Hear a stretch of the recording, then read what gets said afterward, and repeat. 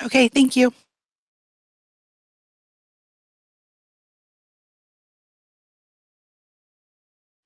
Okay, well, again, welcome to the December 8th, 2021 workshop of the Historic District Commission.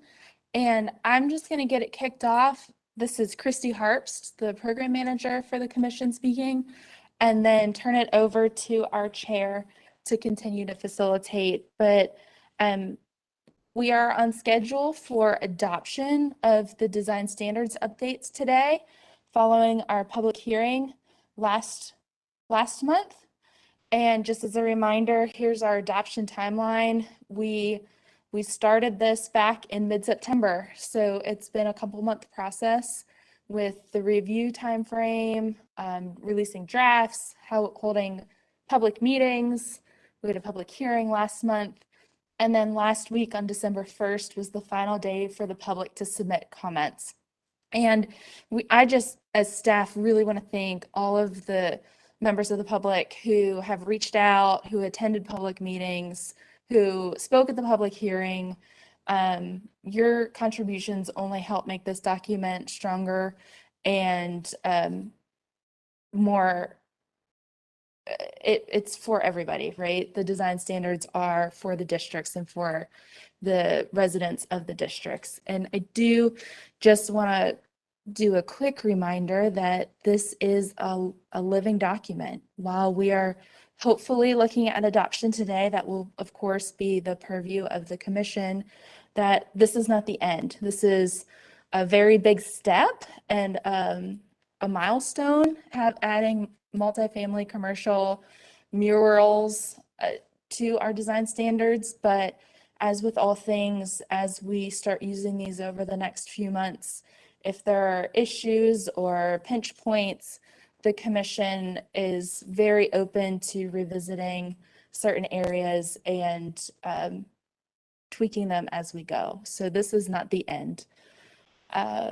Quick overview, we had multiple meetings and retreats that were all open to the public about both the Oaklawn Park design standards and the multifamily and commercial, which are hopefully being adopted today.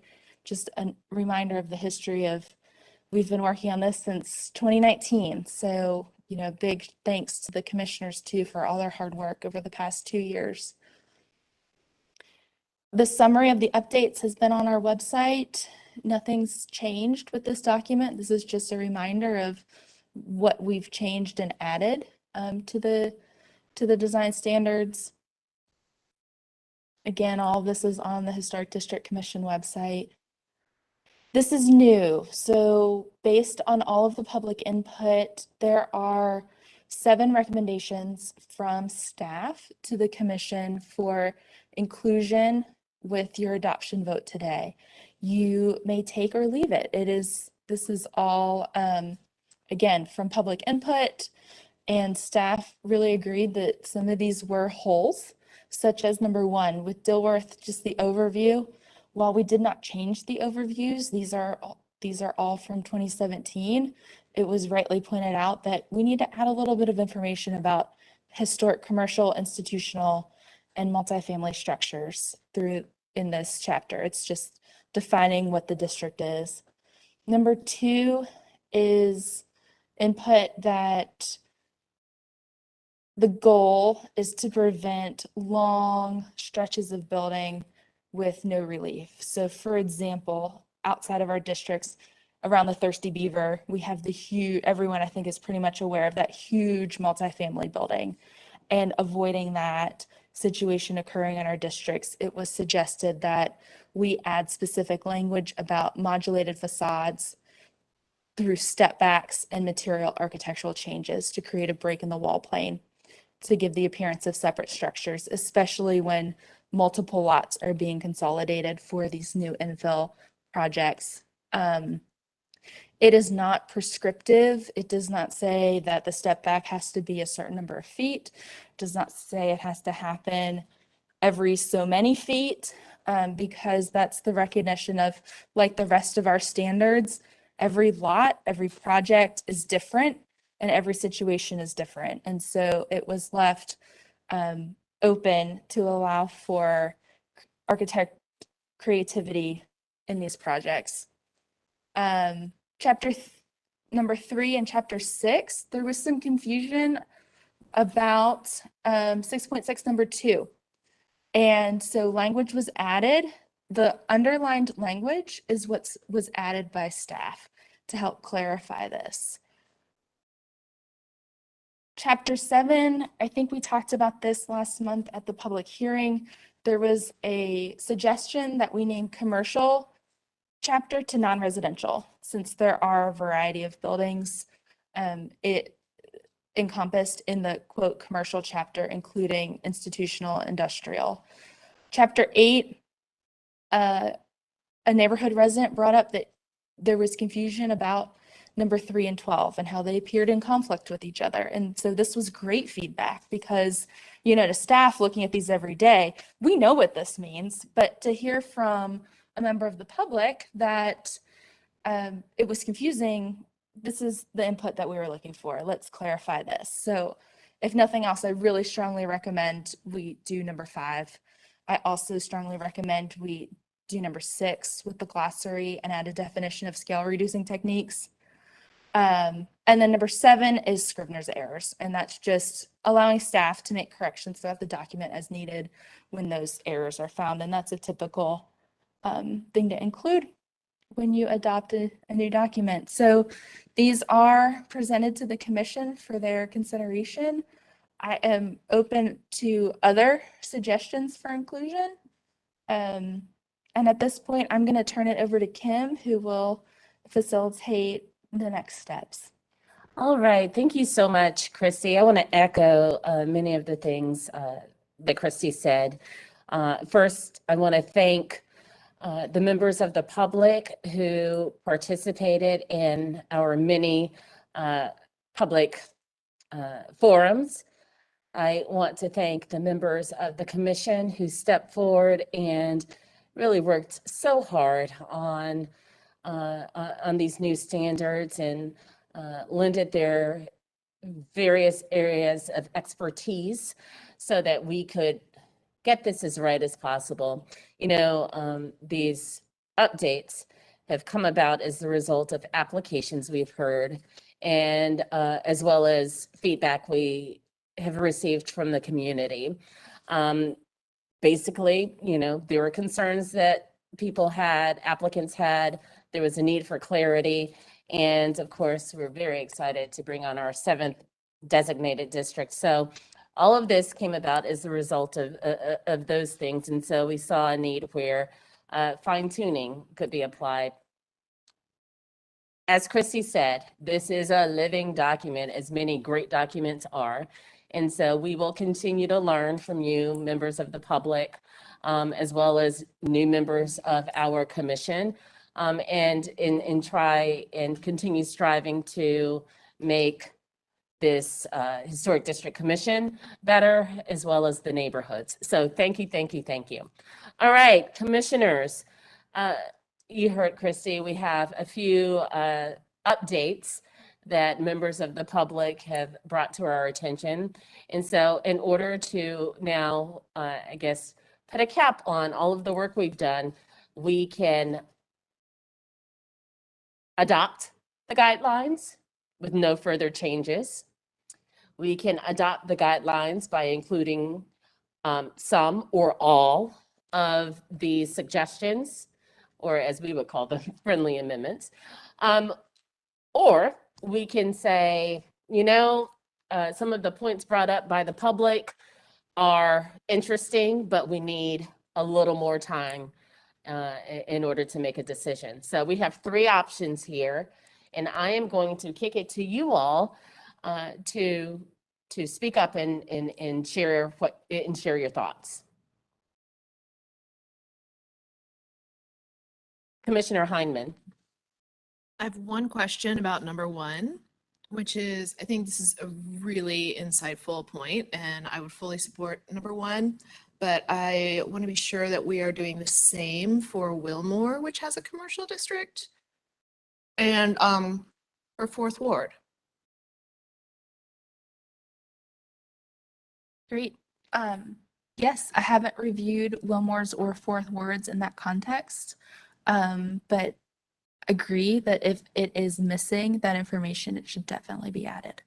And my only other question, and I'm pretty sure this falls under number 7, Scrivener's errors. I think it's just a linguistic issue.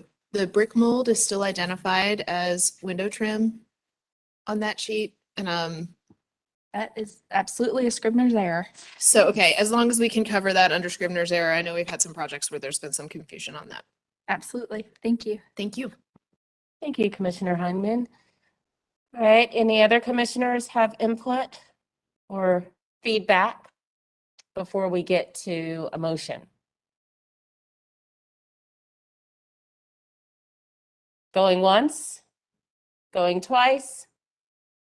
All right, so we do need a motion put forth as to whether or not, as to what we plan to do. So don't be shy.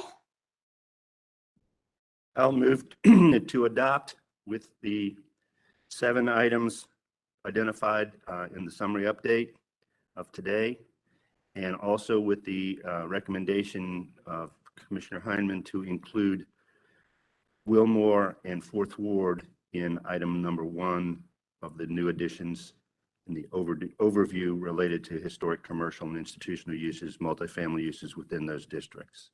All right, thank you, Commissioner Hayden. I'll second. Seconded by Commissioner Heineman. Any discussion of the motion? All right, let's vote. All right, Commissioner Walker, Commissioner Hayden, Yes. Commissioner Heineman, Yes. Commissioner Barth, Yes. Commissioner Bonaparte, Yes. Commissioner Henningsen will join us around 4 today. Commissioner Muirn, Yes. Commissioner Parati, yes. Motion to adopt the standards. Did you? Oh, Did you get Krista's not Krista? on my, And did you get Jessica? I did get Jessica. I'm I a yes. apologize, Commissioner Lineberger. That's okay. I'm a yes. Okay, Commissioner Lineberger. Yes. Thank you so much. So motion to adopt our new design guidelines passes 8-0. Congratulations. Thank you so much. All right. So now we have another item on our workshop agenda, and that is, let me pull it up so I get the address right. 729 Mount Vernon. Chrissy, I'll kick it over to you. Okay, thank you so much. I believe Will Philman. Will, are you with us?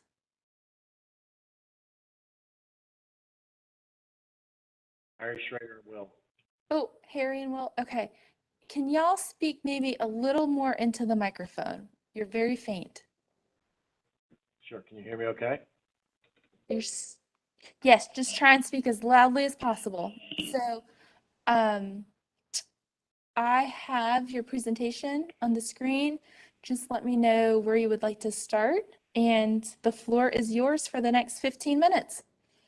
Great, thank you so much.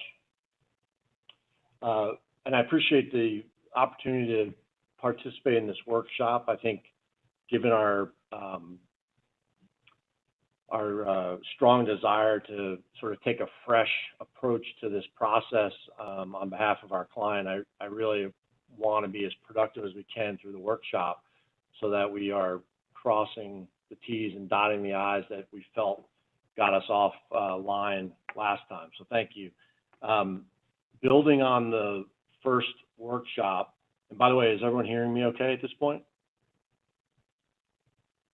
We are. Thank you. Great.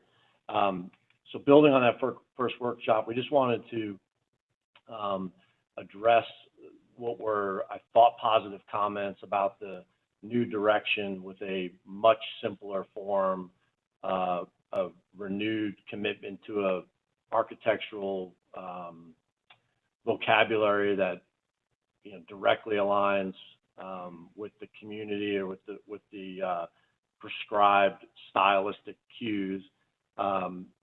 We left that meeting with sort of the sentiment that we're heading down the right path. We ought to look more intently at some of the beginnings of detail, and so we've done that in this second presentation. Hopefully we can put checks in the boxes, right away at the significantly simplified building form, which was sort of a consistent critique of the last design. I think in every possible way, we're managing the size and scale and massing of the building in an entirely new way from the last iteration.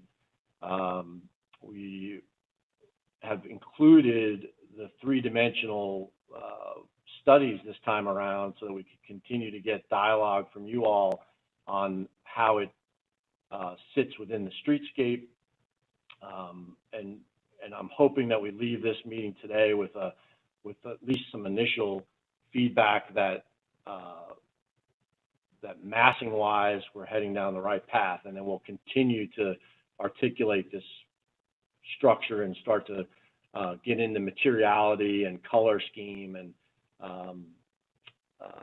details that the client, quite frankly, is most interested in hearing about once this sort of personality of the architecture gets directed from you all. So is that a decent overview to turn it over for some commentary at this point?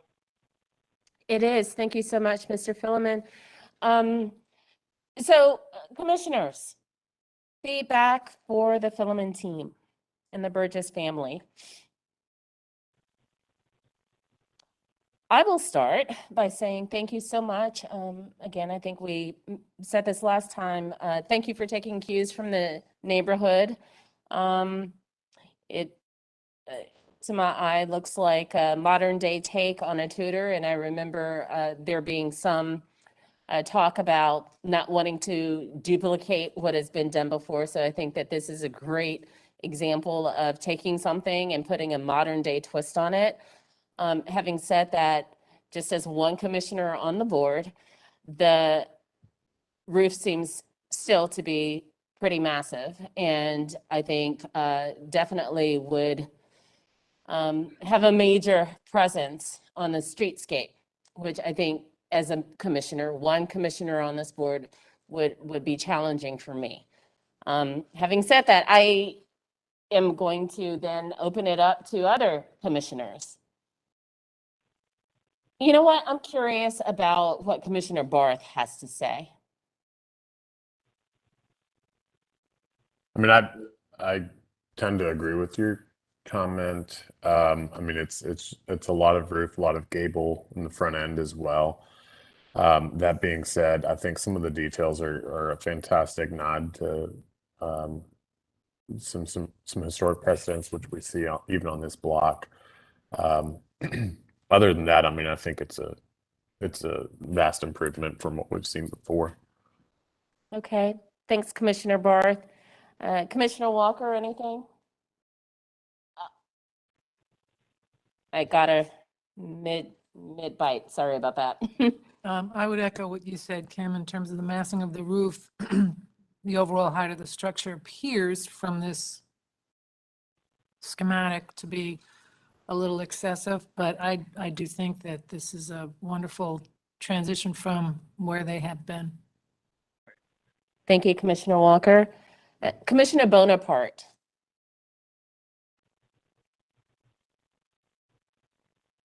Yeah, I don't think I have anything different to add. I agree with your some of your comments, Commissioner Parati, around the modern version of a Tudor. I think it is done quite well, and I am interested to see how it further develops with all of the details for the rest of the design. So, Thank you. Am I able to chime in, or do I have to let the commissioners make their way through? No, Mr. Philemon, please chime in. Sure, this is Harry Schrader, by the way. Oh, sorry about that. Thank you, Mr. Schrader. Please chime in. One of the real design foundational elements that I brought to this massing was, Mr. Schrader, will you speak up just a little bit more, please, sir? We can't really hear you. yeah. Can That's you hear me perfect. okay? That's great. That's so much better. Thank you. All right, great. So as I studied, and I appreciate so much that you guys are seeing the reference to the Tudor vernacular, because that's exactly where we dug in.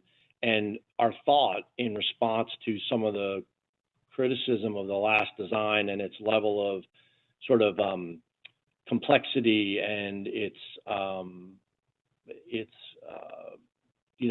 complex forms and order was to simplify in such a way that we were going with a primary cross gable motif. And so by its nature, with the steeply pitched roof that is consistent with the Tudor vernacular, we think that's probably one of the strongest elements to bring the scale of the structure down. Now, in that rendering, by all means, you're going to interpret that as a significant roof area, but I think precedent-wise, that's exactly what we need to be focusing on, because if we flatten the pitch and drive our plate height up, we're going to get taller walls, but we'll have less graceful roof lines. Again, pulling from precedent. And then the other thing I just want to reference is, because the comment was made about the overall height of the building, we are reduced to the point that we're below the height of our adjacent structures, as well as below the height of our adjacent historical structures on that block. So if you look at the grid of context, I feel like we're very much in line with the overall massing of the streetscape. All right. Thank you, sir, for those points of clarification. Commissioner Walker? Yeah, the only additional thought I have looking at this is to remind you to be sensitive of the spacing. It's an important element in the overall streetscape. And, can't tell spacing here from some of these visuals, but I just wanted to make sure that was considered as you move forward. Sure. Can you reference our site plan? Because it shows very directly how the footprint of that house has been reduced to assimilate in response to your comments of the last design. You can see we referenced not only building width, but spacing and distance from the street, which I thought was a great kind of reaction to what we were asked to do. All right, duly noted. Thank you so much, sir. Just maybe a couple of additional comments before we get ready for the meeting. Commissioner Murin, what are your thoughts, sir? Yeah, nothing to add that we've already discussed. I mean, I agree with the roof, and I see what the applicant's saying about it in context, but I still think it's a lot of roof. So, did we talk about the oh, excuse me, brain fart. Where the car drives in? That I'm kind sorry, I of- didn't, will you repeat that, please? If we talked about the drive-through kind of carport, No, not yet, so please add. is that something that, I mean, I don't think we saw too much of it in the neighborhood.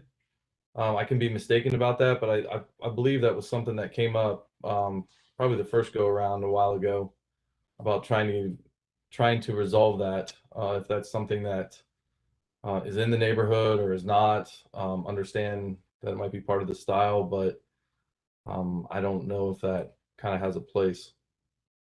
Okay, so not sure if the carport has precedence in the neighborhood. Correct. Thank you. Mm-hmm. Commissioner Is there- Barth? I'm sorry, did you want to speak to that not commissioner, but Mr. Schrader? Yeah, I just wanted to bring direct reference to the fact that the previously approved house on this exact lot had a carport that was approved. So I'm not sure how this becomes a departure point from what you guys have already reviewed in terms of context. Okay, so thank you. All right, Commissioner Barth? While we're fresh on it, the carport, I mean, I've, at least from my perspective, I mean, not that we're getting into it, but the the carport design on the initial one was, the initial design was a little more incongruous with the neighborhood to me. I think this design that they've presented here is more in line with what we generally accept. With regard to the roof and that front gable, and this is a perfect illustration to be on too, I think, especially in this style of architecture for these Tudor houses and their modern take on it, sometimes they do have larger roofs like this with the smaller dormer off to the side like they're showing. So I think this is a good representation of the architectural style. My only sort of part that I'm questioning is the large gable here, just being such a huge blank wall, especially being on the front of the house. I don't know if you guys would be open to articulating it further with maybe some windows or things to open up the inside. I think would be something that I'd like to see. Yeah, I'd be receptive to that. Short of us going with the classical timber frame Tudor vernacular, which I thought was a little disingenuous, I would be interested in studying that form, and maybe there's some subtle relief within the trim panels themselves, just to give a little bit of architectural layering to that gable. Again, one of the things I find really interesting about this simple form is you oftentimes will have the smaller subordinate gable with the larger overhang, which is what we've implied here. And that larger overhang might have some bracketing or frieze work that is so prevalent in that style. And then the larger gable has such a minimalist overhang in order to make it a cleaner lined form. But the skirt boarding and the trim work is all ahead for me, and I think those little subtleties could help the composition quite a bit. Mm-hmm. Yeah, I mean, the only thing is the roof volume is what I would be a little cautious of. I think for especially the oblique angles that you've shown, particularly on the left side, show the dynamic nature of the roof form here, which I think helps. But if there is some way to tone down that roof plane just a little bit more and maybe provide, like I mentioned, some architectural element on the flat gable plane, that would definitely make this more approachable. Sure. Thanks. Do you Thank think you. Go on, Sorry. sir. Chris, I was just going to ask, do you think that the dormer needs to be considered larger in order to mitigate that roof mass on the right side? Like, is that a investigation that might be worth considering? That could be. I mean, don't want to design it for a year. That you're certainly the artist. But some play with that, either making the dormer larger or doing a smaller one on the left-hand side. This is totally your piece of work. But I think that would certainly help. If that could engage with the roof intersection there or something, the shed dormer. But again, your piece of work, your sculpture. So however you want to articulate that is fine. Sure. Thank you. Commissioner Barth, such a gifted architect. Thank you so much for that helpful feedback. I'm sure the Schroeder team appreciates it.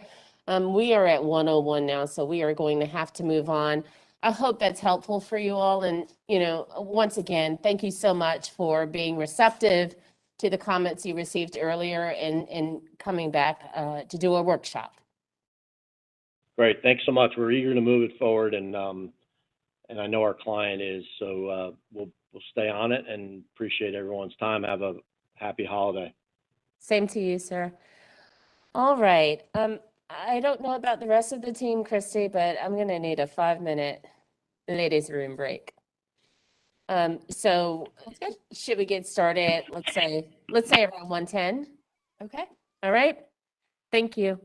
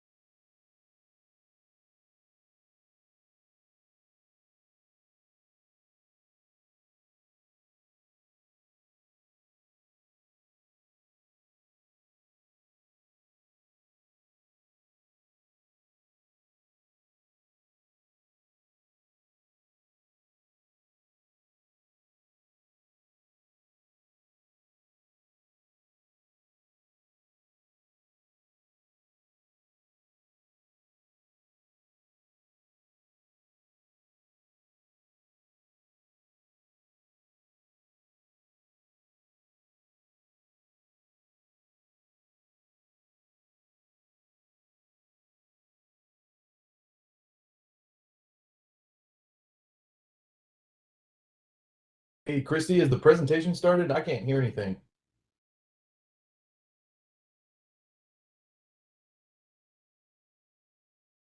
Same for me.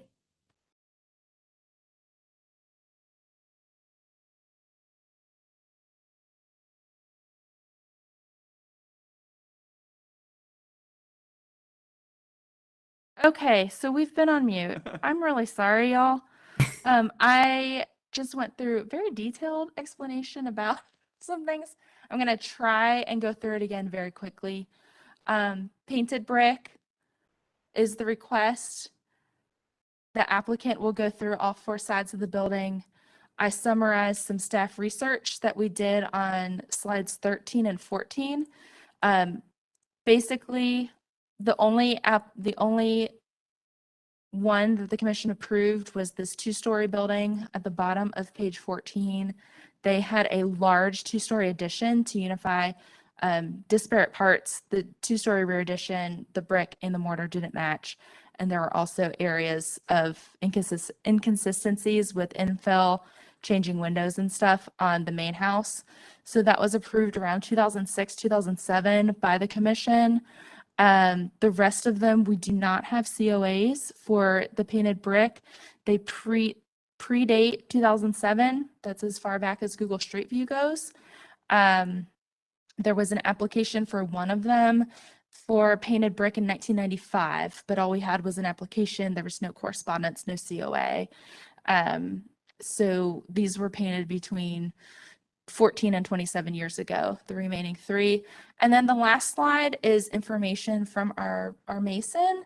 The commission routinely questions, how to deal with some of these mismatched areas where infill brick has been used. And our mason is suggesting the use of a glaze to help the brick and mortar blend with the other areas of the primary structure. And again, this is just presented as information because it is not an approach that the commission has taken in the past. With that, we're going to start on slide 4 with the applicant. And the applicants have stated their names and their addresses for the court reporter, who has also verified the spellings of those names. Because we've already done that, I'm not going to ask them to do it again. Okay. All right. Okay, Bryce, back to you. Take 2. Can everyone hear me? Yes. All right. As I said earlier, my name is Bryce Chalkley. My wife Macy wanted to be here, but she works in the Children's Hospital, and it's kind of hard for her to get time off. So unfortunately, y'all are stuck with me. Secondly, I just want to thank y'all again for letting us come in person. I know it's been a crazy time the last year and a half, but it's something that's really important to us, and I wanted to be here in person and get to see y'all's faces and be in front of y'all. So thank you again. Just a quick story. My wife and I got married in August in 2020, started looking for houses in January. We found a realtor who was willing to work with us without being pre-approved or a timeline that was even realistic. She said, "What are y'all thinking?" I said, "Maybe in the fall." She said, "What are y'all looking for?" And I said, "Well, we're really not looking to get into a bidding war. We're looking for homes that have been on the market for a while. I grew up in Richmond, Virginia, in a historic district. I really didn't want like a new build or a cookie cutter. Not that there's anything wrong with that. It's like wasn't my first choice. So we started looking, and one day my wife came home on her way from work. We were living in an apartment in South End, and she saw this house for sale, and she's like, "I don't really know much about it. It looks like it's been on the market for a while." And we looked it up. It'd been on the market for like 100 days. And we were kind of confused, being that it was in Dilworth, which at the time and still is was kind of like the ultimate for us, because I can walk to work. She's a short drive, and really never put it on our radar as an option for us. So we started poking around there, kind of fell in love with it instantly. It's very unique on the inside, and there's a lot that we can do with it. Like, for example, the master bedroom is just 2 big rooms. Like, I think there should be a bathroom in one of them, but we haven't gotten there yet. So when we were kind of thinking like, okay, if we're going to put an offer on this, why haven't other people? It's a really hot market right now. Why is other people not taking advantage of that? This was in January. So as you can see with the house we showed next door that I'm sure y'all are more than familiar with, 700 Templeton. There's been a lot going on there. I talked to some of our neighbors. I think it's been under construction for like 4 years. They get started, they get going. I luckily don't work at home anymore, so that's not a concern of mine. I'm sure it'll get where it needs to be. I can see that being a concern for a lot of people, but if you were going to be there for a while, you know, that house is ultimately going to get done or something else is going to happen. And then across the street between South Boulevard and Euclid, they're building that large like mixed use space. I think it's 1.4 million square feet. Center South might be the name, I'm not sure. I kind of see that as a plus too. And we all kind of know that Uptown is coming for South End, and that blend's starting to happen more and more every day. So I saw it as a plus too. So what is keeping people from jumping on the boat here? And the conclusion we kind of came to is, you know, it doesn't pass the eye test for a lot of people. It's a charming home on the inside. They repainted it ultimately before they sold it, but on the outside, there's some cause for concern for some people. I mean, the first thing you see, like you'll see on a slide that we'll get to, is that mixed match square on the right side that you see right from the side of the street. Like you can't miss it, and it's kind of framed that way with the landscaping. So we decided to push through. You know, I grew up in a historic district. You know, no home's perfect. That's kind of what makes the area so awesome, is they're all different and they all have their own stories. And we ultimately made an offer on the house and got in a small bidding war. And I don't know what my wife did. She wrote a great little letter, and we met the couple, and they said that was the difference because the offer was the same. So I'm thankful my wife did that. So we went into escrow, and immediately from my experience with my parents' experiences with historic homes, they encouraged us to reach out to y'all. I think we actually met with Candace at the house before we even closed to talk about what our options would be as far as the exterior of the house. She did recommend to do a brick matching, especially in that area of concern that we already highlighted. And we said, okay, like we'll definitely see what we can do with that. It'll be in consideration when we talk to, you know, our contractors and go through that process, which we did. We did talk to multiple people before we landed on working with Chris, and we talked to them about that, and they saw some challenges with that. But I think we came up with a good option that I think would satisfy all those things. Christy, if we could, I realized I wish I had cleaned off the roof of the house before I took these pictures. Chris, you should have helped me with that. So here's the left side of the house. Slide 5. Yes. You could scroll down. So you kind of see we see spots like this all throughout the house with the mortar. We call this color bubblegum pink. Doesn't really work with the rest of the house.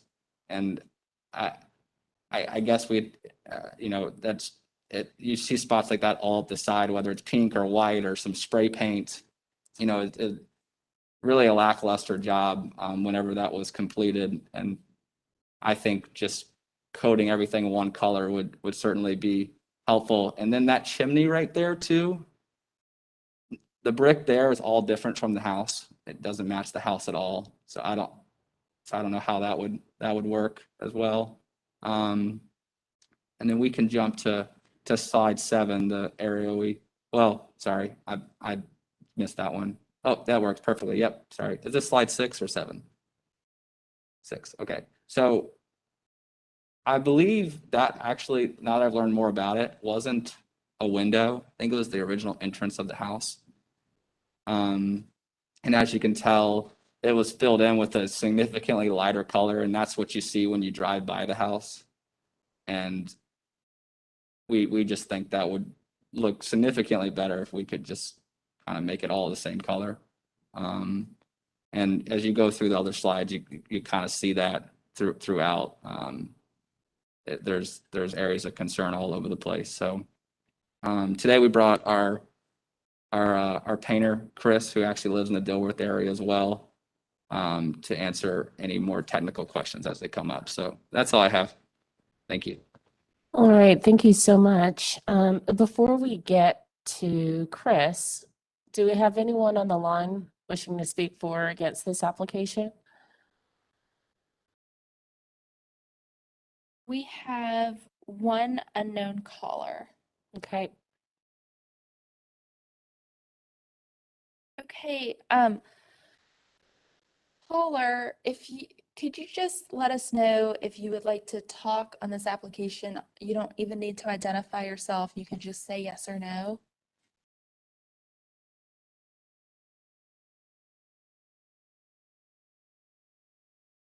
Caller, if you've called in, hi. Chrissy, this is Chris Mann. Sorry, I used my phone to dial in. I don't know if I'm showing up as the unknown. No, that's totally fine, Chris. Thank you so much.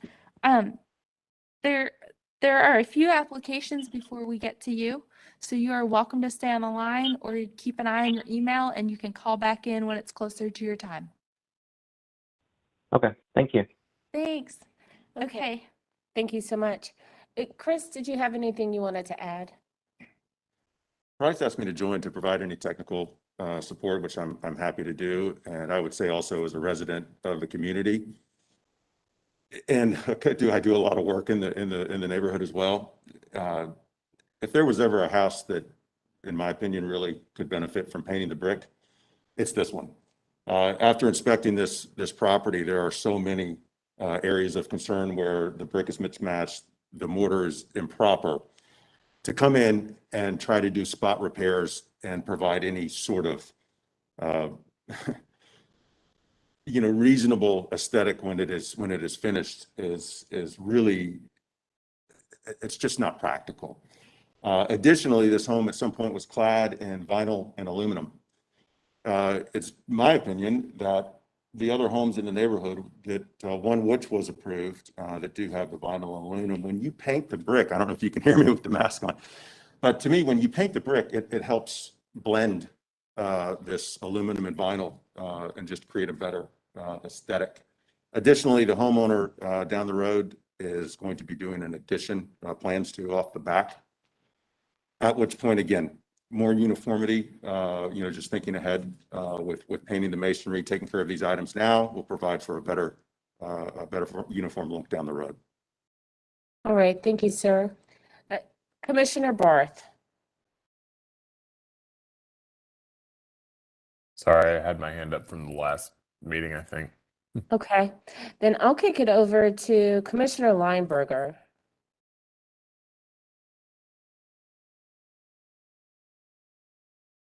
So I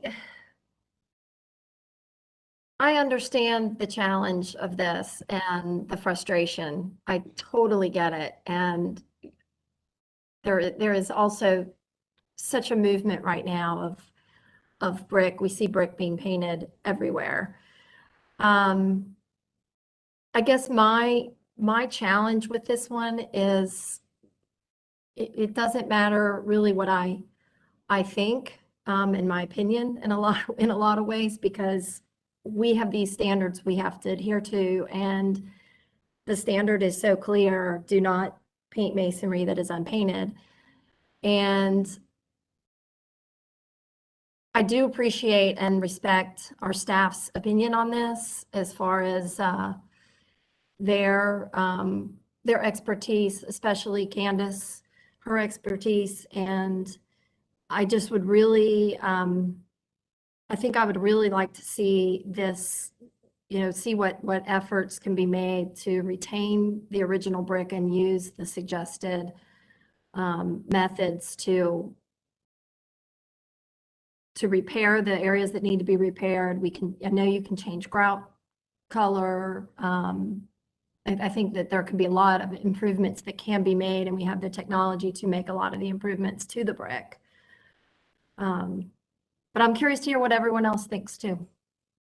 Commissioner Bonaparte. Yeah, I hate to repeat exactly what Commissioner Lineberger just said, because there is a movement. It is very common. We see it everywhere in our neighborhoods, brick being painted. And I think the standards definitely specifically address that. But I'd also, caution we heard about the advantages or why it should be painted. But our position has to be in line with what the standards say. And so I am going to lean towards my architect, the experts here and building science experts to maybe offer some of those suggestions. I think staff did that with the glaze recommendation. So I'm just curious, have you guys considered that material or that method to resolve the mismatch? And that question is for the applicant. Yeah, I'll speak to that. This is Chris Gray. A glaze is, certainly a possibility. However, in this instance, there's so many locations around the house where the toothing of the brick from all of these repairs is also bad. If this was one spot limited to, say, on the side of the house where you could blend that in, or the back of the house, more preferably, where it would be out of direct view, that might be more practical. There are just so many areas of this home where you would have to go take brick. So one of the other things we're wanting to accomplish here is to improve the aesthetic where the brick, where it's mistoothed. In other words, when you look at these pictures, if we go to, well, here's every one of them, we can find a spot right here by the water heater. Actually, I'm sorry, Christy, if we scroll up to maybe 7. Right. So to go back through this line, take all of the header out, go down the verticals and retooth all of that brick, then to go back in and put the stain on it just in this one location, it's my opinion that that's still going to stand out. You're still going to see it. And the amount of work that it would require to do that is a big portion of the overall project. It doesn't seem very, I understand the point, and believe me, I'm not a fan of painting brick to paint brick, and I understand the movement that was discussed by staff. This is a more holistic approach to address this issue on slide 7. But again, as you continue around the house, you will see that. So to go in and stain, again, if you look at the difference of the brick, to go in and stain this, you are still going to see this outline of the old door. If you go to the other slides, if you go in and stain where you see the mismatched grout, you are still going to see the improper grout spacing. There's just too many issues to try to, to blend that in with a stain, in my opinion. All right. Thank you, Chris. Commissioner Heineman.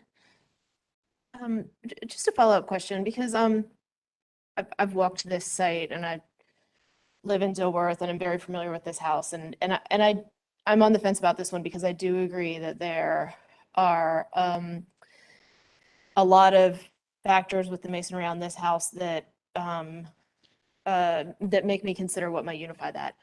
But I think, to your point, all of the things that you suggested would be visible if we glazed it will also be visible if it's painted. You will still see the spacing of the grout joints that are mismatched, and you will still see the vertical lines on that previous. So all of those things will be as apparent in paint as they would in glaze, correct? Less so. However, in the more predominant spots, for instance, the door on the right side, that would be one where we could do that repair and you wouldn't see it if it was painted. We could create the uniformity by going in and toothing in on the vertical and taking out the header.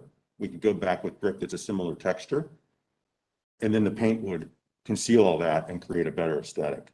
That would be one spot that would be worth going to that extent and solving for that.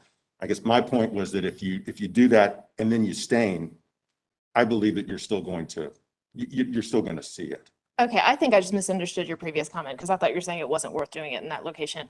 I have another follow-up question actually, though, for the property owner, which is, I mean, would you have any interest in reestablishing this historic opening in the house? Not as a door necessarily, but as any windows or whatever.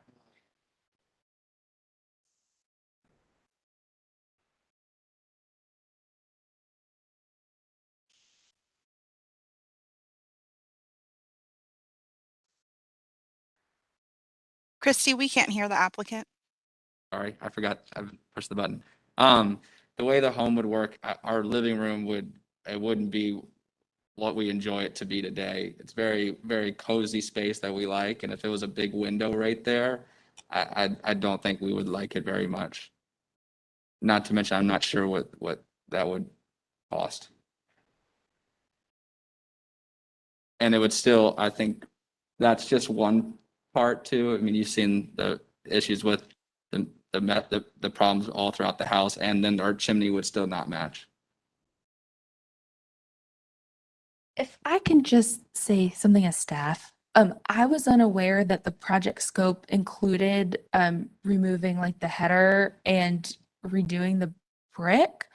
So that would also need to be considered by the commission as well, if that's part of the project's scope. Thank you. That was actually going to be my follow-up question, which was that it's fairly clear in our guidelines to not change the historic openings. So independent of any discussion about the paint on the brick, losing the header and the narrative of this historic opening would be actually an issue with the federal guidelines, which we're bound to. There's not a lot of, we don't necessarily have the authority to break federal guidelines here, so. Thank you, Commissioner Heineman. Commissioner Walker. Thank you. It does seem to me that this example that we have here on the screen is kind of the biggest nugget of what you're probably unhappy with. Is that correct? I think that's fair to say, but I wouldn't dismiss all the other problems of the house immediately either. Like if Yeah. this was the only thing that was fixed, I still don't think we wouldn't walk away and be satisfied. Oh, okay. Yeah, because I guess I see that as to me the most outstanding of your challenges. But I just wonder if plant material might not assist in, at least visually hiding what it is that you're frustrated about with the brick mismatch. Just a thought. Right. I can see that as like a possibility right there. I think we'd have to find something that we like that fit there because it's what everybody would see. And I think it would kind of hide our house also, like as just a side note, because we already have landscaping right there. And then still we couldn't hide a bush in front of all the problems we have on our house. Yeah, I think if we look, I'm not sure what slide it is, Christy, but on the driveway side, there's quite a bit of, actually, if you go from the front entry around down this side to the back left corner, there's quite a bit of damage. And if you get back to the left, one of the thoughts I had too was what could you plant there? But then that doesn't, get you to the header, in my opinion. Maybe if we go down or up one, it's hard to see. Probably be down two. On the driveway side, there's definitely not a way to really conceal as you get here and then around to slide maybe 9, 10. Yeah, in the back corner. So all of that, and appreciate the idea of the landscaping. Again, I'm of the belief that living in the neighborhood that you don't just paint brick because it's the vogue thing to do. I passed on my quick walk this morning. I counted 13 houses walking the dog that were painted, one whitewashed, and it was a very quick walk because it was cold. And as I thought about this for the Chocolates, as I walked this morning, I thought this is one that there are just so many issues from a previous repair structural situation that the unified color is the real solution. But to try to conceal with the landscaping, I think you could do some good with that. However, I think it's challenging as you work your way all the way, all the way around the house. All right, thanks, Chris. Commissioner Murin. Yeah, I have a quick question for staff about this product that they brought up. I mean, are you looking at like a clear coat with this, or would it be something that would be more of this glaze, like the image that you show where this coral pattern, or, all these deep reds and oranges, or would be like a uniformal white color or something like that. Hi, Chris. This is Christy. I might have to Yeah. see if we can get Candace to speak. Another one. It's my understanding that there is an entire color palette, and the goal is to match what's there. So the photo on the bottom is like before, and the photo on top is after. And I might have Candace jump in, but the glaze, it's a blending tool. So what is being proposed by staff is, take out that old pink mortar and remortar in mortar that matches existing. And then the areas of brick on the right elevation where the window or door was, that's the area you stain. Candace, can you maybe jump in as our resident mason expert? Sure. You actually encapsulated everything very well. They do have like 280 colors. It is a glaze, and what our suggestion is to match the color of brick that's there, and match the color of mortar that's there using the variety of color that they have available in the glaze. Okay, sounds good. Yeah, I think that's a great solution. I mean, especially looking at some of these images on, what is it? Right before the images that you have, like the really bad one with the left side towards back corner. I think even after that, keep going. Next one. There we go. Slide 10. That there's a lot of love that needs to happen to some of these walls, and can definitely appreciate the headache to see brick painted in spots like this, and your bubble gum. Hopefully it's a mortar. If not, it's a putty or something stupid. I had liquid nails squirted in my house when I bought mine, so it's crazy what people do to kind of patch these holes. So I think that's a great solution. I mean, there's a lot of tuck pointing in there, and to really try to, for me, the wire cutting of the brick, I think, is just the biggest thing that we would lose if you painted it. Unfortunately, there's no way to get the paint, with 2 or 3 coats or whatever you need to get a uniformal coat, not in all those grooves, and you're going to lose that texture to the house. All right. Thank you, Commissioner Murin. Commissioner Barth. I'm certainly no brick expert, especially when it comes to the methods and practices to faux finishing or fixing some of this stuff. So I won't speak on that. I'll let some of our other experts. But especially in this image, I mean, it appears that there's some structural or foundation issues throughout this house. I mean, have you guys looked into that at all? Because just painting it wouldn't solve those. So then repairs are going to be continually needed, it looks like.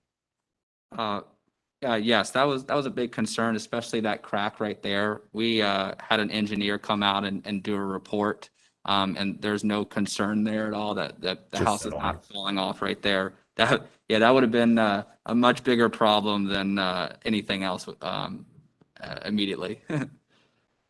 Okay. I think Chris, that's because there's no real expansion joints, in some of these longer runs of brick.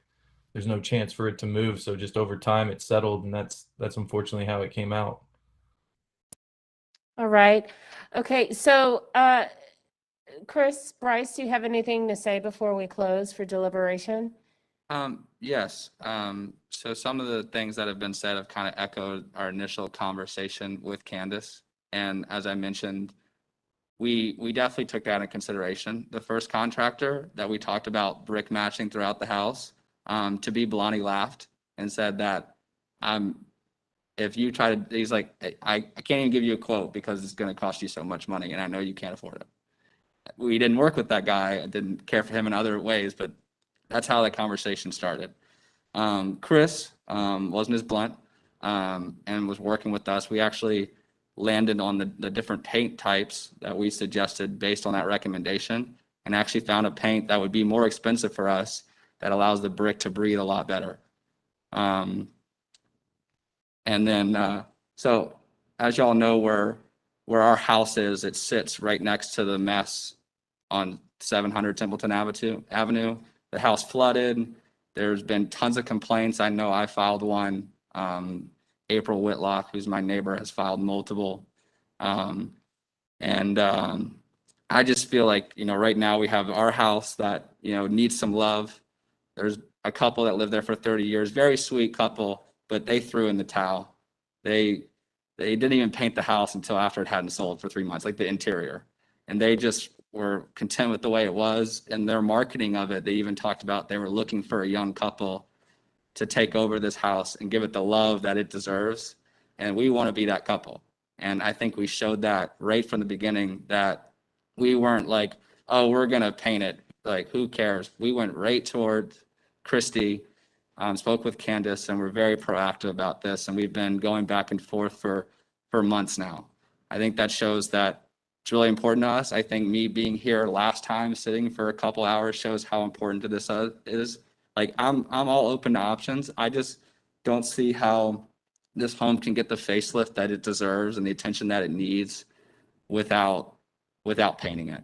I mean, all those spots that are green and the mortar, to ask somebody to do that kind of job, I don't even know if it's something that we would be able to do anytime soon, and we might be stuck with the way it is. And I just feel like with that corner right now, with those two projects going on, I think it would be great. And I think y'all would agree with me too, if one house was at least the way that y'all want it to look and not have two. I don't want to say our house is an eyesore because I love my house. It's not an eyesore, but it would be nice to have one house kind of lifted to the standard that y'all are used to. And then you can worry about the project next door. Thank you so much, Bryce. I have a question for Candace. Do we have experience with companies that have done this scope of work? Within the city of Charlotte, probably not. The company that the glaze is from is in South Carolina, and they have worked on multiple historic structures throughout the country, including like the Telfair Museum in Savannah, Georgia, other substantial historic buildings like that. So then they would be an option. Yes. Are there any individuals that have used that though? Because for me, like a structure like a museum has significantly different funds to tap into than say a first-time home buyer. Not that Sure. that's my only push here. I'm just No. I think it's a valid question. Candace, did you hear that? I did. I do not personally know of any individuals. That would be a question for the organization or the company. Yeah, and I can speak to that too. We've struggled for years to find a solution for request to paint brick and how to blend some of these maybe not so thoughtful projects that have happened in the past. And, with Candace coming on board as a historic mason, this is a new solution for the commission. This is why, you are hearing about it. You would have heard about it regardless of if they had chosen to use the solution.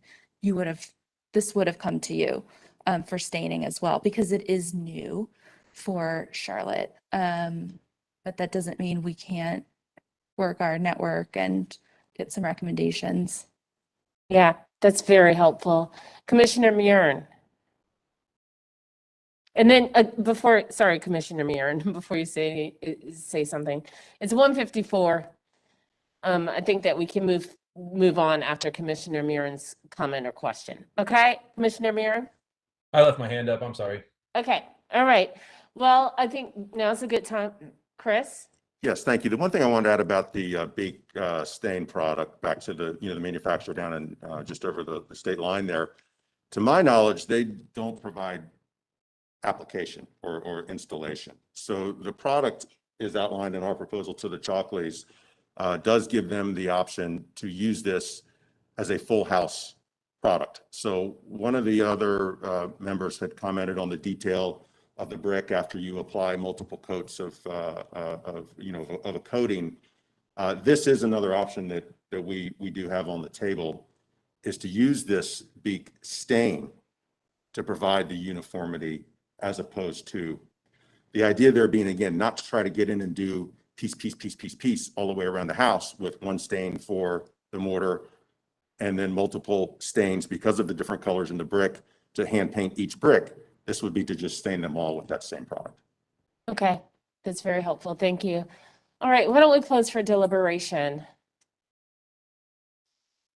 I just want to say for the record, this one's a little difficult for me personally because I do think that these are disparate parts and we talk about it. However, having said that, I know that it is imperative that we protect the distinctive character of the neighborhoods, and painted brick is, you know, does not do that. And if it means that we can exhaust the possibilities that our expert Candace is providing, then I'm all for it. But I do think that we should be helpful to the Chalkleys and help provide suggestions of companies or businesses that can do this.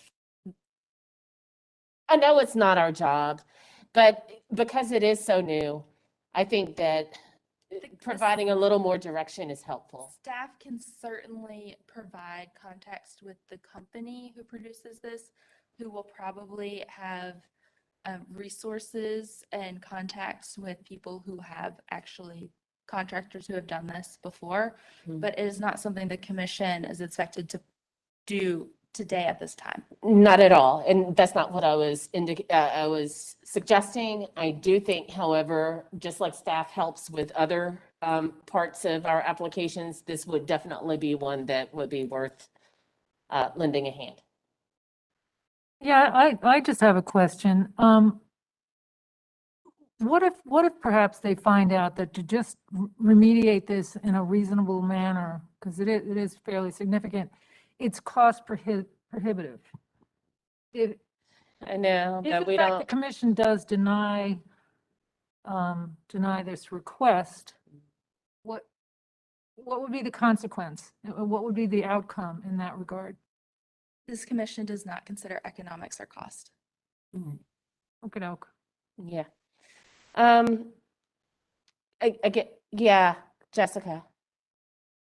I'm really struggling with this one personally. One of the things is I'm looking for the section in our guidelines about the unifying disparate elements like everywhere, and I can't find it. So somebody can. So I've combed through materials and the materials section on building materials and materials section on new construction. So if that has changed, we need to address that. But I think, you know, one of the other things that we're up against, one of the reasons the city of Charlotte sought out an expert like Candace is that we're seeing white painted houses show up everywhere, and it is affecting the character of the districts. They don't look like the districts anymore. They look like other places. And our mission is to preserve the character of the district. And we're also up against, you know, the newer districts and residents who are seeing painted houses and doing it without a COA because they truly don't know. And that's why the guidelines have become so much, there's been so much more clarity in the guidelines about it. And so I think as a point of policy, I know that we are not allowed to dictate colors, but there are provisions in the roof guidelines for color for challenges similar to this one. And so I wonder if from a policy perspective, that's a conversation we can have in the future. But this certainly meets the standard of evidence for disparate elements to me. I'm having a hard time finding. I found it. Guideline to back up. It's here. It's 5.8. It's in the preamble of paint. Thank you. 5.8. And it says here, here it is. Painting may be considered if documentation shows it will unify disparate parts of the building, provided the disparate work is not of one's own doing. That was the next thing I was going to say, is because I feel like often we've come back on an applicant asking for this because they created the situation of the disparate elements, and that is certainly not the case here. So, so I'm struggling with this one for a variety of reasons. Not the least of which is that the immediate surroundings of this area the masonry has been compromised so much already, as evidenced by all of the photos. I agree, because if this doesn't meet the definition of disparate parts, I mean, then what does? And I am so glad that we have Candace. And to your point, Jessica, we have her because we really needed her. And so, there's a part of me that wants to just defer to her and exhaust that possibility before jumping directly to painting the brick. But it says right here in our standards that it can be done if it shows it will unify disparate parts of the building, provided the disparate work is not of one's own doing. And the Chocolates didn't do this. They bought it, but they didn't do it. Commissioner Heineman. I do have one more comment. I think we probably need to vote separately on this concept of the historic opening on the right side, because that is not approvable by our standards, and could be really tricky for us. Yeah, agreed. Historically, this house would have been flooded with light because it was in the front rooms, because it was built before central air. Bryce, we are closed as for delivery. It's quite all right. It's okay. We have to make a decision. So why don't we just float a motion and see where we all stand? I'm looking at commissioners, you know what, Commissioner Bonaparte, Commissioner Lineberger, you all had some good feedback to kick it off. Do either one of you, would either one of you like to float a motion?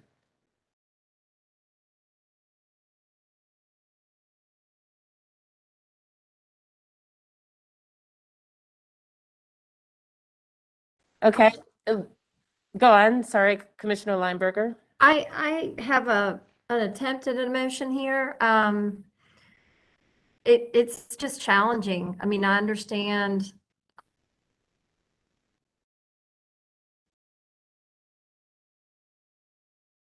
Or the standards are a little bit,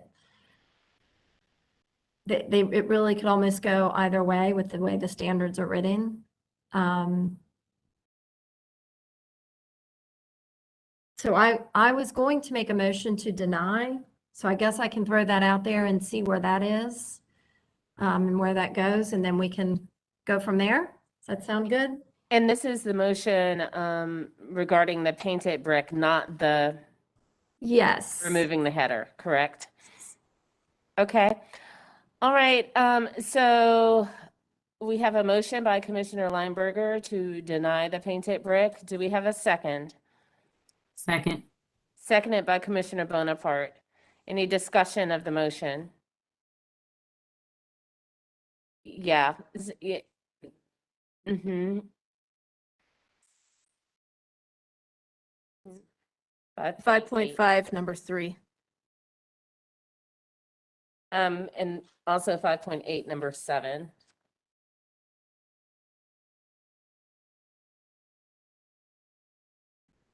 All right.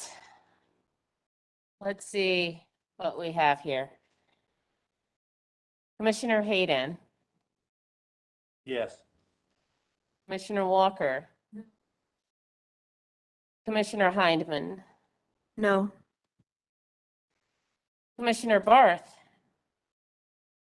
Yes. Commissioner Bonaparte, Yes. Commissioner Murin, Yes. Commissioner Lineberger, Yes. Commissioner Parati, no. Motion to deny passes 5-3. Thank you for coming in. Oh, you need a second motion? Oh, Denying, because yes. changing the header. Yeah. So Commissioner Lineberger, Commissioner Bonaparte, do either one of you want to make a motion on that one? Or would one of you make a motion on that one, please? Sure, I will. I just might need the, some help on which standard I to think, reference on that one. I think 2.5, Secretary of Interior Standards might be good. I don't know which number. Hold on. Okay,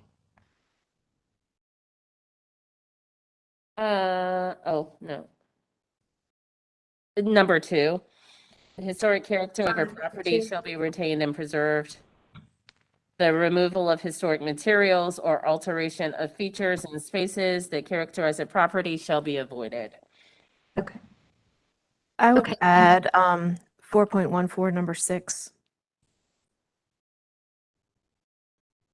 Avoid changing openings on primary elevations.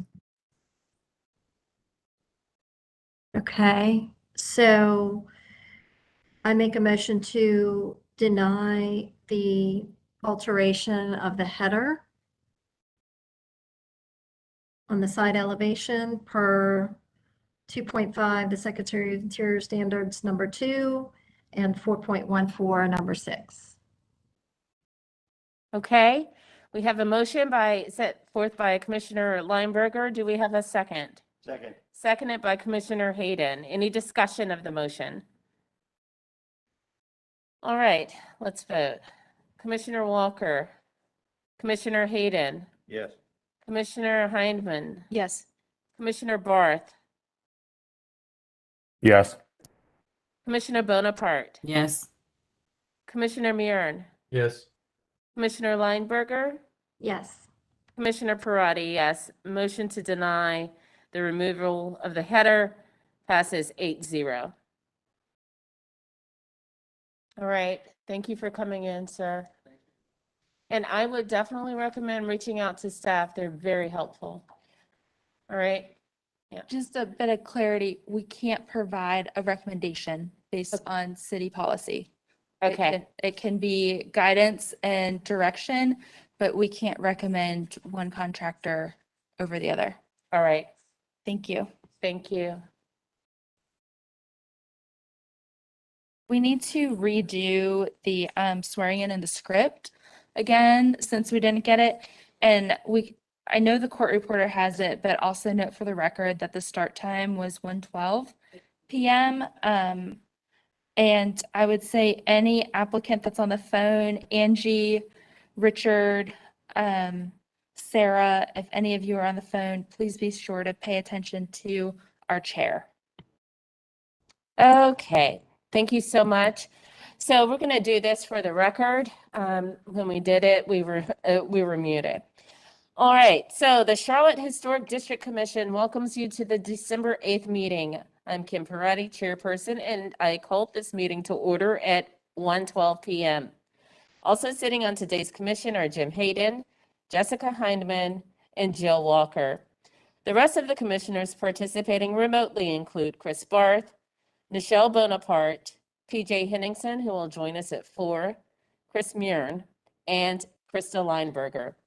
Also present are Chrissy Harps, Cindy Gohannick, Candace Leidy, Jill Sanchez Myers, Thomas Powers, who will also be joining us closer to 4, Linda Keish, and Candy Thomas. I would like to start by acknowledging that we are conducting this meeting using a remote online platform. Ask for your patience today as we proceed. There may be slight delays as we transition between speakers, participants, and presentations. Participants in today's evidentiary hearings were required to provide a copy of any presentation, document, exhibit, or other material that they wish to submit during the evidentiary hearing prior to today's meeting. All such materials, as well as a copy of city staff's presentations and documents, were posted online prior to this meeting and may be viewed by visiting the HDC webpage. No case is proceeding today in which anyone contacted the city to object to the remote online meeting platform. For everyone participating in today's virtual meeting, we ask that the following guidelines be observed. Please mute your audio when you're not speaking. Use only one source of audio, computer or phone. Do not put your phone on hold. Make sure you are in a quiet area. Please turn off or silence electronic devices and do not speak over the person talking or you'll be asked to leave the meeting. Please use the raise your hand tool, and please do not speak unless recognized by the chair or staff. Because the commission is a quasi-judicial body, any speaker for or against an application must be sworn in. Due to the remote online nature of today's proceedings, any individual wishing to speak for or against an application was asked to sign up and provide any additional evidence in advance of the meeting. During the hearing, I will further open the floor to anyone who has joined the meeting today by telephone. When it is your turn to speak, please begin by stating your name and address. The review of each application consists of the presentation of the application and deliberation. The application is presented by the HDC staff. The applicant presents their testimony for the application. Other parties wishing to speak for or against will be given reasonable time to present factual sworn testimony based on the HDC design guidelines. The HDC may question the applicant and HDC staff members. HDC staff and the applicant will be given an opportunity for rebuttal and final comments. The HDC will close the hearing for discussion and deliberation. During discussion and deliberation, only the commission and staff may speak. An HDC member may request the hearing to be open for further questioning. The HDC will craft a motion for approval, continuation, or denial. The majority vote of the commission present is required for a decision to be reached. A final vote by the HDC will end the hearing. If you will be addressing the commission today, please raise your right hand and respond "I do" to the following question. Do you affirm that the testimony and information you are about to give is the truth and nothing but the truth? I do. Please be mindful, we have a court reporter present who is responsible for making an accurate and complete record of these proceedings. The reporter must be able to hear and understand. Everyone present must state their names before they speak clearly, loudly, and one at a time. The reporter will interrupt only when absolutely necessary to get clarification on what was just said or to alert speakers that they are having difficulty hearing or understanding. Are there any questions? All right, let's move on to item 2, 2200 Charlotte Drive. Angie, are you with us? Yes, I'm here. And you were just sworn in. I am sworn in. I said I do. Great, thank you. Okay, our next application is for 2200 Charlotte Drive. It is for an addition. We do still need rear yard open space calculations, but the rest of the project I'm going to turn over to the applicant to describe. It includes the restoration and reopening of the front porch as well. Angie, we are on slide 4. Let me know where you would like to go from here. Okay, well, I thought you said we didn't have the rear yard calculations, but that is on slide 4. Is it for you? You are so right. I missed that. Thank you. Yes, Is it- okay, is so it- we're good. We're good. Okay, great. We are good. Okay, so about a year ago, a client came to us requesting to do an addition on. Angie, if you would just hold on just a second. We have a recusal that I did not note. Commissioner Hinman is recused for this project. Thank you. Okay.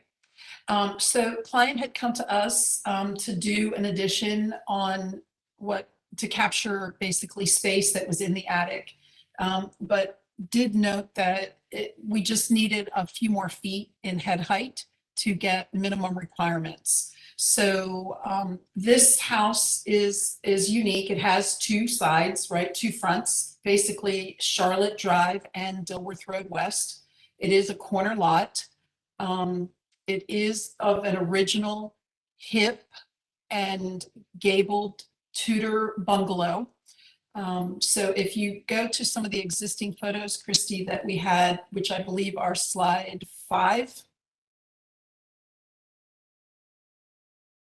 Okay, so on the original, the roof structure was an original hip roof with a gable front facing.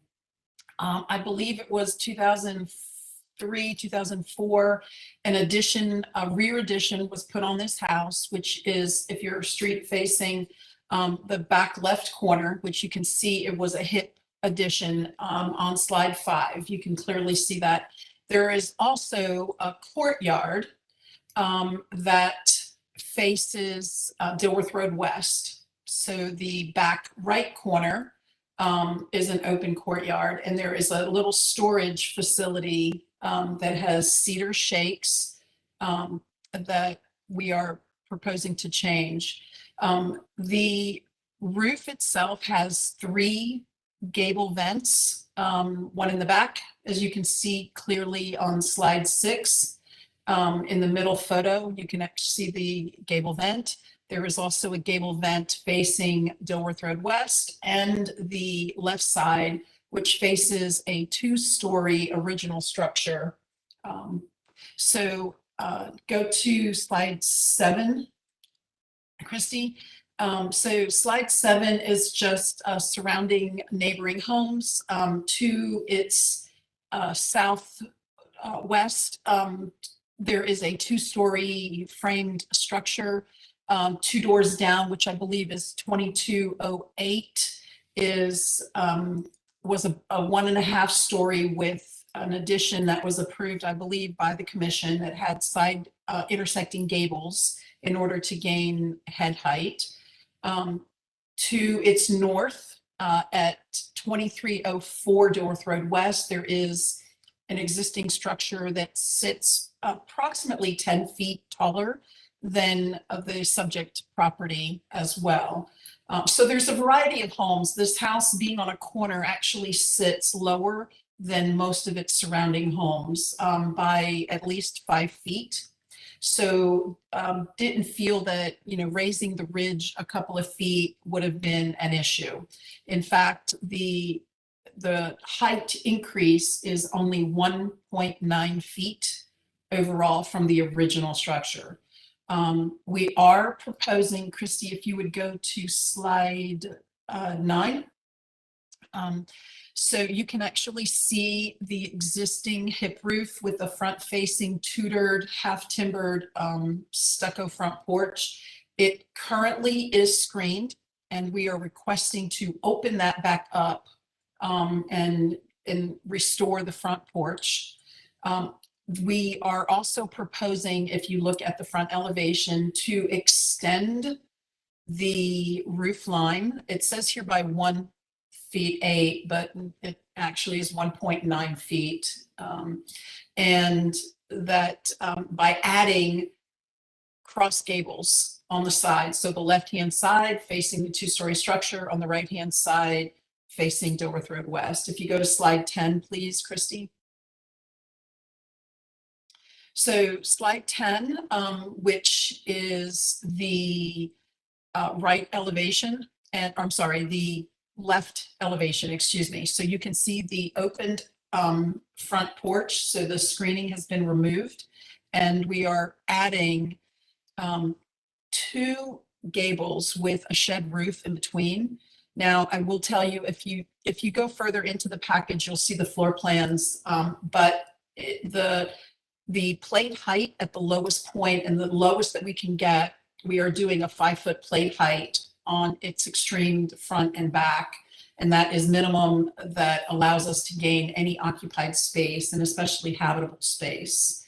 You can actually see in slide 10, the dotted line in the middle image that shows the increase of the massing that you would be adding to the structure, which is basically adding the majority of the space over the addition that was done back in 2004 on the back of the house.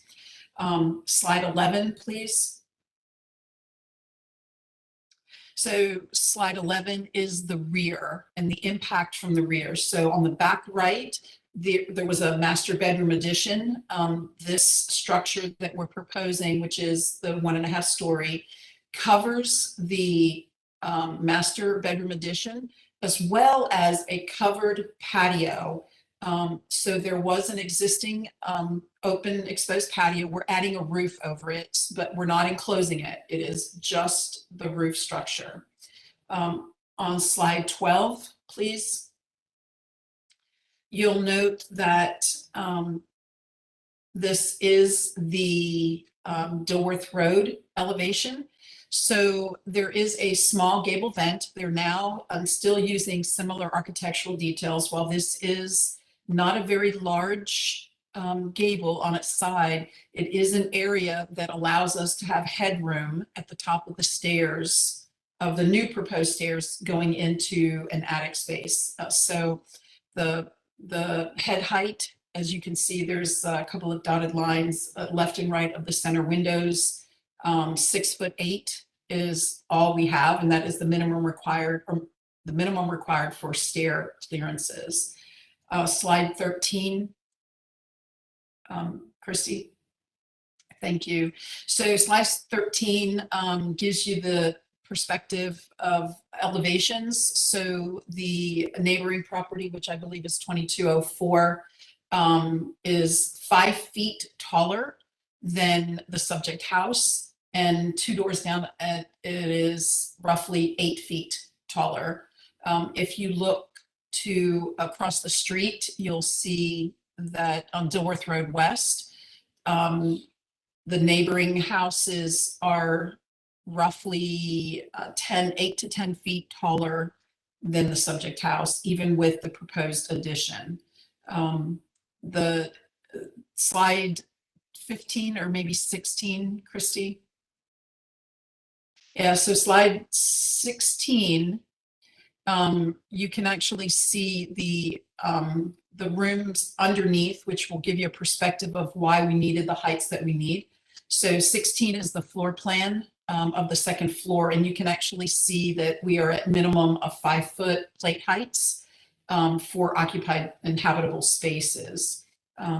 So all in all, I know that also, I'm sorry, slide 18, 19, and 20 are previous additions. The previous edition that we did for the approval for the rear addition back in 2004. Is that right, Christy? 2005, excuse me.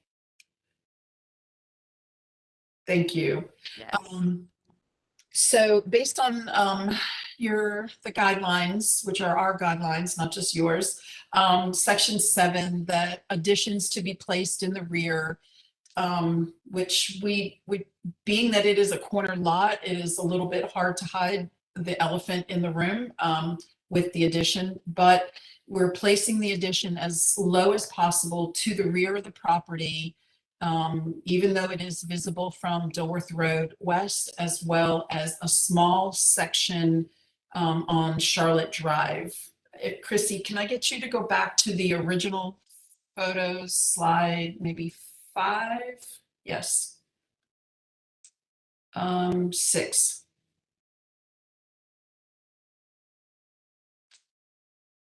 Yep, there was one more where it actually showed 7. Slide 7. Okay, slide 7. So the lower portion of slide 7, where you see the subject property next to 2204 Charlotte Drive, you can see right there, Christy. Yes, thank you very much. You can see there's a gable on the subject house. It's just the gable vent. One photo to the right, Christy. Right there. So that is the section where we're doing a double gable in order to gain some headroom for 2 bedrooms that are going to be added to the second floor. And this is all done by just increasing the roof slightly 1.9 feet from its original ridge height. I think that's it. I'm not sure if the owner is online as well, if Mem has anything to add. Otherwise, I think I'm good. Okay, perfect. Thank you, Angie. Chrissy, do we have anyone on the line? There are no callers. Okay, perfect. Commissioners, questions of the applicant? Yeah, I got a couple. All right, Commissioner Hayden. On A-4.0, it says that the top of the existing roof is whatever, one, hang on here. At any, where I'm coming from is there's a discrepancy on the drawings as to how much the roof line is being raised, whether it's 1 inch or, 1 foot or 1'9", or whether it's a little over 2 feet. And while I realize it's, not a lot, there's a piece of the ridge line for the 2 dormers and that sticks up above what you all are saying is the top of the roof. And that needs to be rectified in my mind. It's not consistent. And the other question is, the staff comments in the reviews said that there were open space calculations, but they were taken from the wrong line.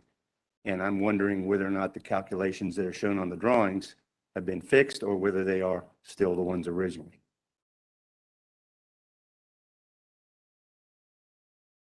Okay. Yeah, so it's actually it's 4.5 inches taller in the roof. But it's based on the calculations from the survey. It is 1.9 feet or just under 2 feet for the ridge increase. And it is not a vertical increase. It's, well, it is a vertical increase. I'm sorry. It is. But the continuation of the ridge is just slightly higher. So the street facing side on Charlotte Drive is 1 feet 8.5, and it's just under 2 feet.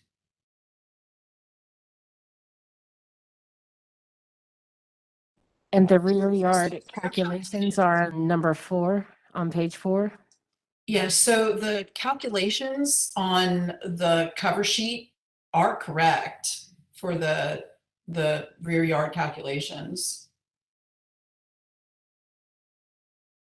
Okay. Staff says they're not.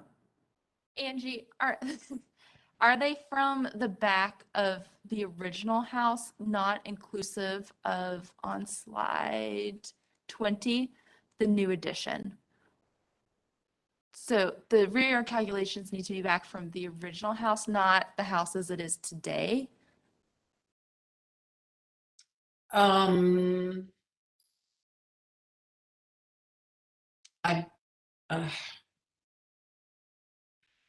I can't confirm that. I thought they were from the original. But I'll have to,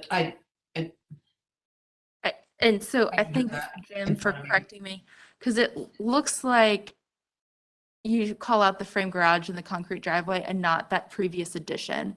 So that's where my comment came from. So maybe just clarification. I think you have the space. Yeah, I do. I'm pretty sure we do based on the calculations that we have, whether they were from the 2005 edition. But I'd have to confirm it. I don't know, Christy. I'm sorry. Okay. Thanks, Angie. All right, commissioners, any other questions of the applicant before we close? Going once? Going twice? All right, let's close for deliberation. Jim, you kicked us off. What are your thoughts, sir?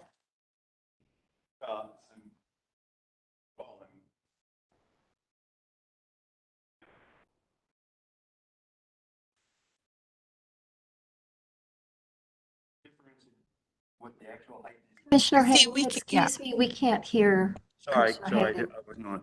Thank you. All in all, I'm okay with this. I am a little bit concerned about the inaccuracy of what the proposed elevation, roof elevation is going to be versus the existing. And the calculations that I was so inept at presenting showed it being a little over 2 feet in change from the existing to the proposed new. And I can't remember where we have been coming down on how much of a roof raise we're comfortable with.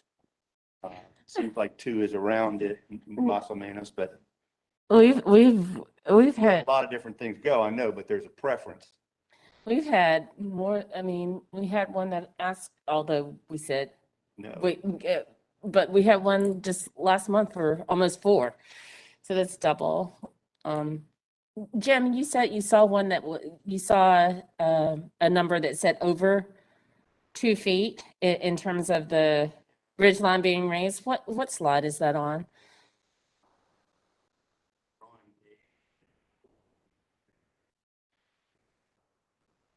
Okay, I didn't see that. I saw the one that you called out. And it shows this top of roof plus 20.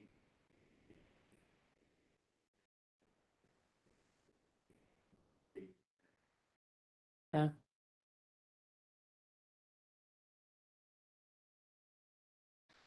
So, But what I'm concerned about is consistency. sure. What's being represented, what are we measuring, what are we, Okay. 20 or are we approving? What increase are we approving? Okay. Commissioner Lineberger. Commissioner Hayden, we're still having trouble hearing you, sir. Sorry. So you may have just said this and I may have just missed it, or you may have just confirmed this while y'all were talking, but are you looking at the finished ceiling on that slide that shows a 3-foot difference versus the roof? No, I'm looking at the roof, and there are targeted numbers to the right of the drawing, and the top one says top of roof 20 feet 10 inches. And then existing roof 18 feet 9.5. Correct. Yeah. So it's the discrepancy is about 3-4 inches. Something like that, yeah. And I realize that's, in the greater scheme of things, that's relatively unvisually noticeable, but We just need we accurate. just need to have an accurate description of what we are approving. Okay. All right. Any other comments, commissioners? And the other one remains what Christie was talking about the open space calculation in the backyard. I question if we have as much space as we think we do, if you go back to the original rear line of the building. So Okay. we need to have that verified that we're okay. So we need accurate numbers for the, For the open space calculation and permeable mhm. surface, impermeable surfaces. Okay. Other comments? I like that the porch has been opened up and more pedestrian interest has been added to this particular project, this particular home. As I mentioned earlier, I think based on what we've approved in the past, 2 feet is relatively minor in terms of a ridge raise.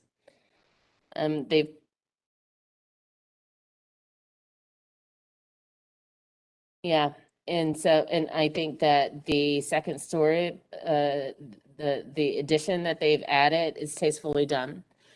Those are my thoughts. What about you, Commissioner Walker? I struggle a little bit with the overall impact of the raised roof line on the house itself. And it's hard to really get a good idea of how that's going to look, although slide 13, that does give the streetscape view, gives you a little sense of all of the roof over the house. So, I mean, that's just me, the increase of all that roof space in proportion to the house. All right. Commissioner Barth, what say you, sir? I say, I sort of agree with what Jill just mentioned, and as I was looking at particularly the side elevations, I mean, the roof geometry here is just so overly complex and sort of swallows up a large majority of the existing historic roof lines. So that's sort of concerning to me. I think it's an attractive design, but that's my one concern that I would just see if any other commissioners have similar thoughts. Yeah. All right, Commissioner Murn, what about you?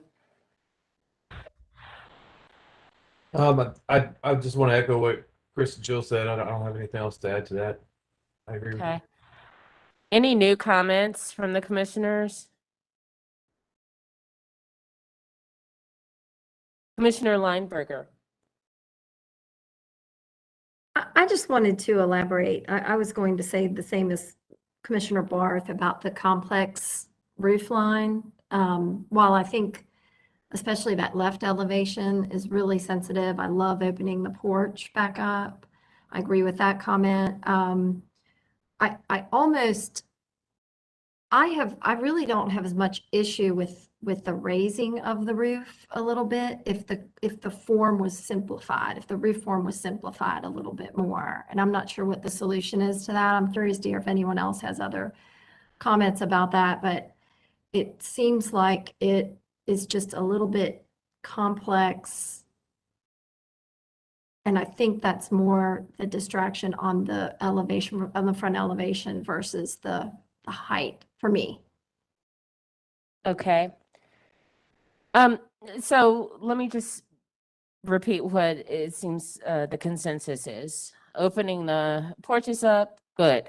Raising the roof line, the ridge, not such a big deal, but the roof forms are complex, and so that's a challenge, and we need accurate numbers indicating the exact amount of increase of the roof being raised, as well as the rear yard calculations. Yeah.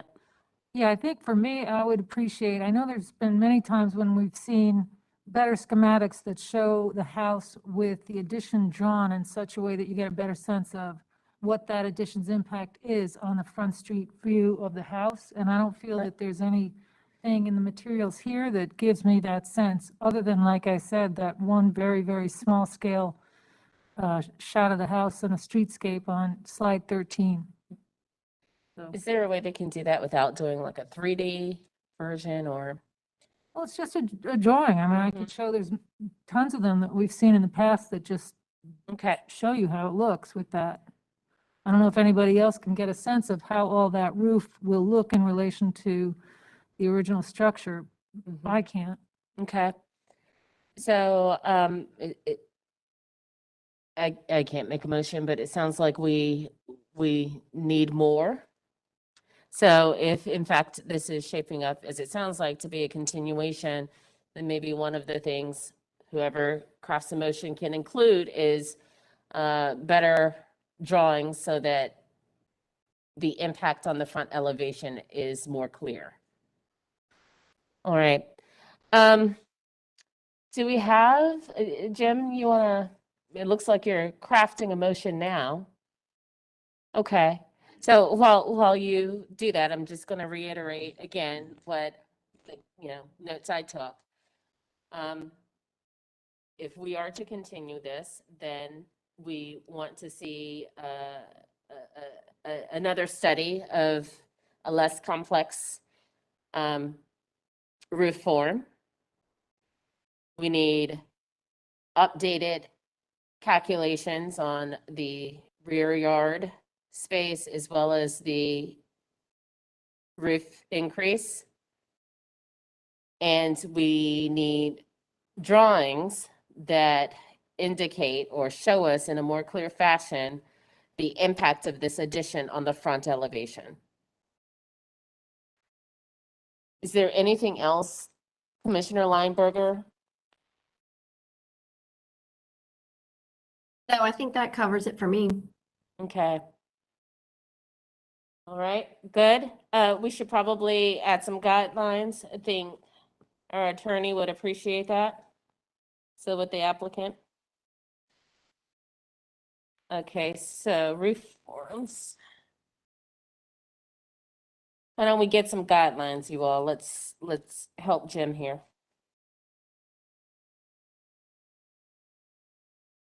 (7.2), number 2. And what is that one, Jill?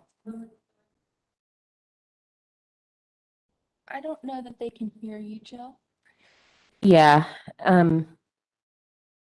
Jill's gonna turn her mic on now. I apologize. 7.2, number 2, which says limit the size of the addition so it does not visually overpower the existing building. Would that apply in this case? Mm-hmm. If we're looking at roof forms, then we probably want to pull from 6.10.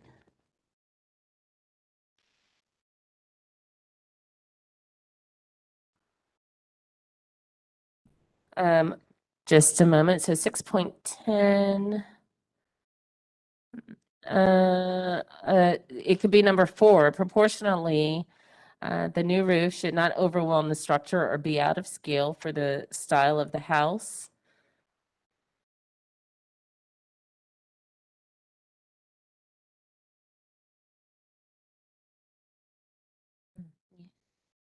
Any other guidelines you all think should be included? Don't all speak at once.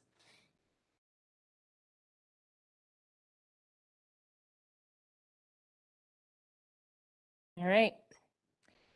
So Jim, I would also say 7.2, number 1 as well, so that the addition's minimally visible from the street might be, based on how this will look when we get a better view of it, might be applicable. mm-hmm. Thank you.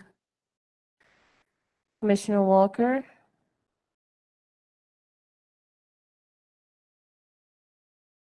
Okay. Jim is feverishly writing, so we'll give him a moment and have him state his motion.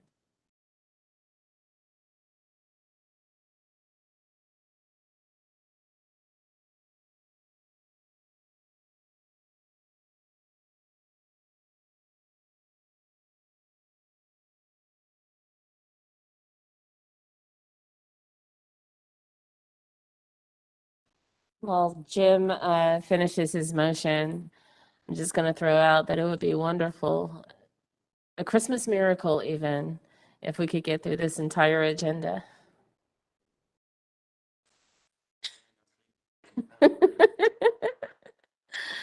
No, you take your time. No pressure, you take your time.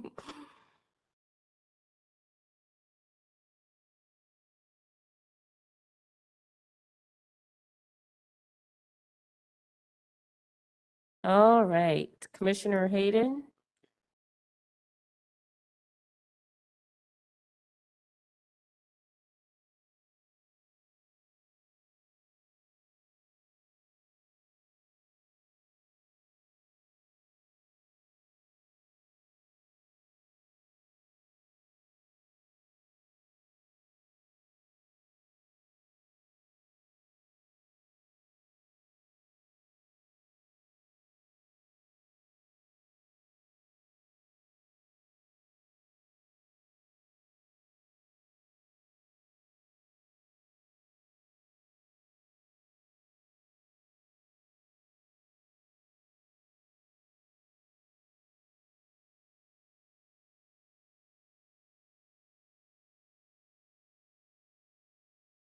All right, so motion made by Commissioner Hayden, seconded by, I can't hear you. Continuation. I didn't. yeah. Okay, I'll read, sorry. Study the roof form to see if it can be made less complex. And in doing the use guidelines 7.2.1, minimize impact of the addition from the street. 7.2.2, limit the size of the addition so it does not overpower the existing structure. And 6.10, roof form should not be out of scale with the existing structure. Lastly, well, maybe not lastly, make sure that the drawings consistently reflect the accurate dimensions of the roof elevation, new roof elevation. And lastly, to redo the open space calculations to include original rear thermal wall. All right, thank you, Commissioner Hayden. Motion made by Commissioner Hayden, seconded by Friendly amendment before. friendly, okay, so we have a friendly amendment. I think I had also asked to have a better visual of the overall final look of this product once the roof is raised in relation to the original house. It most importantly, so that we see the impact from the front elevation. Front Correct. elevation, yeah. Mhm.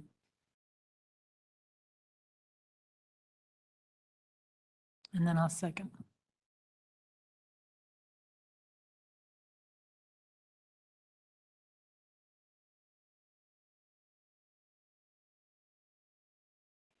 Candy, do we want Jim to restate the whole motion or just the friendly amendment? Okay. Just the friendly amendment. With your mic on. To include a graphic that better illustrates the front elevation with the addition. All right, perfect. So motion made by Commissioner Hayden, seconded by Commissioner Walker. Any discussion of the motion? Okay, let's vote. Commissioner Hayden, Yes. Commissioner Walker, Yes.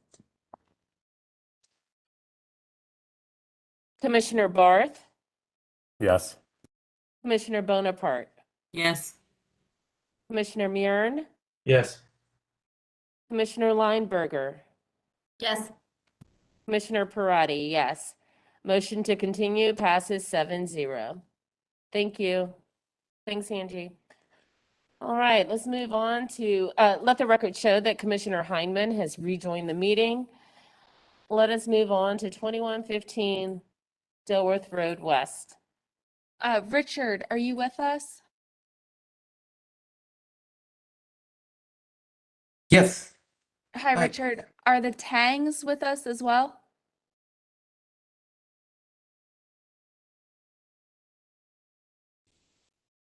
Okay, Richard, have you been sworn in? Yes. Okay, great. Okay, this next application is for a rear addition of heated living space and a covered porch.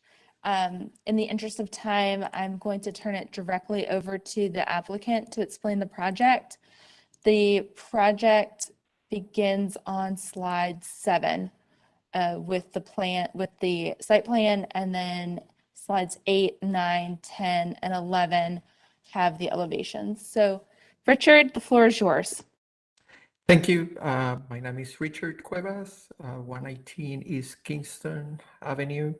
I'm the architect for the project and representing the Tangs, 2115 Dilworth Road West. The project scope is limited to a 2-story addition in the rear part of the house. There is no work on the front. And there's the existing porch as well as the windows in the front remain as is. The existing roof lines visible from the street are to remain as built, and the new roof lines are not extending above. There's no material changes or deviations proposed. The landscaping, although no trees will be removed as part of this addition, a landscaping will be designed properly and will be submitted as a separate application to the commission. Okay, so there's 2 components: the heated 2-story addition, which is about 23 feet by 22 feet in plan, and the roof ridge is 26 feet above the finished grade, and the building will be separated by 18 feet from the site property line. The addition will not extend beyond the the existing width of the house and will be limited to the rear yard. We are within the 50% limit. We are less than 50% of the site of impermeable, permeable versus impermeable. And visibility of the addition is very minimal from the street. The roof slopes of the addition will replicate the same slopes of the existing gables in the existing home. And in terms of materials, we will use the same, we will match the addition will match the brick, will match the window trim, and accessories also. So in the unheated part, the unheated portion, it's composed of a covered porch and a smaller uncovered patio facing the driveway. The covered porch is facing your rear yard, and it's supported by columns with wood, same finishes to match the existing trim. Then, yes, as I mentioned, there's no changes. There's no tree removal.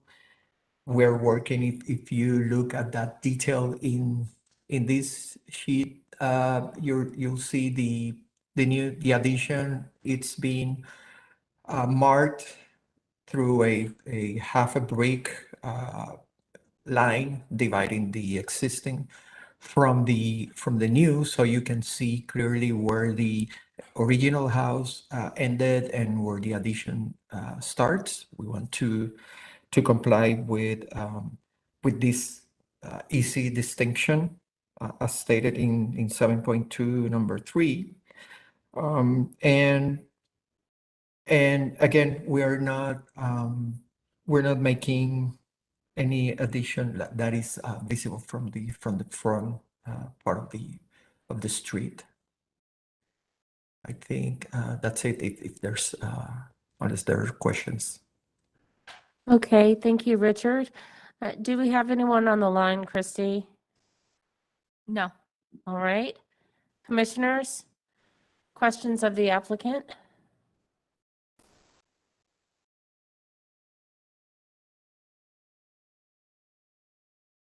Okay, so I'll start.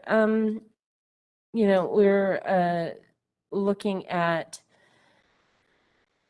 the side elevations as far as fenestration goes. The rhythm of the windows on that side,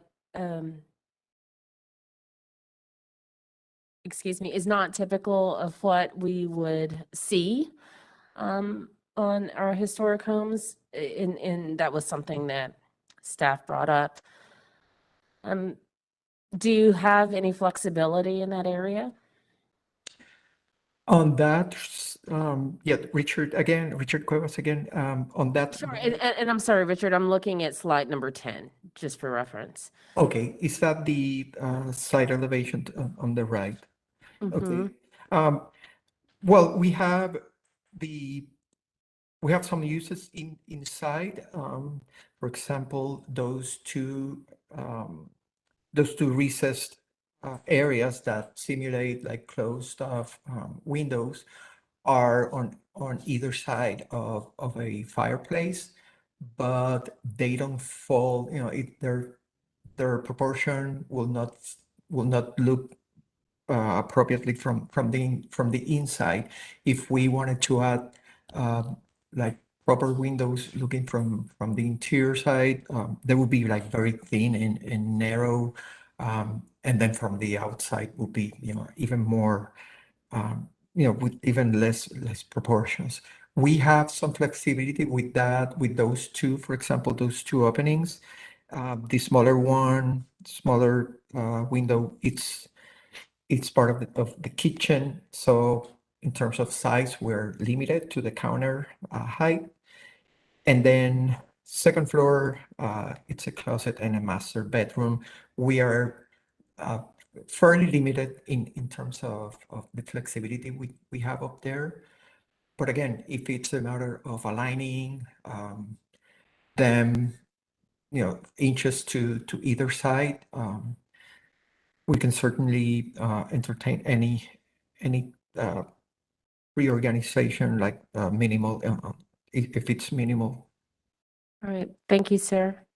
I just need to clarify something for everybody. If you look, slide 10 was the November. I'm sorry, I meant slide That's okay. 11. Yeah. Slide 10 is November and slide 11 is December, and the same with slide 8 and 9, because the applicants, even though they were on November, they did make some changes for this submission.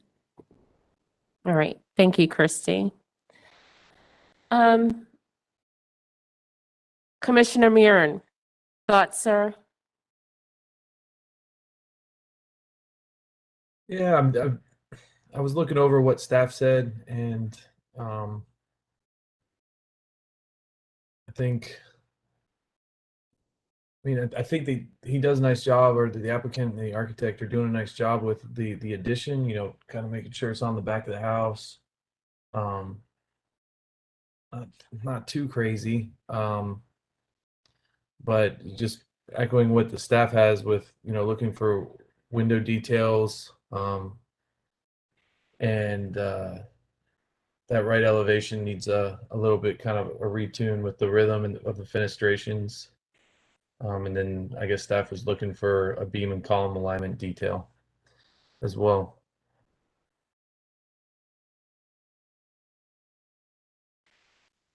Okay. Commissioner Lineberger?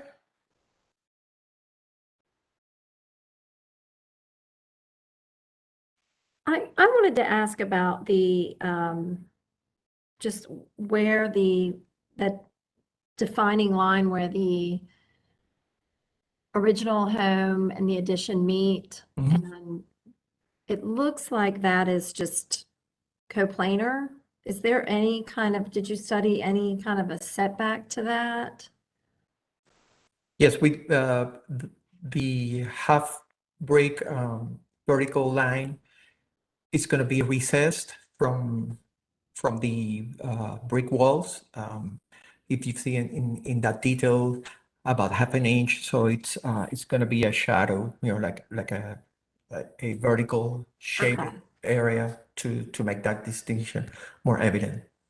Okay, I apologize if I missed that in your presentation somehow. No, I think no you worries. did mention something like that. No worries. Thank you. Commissioner Bonaparte? Just echoing, I think what Commissioner Murin, just calling out those staff notes, if the applicant had any responses to those things that were mentioned. Okay, all right. And Commissioner Heineman? Yeah, I have a question for the applicant on the rear elevation. That would be slide 11. Can you just tell us a little bit of your intention behind the clustered windows on the main and upper level? I think it'll come up in deliberation, and I'd love to have your take on it before we discuss that. From the drawings, it appears that the center three are pre-molded, and then there's a structural break towards the narrower windows on the edges. Well, what we're looking for is of course bringing natural light to the interior spaces. We wanted to keep the look so they look as separate individual windows, to keep the same structure of the original windows of the home. And so we are we try to come up with this kind of hybrid approach on instead of doing a very large pane of continuous windows. We wanted to try to keep the proposal up to emulate the the original age of the house and the construction methods. So we didn't want to do something too crazy and opening up a very large space with large glass and without breaking it up. So it was more design. The intention was to merge with the original age of and construction methods of the home. Thank you so much. That's helpful. Appreciate that. Okay. Any other questions or comments, commissioners, for the applicant before we close for deliberation? Going once, going twice? All right, let's close for deliberation. So far we have, of course, the rhythm of the fenestration on the right side elevation. We have some challenges with mullion dimensions.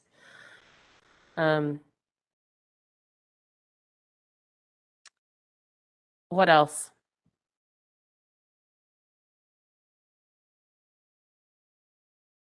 All right, Jessica, why don't you chime in? You were asking about the rear windows. Yeah, I think we need to discuss it as a matter of consistency. You know, typically in these colonial revival brick homes, we would expect individual window units with shared jambs in between each unit. But I think what's really interesting about this project and is different for me about this project is that it's a colonial revival home that on the front elevation has the formalism that we are accustomed to seeing.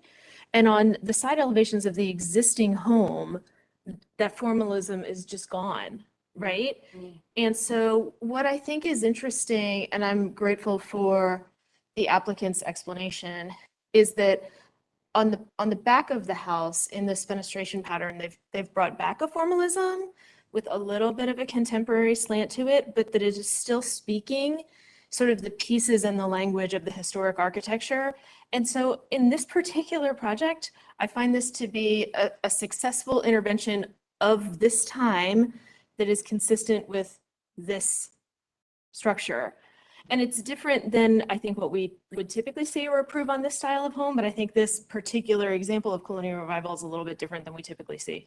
So is it because the standard, it was not the standard, but the fact that it was a little unique on the side allows for a little more flexibility throughout the rest of the home, or?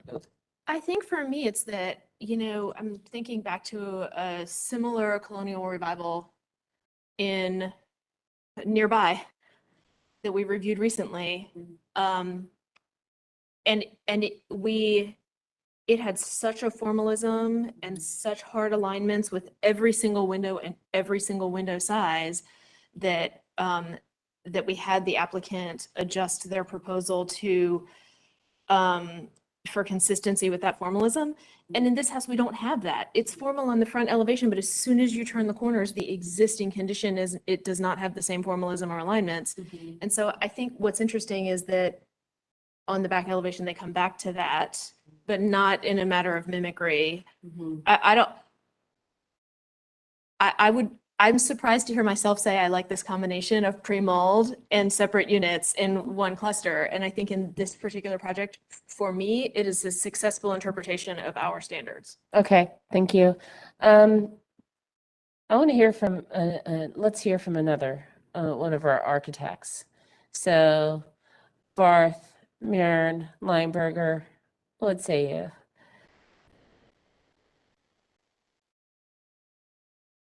I'll chime in. Thank you. I mean, at first I was a little concerned by the overall mass of the addition. I mean, for this, the style of the existing house, it kind of works. Some of the other comments that people or commissioners have made about the window rhythm and that sort of thing. I think I would like to see more of a more study there.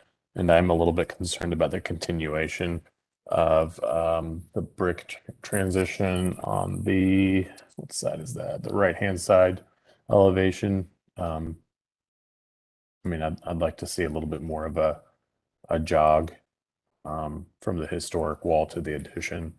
But I think, So even with the recessed brick, you think they should yeah, go I just further? don't think it's enough. I think it'll look sort of just like an afterthought. Okay, all right. I just want to insert the 7.2 number 6. Make sure that the design of a new addition is compatible with the existing building. I think that speaks to what you were saying, Jessica. And Commissioner Barth, thank you for really driving the point home that Commissioner Lineberger made earlier about the distinction between the new and the old. Commissioner Muir and Commissioner Lineberger, anything to add that's new? No, I have nothing to add. Okay. Commissioner Lineberger, I agree with Commissioner Barth. Obviously, I had that concern in my question earlier. I'm struggling with the window, that fenestration and the bricked in window detail on that elevation. on the right side elevation. Yes. Mm-hmm. And I Yeah. don't know what everyone else's feelings on that are on that. I appreciate that there's the implication that, that a window was there and it was closed in, and it helps versus it all being solid brick. But I would definitely like to see some other solution there. Yeah, I think we agree with you because it throws off the rhythm of the fenestration. And so we need to revisit that. But I tend to agree with Commissioner Heineman on the rear elevation. I'm okay with that application there and that solution. Okay. Well, so far what I'm hearing is that we really need to see that the applicant needs to go a little further in showing the distinction between the line of demarcation between the historic home and the new addition. We need to restudy the right side fenestration.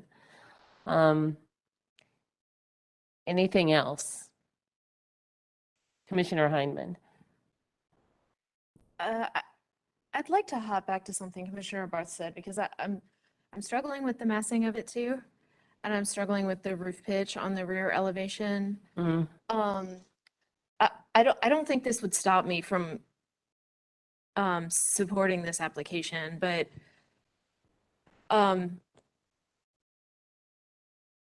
and in some ways the colonial revival, the historic colonial revival for this particular structure is such a clean geometry that it would be hard to do. It would be easy to do too much to it.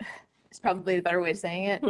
So again, I don't think it would stop me from supporting the application, but the massing of it and the roof pitch in the back it feels a little bit big, and the roof feels a little bit shallow. But again, it's not visible from the street. It's really well hidden. I think that I'm not sure where I'm landing on that. Since clearly there's some other things that we'll want to see done differently, do you think it's worth it? And I'm throwing it out to the group to ask for a restudy of that. Commissioner Barth. Something that I'm struggling with too is the solid and void relationship on the rear end of the house with the heated portion of the addition versus the open porch. It's a little, I mean, not having a detailed floor plan, it's hard to see what is open to, what is unheated open space under roof versus actual enclosed volume. So I'm curious if the applicant would be open to sharing a detailed floor plan for the next iteration. I will, for the next iteration, okay. a detailed floor plan. All right. Anything else we'd be interested in seeing? Will someone just go through the staff memo and see if we've addressed, or at least touched upon the comments included there?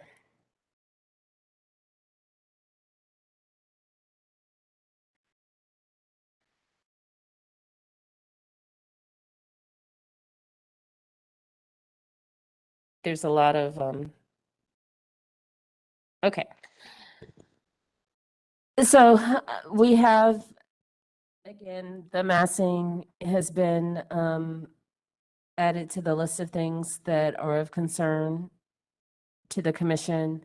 The roof forms on the rear side elevation, the right side rhythm of the fenestration.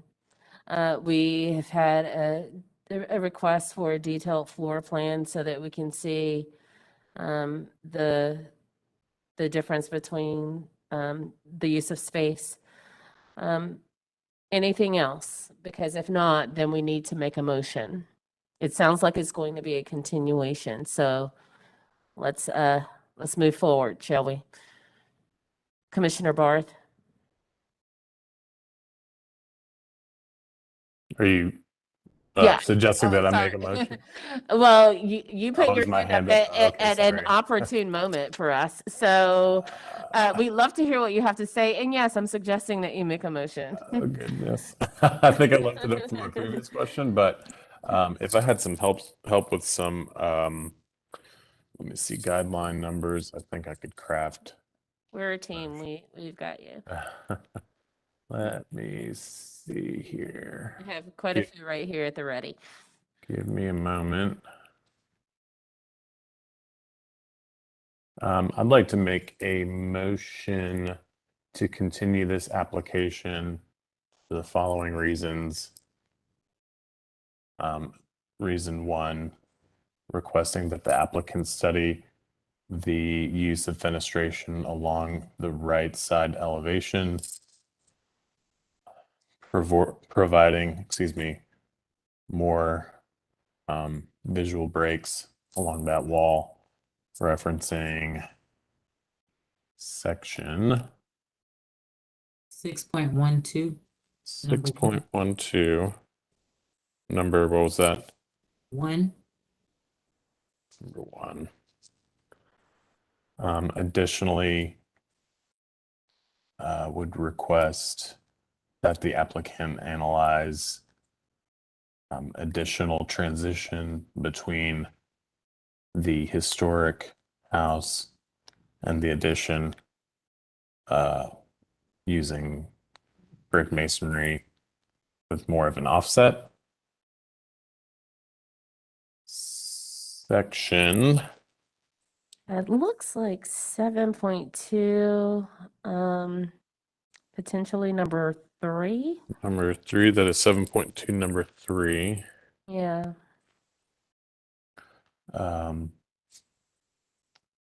And also request that the applicant provide detailed floor plans to provide analysis by the commission for solid void relationships along the rear elevation. I guess that would be massing. And That's 6 so point. I have one from chapter 7, but yeah, massing. There might be others. Right now, I'm looking at 7.2, number 2. Commissioner Barth, limit the size of the addition so that it does not visually overpower the existing building. Okay, so reference to that item would be massing section 6.5 as well as 7.2, number 2. Did I miss something that another commissioner may have mentioned? Do you mind just reading it one more time, please, sir? Sure. I'd like to make a motion to continue this application for the following reasons. 6.12, number 1, with regard to windows along the right side elevation, requesting that the applicant study this for fenestration and rhythm. Section 7.2, number 3, requesting that the applicant analyze more of a definitive line of transition between the existing brick and the addition, as well as for massing, section 6.5 and 7.2, number 2, with regard to providing detailed plans for the commission to review solid and void relationships on the addition. Right. May I add a friendly amendment? Okay. I think we just need to add in 7.2, number 6 for that differentiation and for the massing. Make sure that the design of the new addition is compatible with the existing building. The new work should be differentiated from the old while being compatible with its massing, form scale, directional expression, roof forms, and materials. Put very so eloquently. Thank you. You're welcome. Okay. So motion made by Commissioner Barth, seconded by Commissioner Bonaparte. Any further discussion of the motion? All right, let's vote. Commissioner Walker, Yes. Commissioner Hayden, Yes. Commissioner Hindman, Yes. Commissioner Barth, Yes. Commissioner Bonaparte, Yes. Commissioner Murin, Yes. Commissioner Lineberger, Yes. Commissioner Parati, yes. Motion to continue passes 8-0. All right. Madam Chair, Yes. due to attorney availability and the availability of the vice chair, just a heads up that we are going to have to skip ahead to number 11. Okay. Around 4 o'clock. Okay. And I just wanted to make sure that everyone is aware that it's truly driven by the availability of the people that need to be present for that case. And then we will pick back up. That's perfect. So why don't we do this? Why don't we do number 4? Oh, excuse me. Is that, yeah, number 4. If we can squeeze in a little bathroom break. Okay. And then go to number 11. Okay. thank you. Okay? Yep. All right. Okay, the next application is number 42107 Dilworth Road East. And I believe Sarah has called in. Sarah, are you on the line?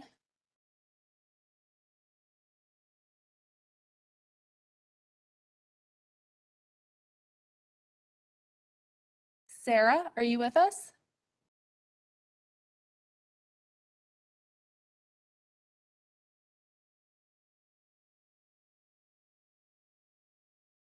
Christy, this is Candace. I can see Sarah. I'm not sure what is going on with her sound right now. Okay, yep. Hey, can you hear me okay? Oh, now we can. Yes, hi. Okay, sorry. I was just fiddling around with all the different options. Thank you. Okay. Sarah, have you been sworn in? No. All right, Sarah, if you will, please raise your right hand and respond, I do, to the following question. Do you affirm that the testimony and information you are about to give is the truth and nothing but the truth? Yes, I do. Thank you so much. Okay, this application is for a new retaining wall in the front yard. And they are also looking to brick over the sidewalls of the original concrete steps. That's the project in a nutshell. In the interest of time, I'm turning this directly over to the applicant. Sarah, if you would state your name and your address for the court reporter, I am starting on slide 3 for your presentation. Okay, awesome. Yes, Sarah Claybaugh, 2107 Dilworth Road East. So you want me to just walk through the slides real quickly? Yes, just however you wish to present the application to the commission. Yep. Okay, great. We'll do. And hopefully, compared to some of the other projects, this is pretty quick, so you all can get bathroom breaks and move on to number 11. Yeah. So this is a picture of my house and the parcel map there. I think Christy explained high level. We're looking to do a low retaining wall, and the reason we're coming before the commission right now is we're asking not to do the required 18-inch setback. So if you go to the next slide. These are just some pictures of similar retaining walls with no setback, both on Dilworth Road East and Charlotte Drive. You know, I could probably have included a lot more than that. And so it really would be keeping and consistent with how it looks on our street, Dilworth Road West. You can go to the next slide. So yeah, consistent with the majority of the homes in our neighborhood. I think the picture of 2000 Dilworth Road East, that brick wall was added within the past few years as well. Ours would be a similar height and look to that. Low profile. We recently did landscaping, which is pretty much where the brick wall would hit, which I think would soften the look of a brick wall. So right now we kind of have mulch that falls down onto the sidewalk. So we're just looking to kind of clean that up and have a consistent look of the brick. The brick would match the house.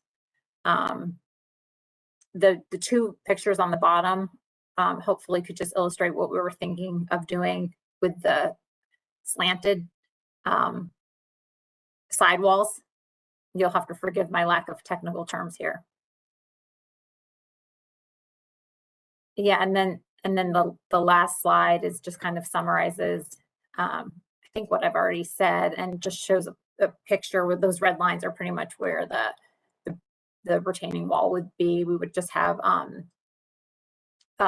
you know, 12 by 12 brick columns at either end of the wall sections and at the step. So that's it. Questions? All right, thank you so much. Do we have anyone on the line, Christy? No. Okay. Commissioners, questions for Sarah? Yes, Commissioner Walker?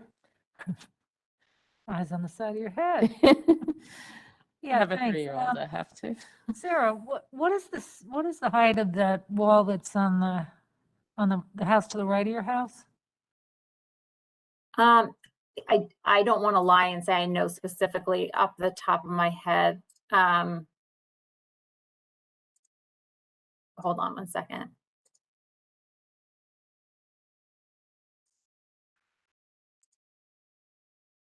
I've driven by it a couple of times and it looked to me like it was about a foot. I only ask because I wonder if you doing a 2-foot wall there is going to be too high for your property.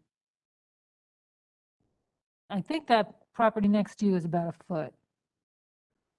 I could run out there and measure it. I'm working from home. Just kidding. I don't want to make you all captive to me doing that. But I mean, put it this way.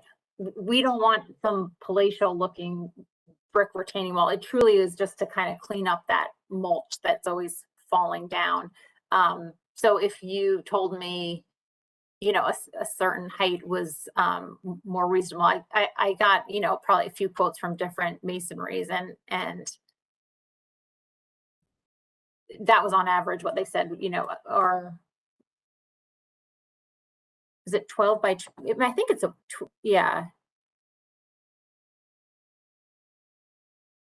They all said, we, you know, wouldn't exceed 2 feet from the grade. I guess I could get more specific.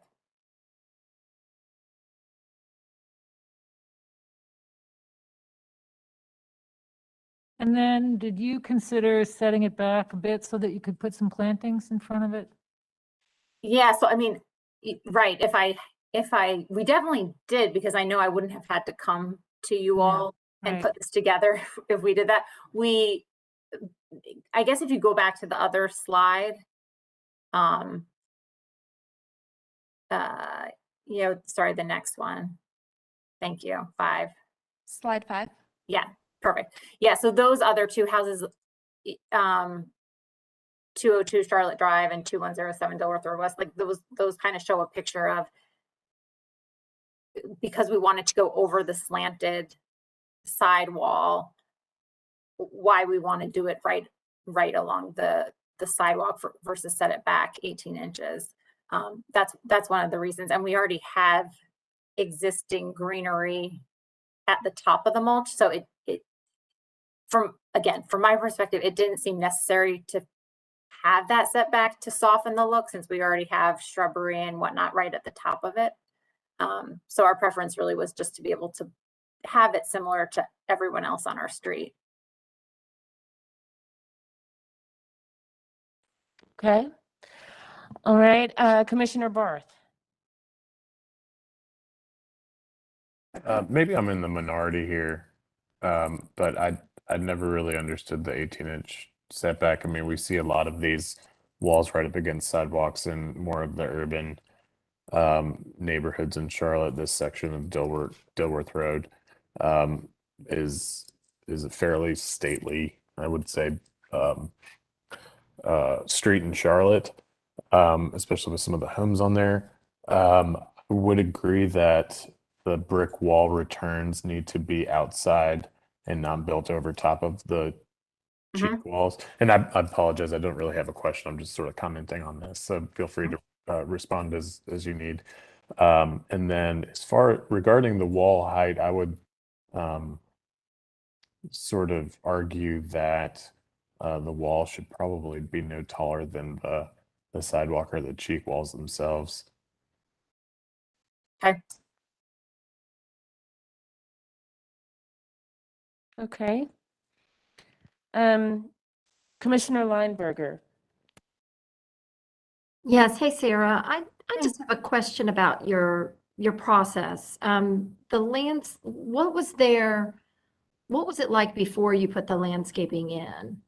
And the reason I'm asking, I just want to understand the context of, Oh, sure. Yeah, I mean, I guess if you go to slide 1, just to see, I'm not trying to make it sound like we, emptied the bank on this impressive landscaping, but we have, I don't even know what type of plants there, bushes. There was really nothing there before when we bought the house. It was just weeds and whatnot. So we put in irrigation system and, shrubbery right there. So it would really just sit at the top of the brick wall. And in my mind, it would look nice. You have this, low retaining wall, these,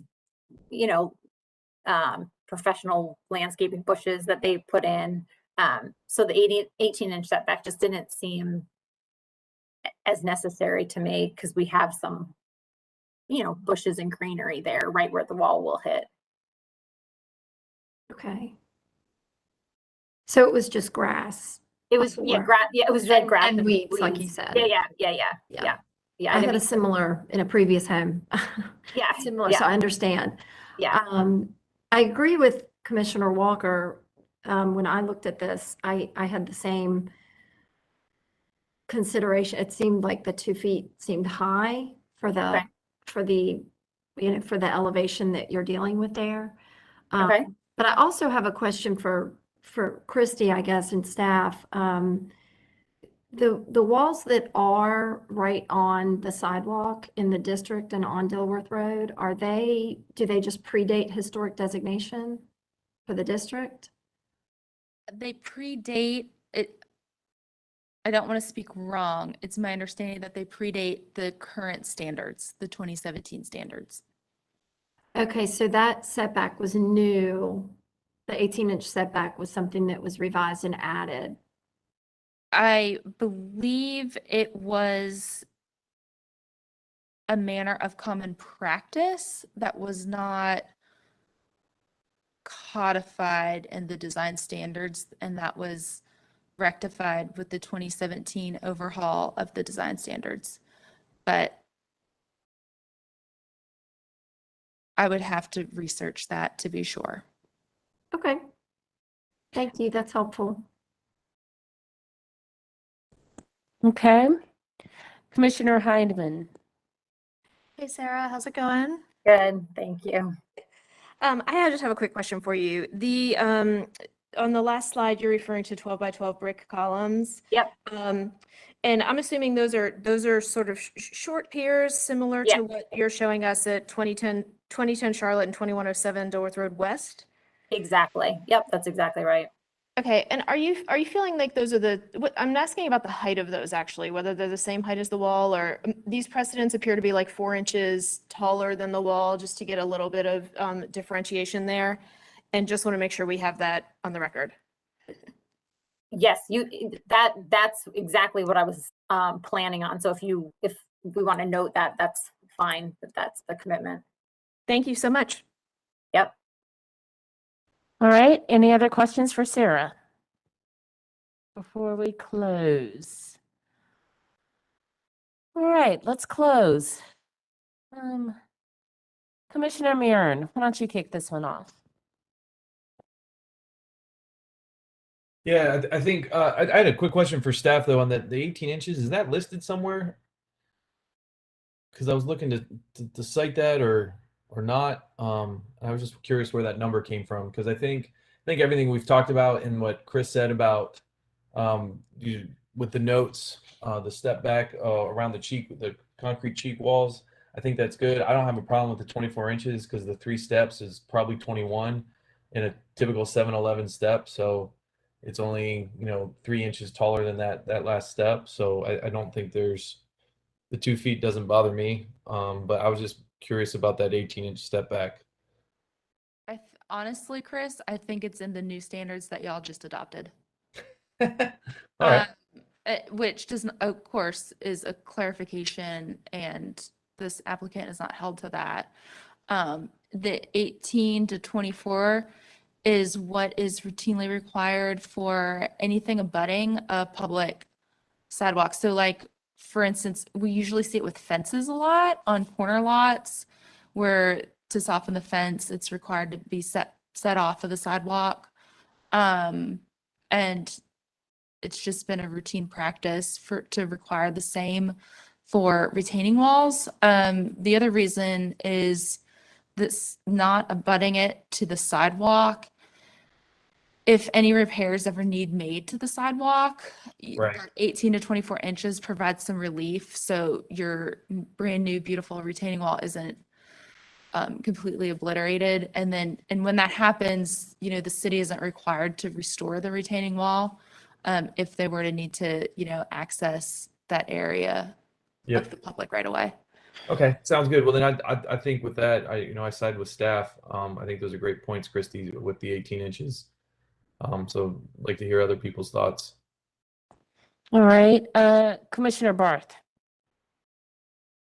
I'm probably not the person to speak on this because I sort of, I mean, it's having the walls against the sidewalk. I realize it becomes a longevity and city issue, but I mean, you see these all through Myers Park and this neighborhood in particular, Dilworth and down Dilworth Road. I mean, it becomes a place for walkers, especially in these heavily pedestrian-oriented neighborhoods, for people to sit, tie their shoe, take a breather, whatever. And it becomes, it activates the street and becomes, I mean, just like we talked about with front porches and things like that, it becomes another sense of community. So, I mean, again, as I say, I think I'm in the minority here, apart from some of the details with maintaining the cheek walls and the wall height and things like that. If it were me personally, I would approve the omission from setback. Okay, Commissioner Lineberger, then Commissioner Heidemann. Yeah, I just feel like I want to clarify with staff, if y'all could help us understand this. So it was the 18-inch is in the guidelines we just adopted. So those, I know that we're behind in applications. I guess I just want some clarification from a legal standpoint to when those standards are applied. Obviously they do apply to this one, or you wouldn't have had that comment on there. No, They're not. Do you see what I'm asking, Christy? Yes, the 18 to 24 inches has been a standard practice when staff has worked with applicants at the staff level to provide that relief against retaining walls and fences. Because it was not specifically called out with a dimension, we discussed it as being added in the new design standards. So those new design standards that were just adopted are effective immediately for all new applications that are submitted from today forward. And so, of course, it's up to the commission's purview to evaluate the application based on its merits and based on the context and site conditions specific to this individual site. We just provided that as that has been the traditional approach and standard that has been applied. Okay, thank you. That's helpful. Commissioner Heidemann? I actually completely agree with Commissioner Barth on this issue of the 18 inches on this lot on this street in this neighborhood. It has a really different quality about it. And while I think that softening is really necessary in the majority of the applications for these site walls, on this street, not having the 18 inches would be more consistent with the character of this street. For all of the reasons that Commissioner Barth mentioned, and also just I spent a great deal of time on this street, and the 18 inches would actually feel out of character on this street. Yeah, I feel the same way. Here's I'm coming through looking for something to rest our hats on, right? And fences and walls, 8.6, 8.7, 8.7, it says fences, but the section is for fences and walls. Fences should be landscaped on public elevations. Having said that, I completely agree with Commissioner Heidemann and Commissioner Barth, because we talk about context, and along this road, they're all abutting the sidewalk and that happens until I believe you get to 1912. However, to argue with myself, on the flip side, we have people, for example, who come in and talk about all the painted brick that is, within the space of their home. And so, I mean, whereas I don't think that this is severe as painted brick, it's just worth noting. Jessica? To me, I think this is, for me personally, this is a clean approval with 8.6 number 5. But also I think the difference with is that painted brick is not reversible, and landscaping elements are by nature transient and reversible. This particular site wall acts more like, the rolled curbs that we see around Dilworth, and it brings these, these much more expansive lawns on Dilworth Road West and East to a human scale, so that they really feel more like these semi-public, semi-private indoor-outdoor rooms that we experience on the other streets that are, tiny little patches of grass. But Dilworth Road has these broad, expansive lawns, and this is a really effective means of bringing it to a human scale and creating that pedestrian feel on the road. All right, so we are at 3:38. It sounds like there's a motion. In motion. Commissioner Marin, I'm gonna kick it over to you, sir. Okay, well, I appreciate everybody's notes on the 18 inches, and what that is, and definitely within the context of the road. So, I guess I would make a motion to approve this application with the caveat of the brick to be outside of the cheek walls, the concrete cheek walls, so they would be completely exposed.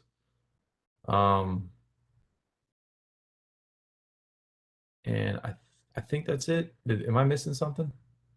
Yeah, a guideline, 8.4. Number 1? Number 1. Okay. Mhm. Accepted. Friendly amendment? Friendly amendment to make sure that the wall returns to this cheek wall away from, further back from the sidewalk towards the back, so that it's not just sticking up there. It needs to return back to grade. Yep. Behind the cheek wall. Sounds good. Accepted. Okay, so motion, Commissioner Heidemann? Commissioner Marin, I'm just going to add 8.6 number 5. Thank you. I knew you said 8.6, but I didn't know if it was 4 or 5. So yeah, 5. Thank you. Accepted. Oh, yep. Okay, so motion made by Commissioner Murin. Second. Okay, seconded by Commissioner Hayden, but just a moment, Commissioner Hayden. Commissioner Lineberger? Yes, I would like to ask, what about the height? Just our concern over the height. 24 inches seems really tall. So can we add staff approve the, I don't know how we word that. Do you, would you like it no taller than the top step? We just need some direction on. Yeah, that's probably good. I mean, this is your motion though, Chris.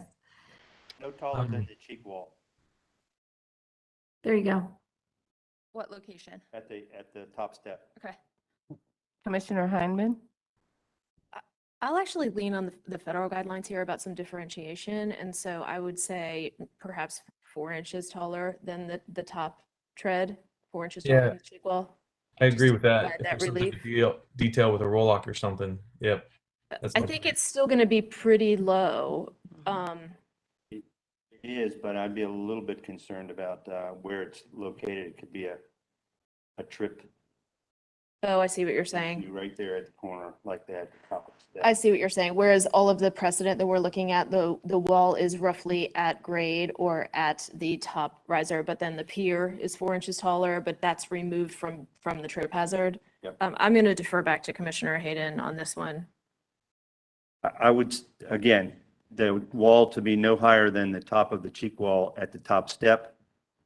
Are we approving the columns at the ends? I think we are approving the columns at the ends. Yeah, I was thinking we are. Okay, just make sure. Okay. All right. Do you want it restated, Candy? Okay.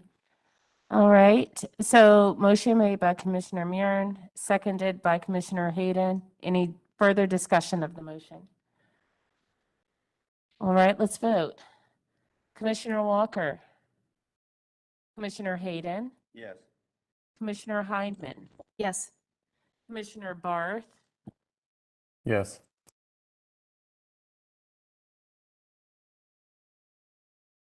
Commissioner Bonaparte?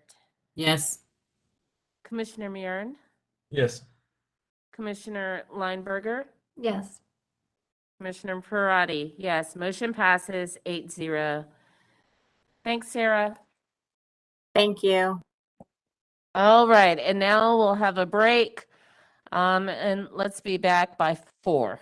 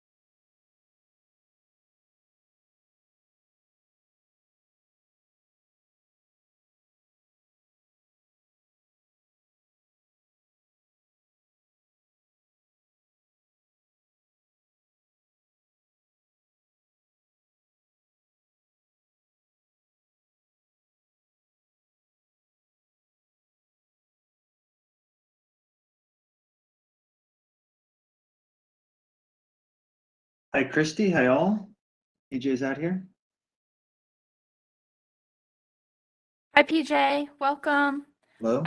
We are just waiting for Thomas. Okay. And then we'll get started with agenda item number 11. Outstanding. Thank you.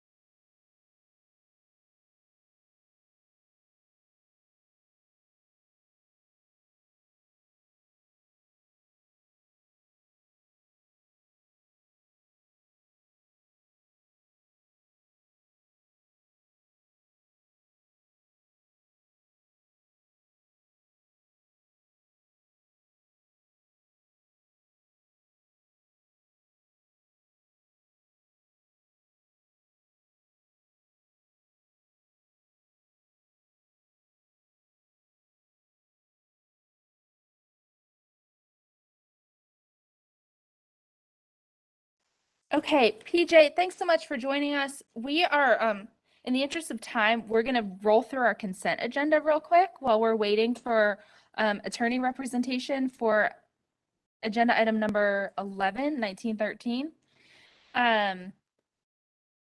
So, and I'm so sorry to the applicants because we'll have to see if they're with us. Ray, are you with us? 625 Walnut Avenue. Oh, I have to recuse for this one. Oh, okay. PJ, you're up. Never mind. Just kidding. Welcome, PJ. All right. Okay. Well, Ray, Angie Lauer, are either one of you with us? I'm on Ray. Hi, Ray. Great. Welcome. Hey, Chris. Ray, have you been sworn in? Yes. Okay, perfect. So this application is on the consent agenda for a rear addition. There are a couple of recommended conditions as part of the staff's recommended approval listed on page 2 of the memo. And at this point, I'm going to turn it over to PJ and the commission to see if A, they want to keep it on the consent agenda.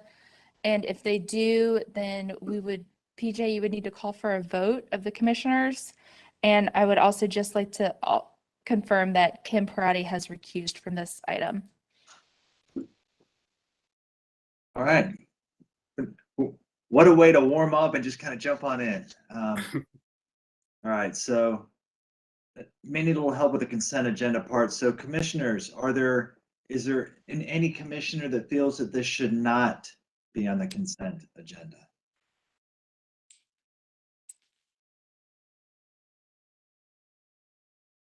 There's no one speaking in the room, PJ. Okay.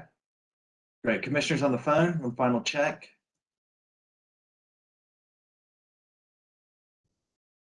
Okay. So Christy, my next step is to call for a motion. Okay. Commissioners, who would like to make a motion? I'll make a motion. Make a motion to approve as consent agenda as it meets 7.2 for the new addition and chapter 6 for new construction. Commissioner Mern, would you like to add any of the conditions, or are you going to approve as presented? I believe it was as presented. I can do that with the other stuff, like with staff recommendations. Yes, staff recommended. I apologize. I want to approve with staff recommendations. Okay. Is that the right way to say that? That sounds great. Thank you. Second. All right, motion is seconded by Commissioner Bonaparte. All right, let's vote, but before we, I think that was Commissioner Hayden. Commissioner, I should have known. Seconded by Commissioner Hayden. Christy, could you help me since I'm virtual and I apologize with besides Yes. Commissioner Hayden, who else is in the room? Commissioner Heineman Okay. and Commissioner Walker. All right, so we have a motion to approve from Commissioner Murin and Commissioner Hayden has seconded. Let's vote. Commissioner Barth, Yes. Commissioner Lindberger, Yes. Commissioner Bonaparte, Yes. Commissioner Murin, Yes. Commissioner Hayden, Yes. Commissioner Hinman, Yes. Commissioner Walker, Yes. Commissioner Henningsen, yes. The motion passes 8-0. Approved. Yes. Thank you all. Hey, thank you. Thanks, Ray. Thanks, Chris. Angie, are you with us again? Angie Lauer.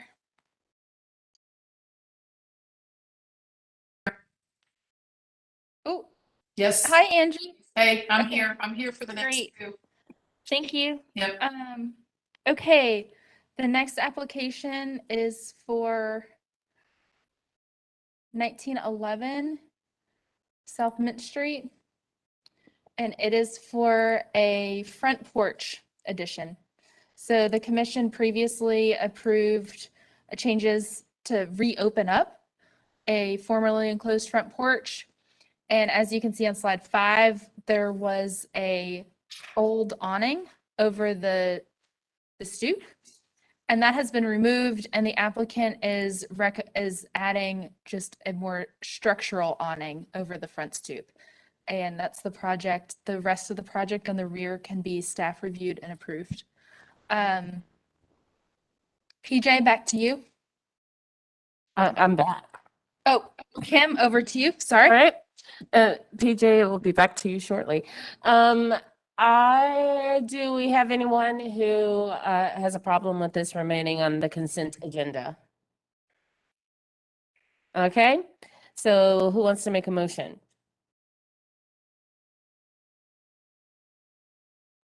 Commissioner Heineman? I move to approve this project as it is not incongruous with the district and meets the standards for additions, page 7.2 and chapter 6. Okay. Motion made by Commissioner Heineman. Do we have a second? Seconded by Commissioner Walker. Can I add something to my motion? Sure. That the handrail should be adjusted to a historic height with a booster rail. Okay. Still second. So Commissioner Heineman made the motion, seconded by Commissioner Walker. Any discussion of the motion? All right, let's take a vote. Commissioner Walker, Commissioner Hayden, Yes. Commissioner Heineman. Yes. Commissioner Barth, Yes. Commissioner Bonaparte, Yes. Commissioner Henningsen, Yes. Commissioner Murin, Yes. Commissioner Lineberger, Yes. Commissioner Parati, yes. Motion passes 9-0. Okay, Okay, and Angie is up for the next application as well. This is a rear addition at 1433 Thomas Avenue. And it does include the removal of a tree at on slide 5, you can see it. Without the removal of the tree, the addition would not be able to work. So it is before you as consent.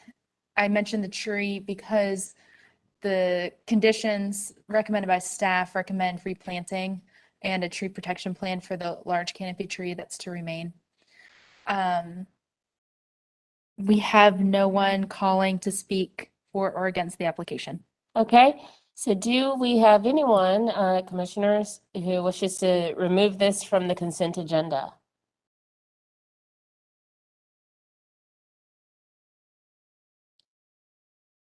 Are you okay. Okay, so who would like to make a motion? I'll make a motion. Oh, go ahead.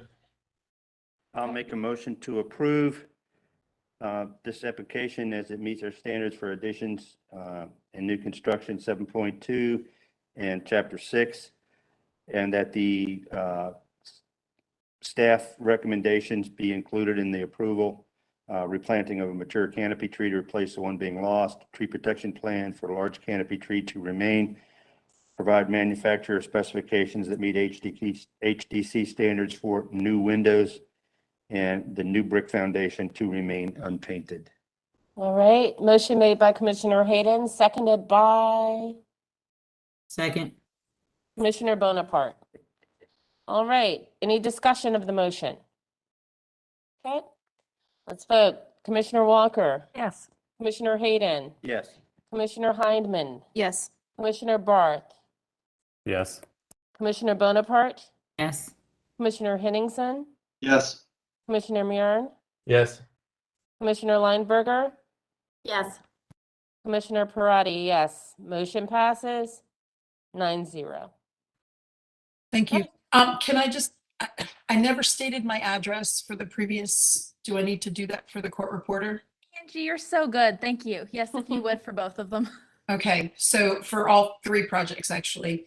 Angie Lauer, ALB Design, 901 Berry Hill Road, Suite B1, Charlotte 28208. Thanks, Angie. All right, thank you. All right, we'll take a, Okay, I am so sorry, everybody. We are hunting down our attorney. So in the meantime, I would say let's move on and go backwards, quite honestly. That's Okay. our, yeah, that's our option, 712. I Mhm. don't know if Lisa's with us because I sent an email to everyone saying we were skipping ahead. Okay. Lisa, you wouldn't happen to be with us, would you? Lisa Ellis? Yes, I'm here. Oh, wonderful. Okay. We're gonna move on to your application. Has Lisa been sworn in? Lisa, yes. Have you been sworn in, Lisa? No. Okay. All right, Lisa, if you'll raise your right hand and respond, I do, to the following question. Do you affirm the testimony and information you are about to give is the truth and nothing but the truth? I do. Thank you. Okay. Is it not open?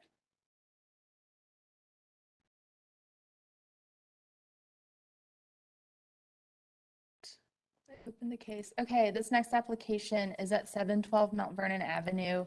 It is for a new accessory building in the rear yard.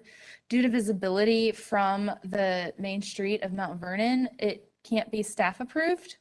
The staff has one comment about the fenestration on the windows in the left and right gables, and that casements may be a solution to meet egress requirements. And then, of course, that final window specs be provided to staff for review. There are photos on slide 7, 8, 9, and 10 of showing the existing garage that is dilapidated and they're requesting to remove. The current dilapidated garage does not meet required zoning setbacks. And when that's removed, on slide 17, you will see that the new proposed garage is proposed to meet the required zoning setbacks. So Lisa, with that, I'm going to turn it over to you. If you want to give a brief overview of the project to the commission and start with sharing your name and your address for the court reporter, and then let me know what slide you want to talk from. Sure.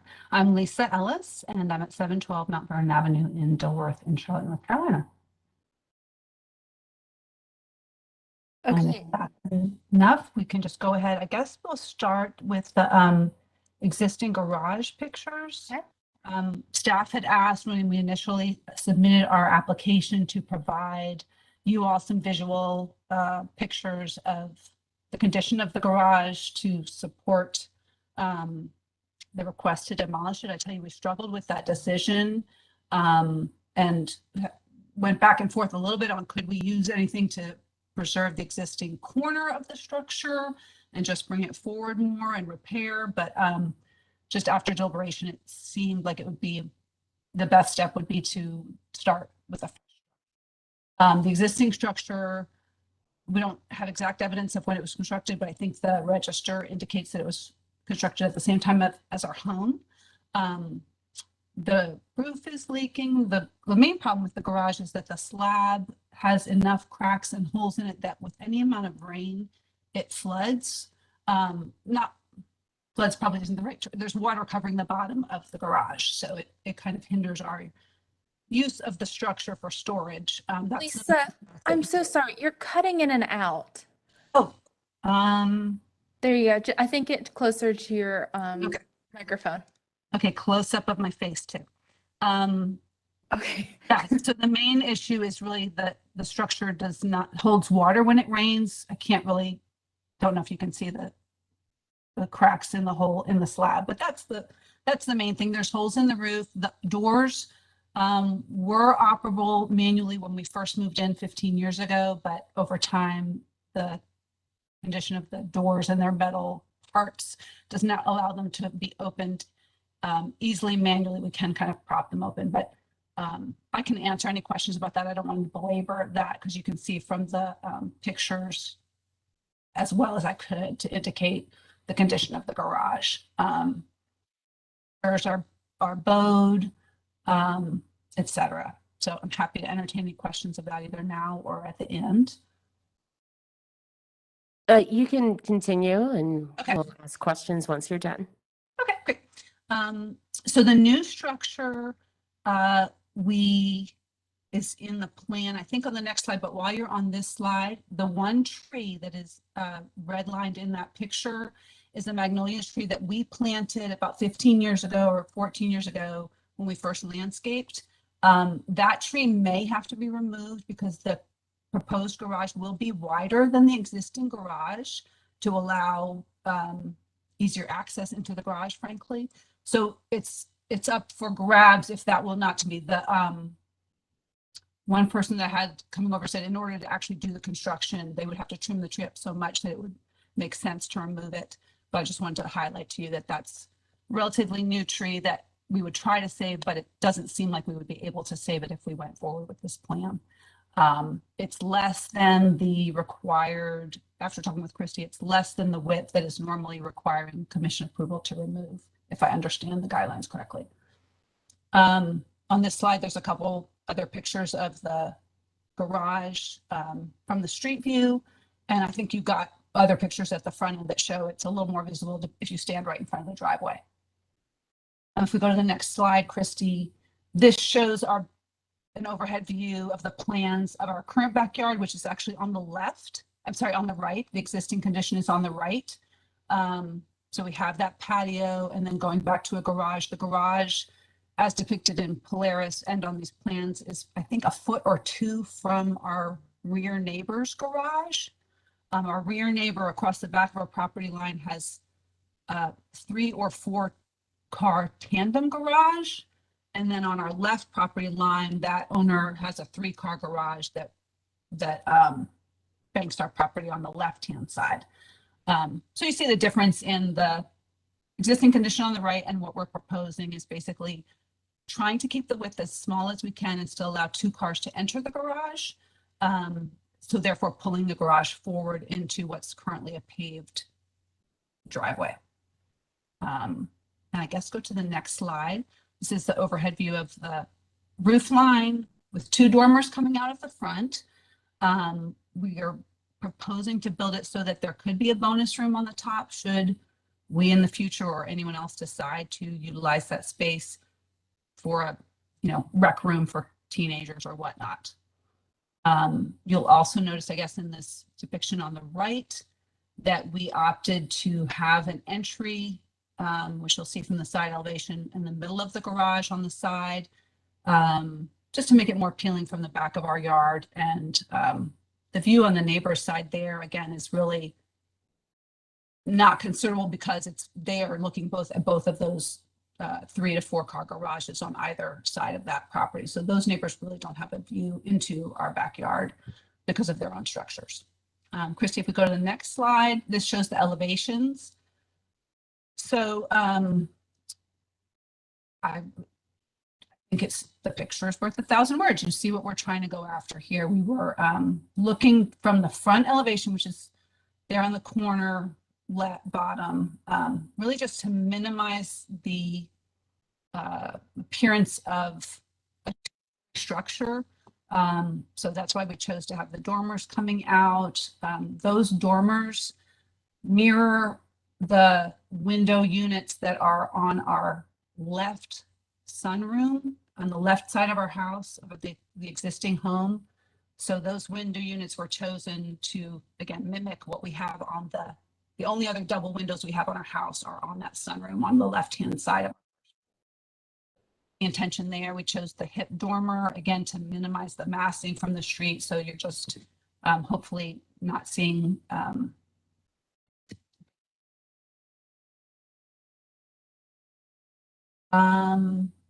the measurements are all there, and I'm not sure what else to comment. I'm sure you all have questions, so I'm happy to entertain any questions that you would have. I guess the last slide, Christy, might be, if you can advance, that might be the picture of the garage that we kind of were, just to give you a real live example, this was kind of the look that I showed our architect. Hey, this is what I am going for. This is around the corner from us. I think the structure was built in 2007 behind a 1928 colonial revival home.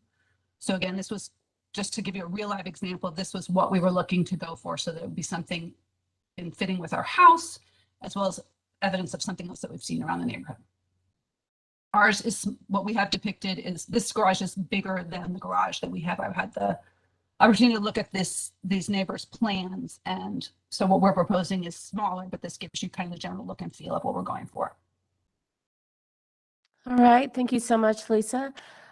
Chrissy, do we have anyone on the line wishing to speak for or against this application? No. All right. Commissioners, questions of the applicant? Commissioner Lineberger? Yes, hi, Lisa. I just had a few questions about the existing house. What is the height of the house? Do you know what that is? I have the plan, so I think I can look that up, but I hate to take your time to do that. In the application, I think there was a notation about the height of the existing structure and the height of this garage being in accordance with guidelines as well as in accordance with the building standards for the city. But I can look that up and either get back to Christy at the end if that's something for staff approval. I'm sorry, I don't have it right at my fingertips. I just really wanted it for context. Okay. So if anyone else saw it and I just missed it, I looked for it. So I may have just missed it in the presentation, which was very thorough, by the way. I just want to say I appreciate that you came back and answered some of the questions and the concerns that the staff, because I certainly, once I got to that point, I was like, okay, those are some of the questions I was going to ask. So I appreciate that. Do you have one other question I had is the garage door detail. I think you mentioned in your notes that that there were examples, you've seen examples of a single garage door that was a double but had the appearance of the two separate, that there were examples in the neighborhood. And I was just curious if you all had images of those. I do, but I did not submit it, and that's my oversight. I should have anticipated that question. But that's when we went back, and we had drawn up two separate entries for the garage. And the reason we went back to one and would ask you to approve that is just merely for the practicality of getting in and out of the garage on our narrow lot. And mostly my concern, we hope to stay in the home a long time. So it's a totally practical concern of getting in and navigating that, backing out as I get older. But we do have another version drawn up with a divided door. This would be our preference, again, just for practical sake. So the other images that I had in the neighborhood, I can submit those to staff. I just don't have them accessible right now. Okay. It just, that's one of our guidelines or our standards, that it's very specific, and I'll see what everyone else thinks. Definitely, I see the effort is there for sure Yeah. to make them appear distinctly too. Mhm. I will say that the ones I've seen in the neighborhood have not had it seems like the hardware is the distinguishing factor here in our attempt, as well as the paneling. And what I've seen in the neighborhood, and that doesn't mean that it should be going forward, but there isn't the hardware to delineate the appearance of two separate door entries. So I can take some pictures and send them on to Christy, and they may have the hardware that shows as if it's two separate doors. That's what we were going for. The other examples I saw didn't have that. Some of them didn't have that, some of them did. Okay. Thank you. Sure. All right, any other questions? Commissioner Heineman? Christy, can you go to the side elevations of the garage? My question actually has to do with the alignment of the dormer walls with the walls below on the garage. Typically, we request that they be set back just a little bit to sort of meet the massing differentiation for the dormers to feel secondary. So my question is, would you be willing to set the hip dormers in the front about 6 inches back, because you have the depth of the brick to help you here too, and the shed dormer on the back about 6 inches back from the wall?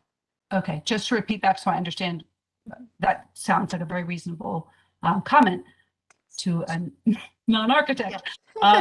But I understand what you're saying. Basically, right now it's lining up, the first floor and the second floor are lining up together, and you're saying push those second floor elevation of I'm using the wrong terms, in 6 inches.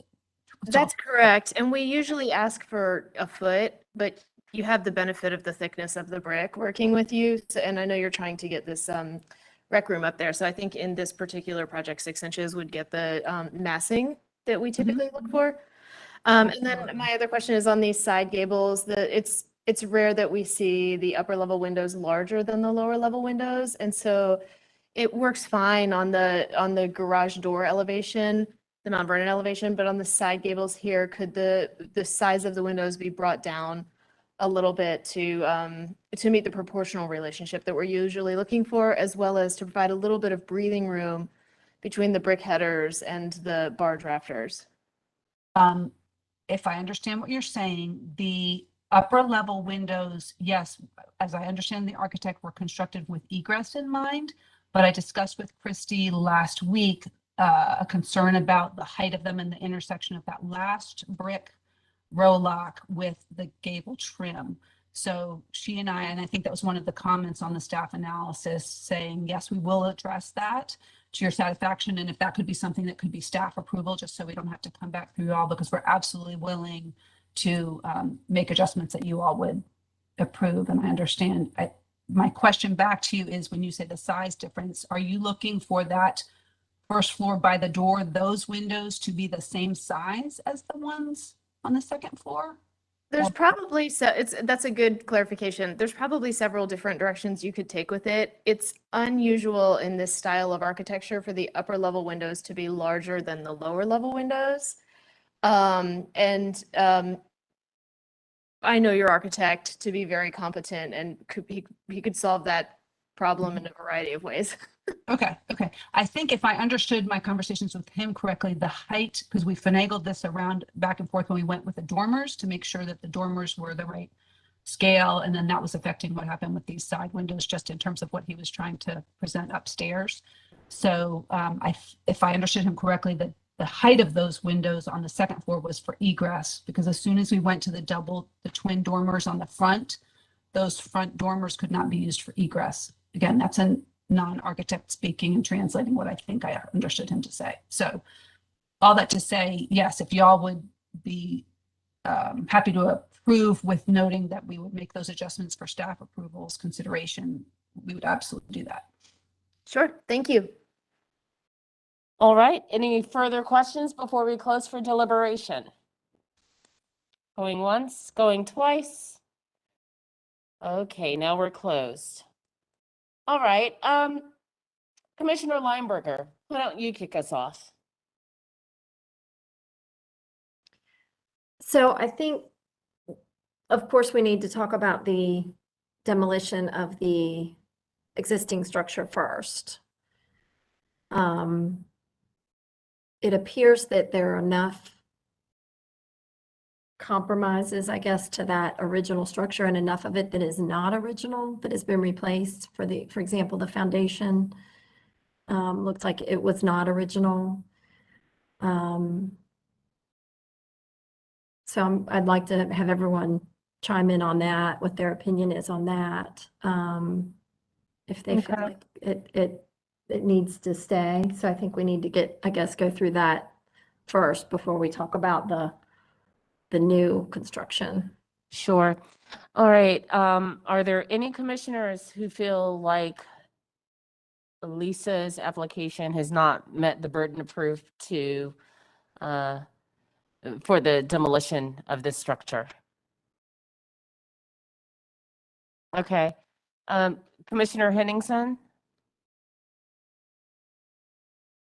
Yeah, I mean, I just wanted to comment about height, not demolition.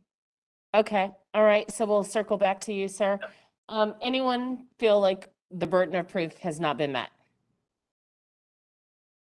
Okay. So it sounds like Commissioner Lineberger, we agree that the burden of proof has been met. I'm going to kick it over to Commissioner Henningsen and then back to you, Commissioner Lineberger. Okay? Okay. Great, thanks. I may have missed it.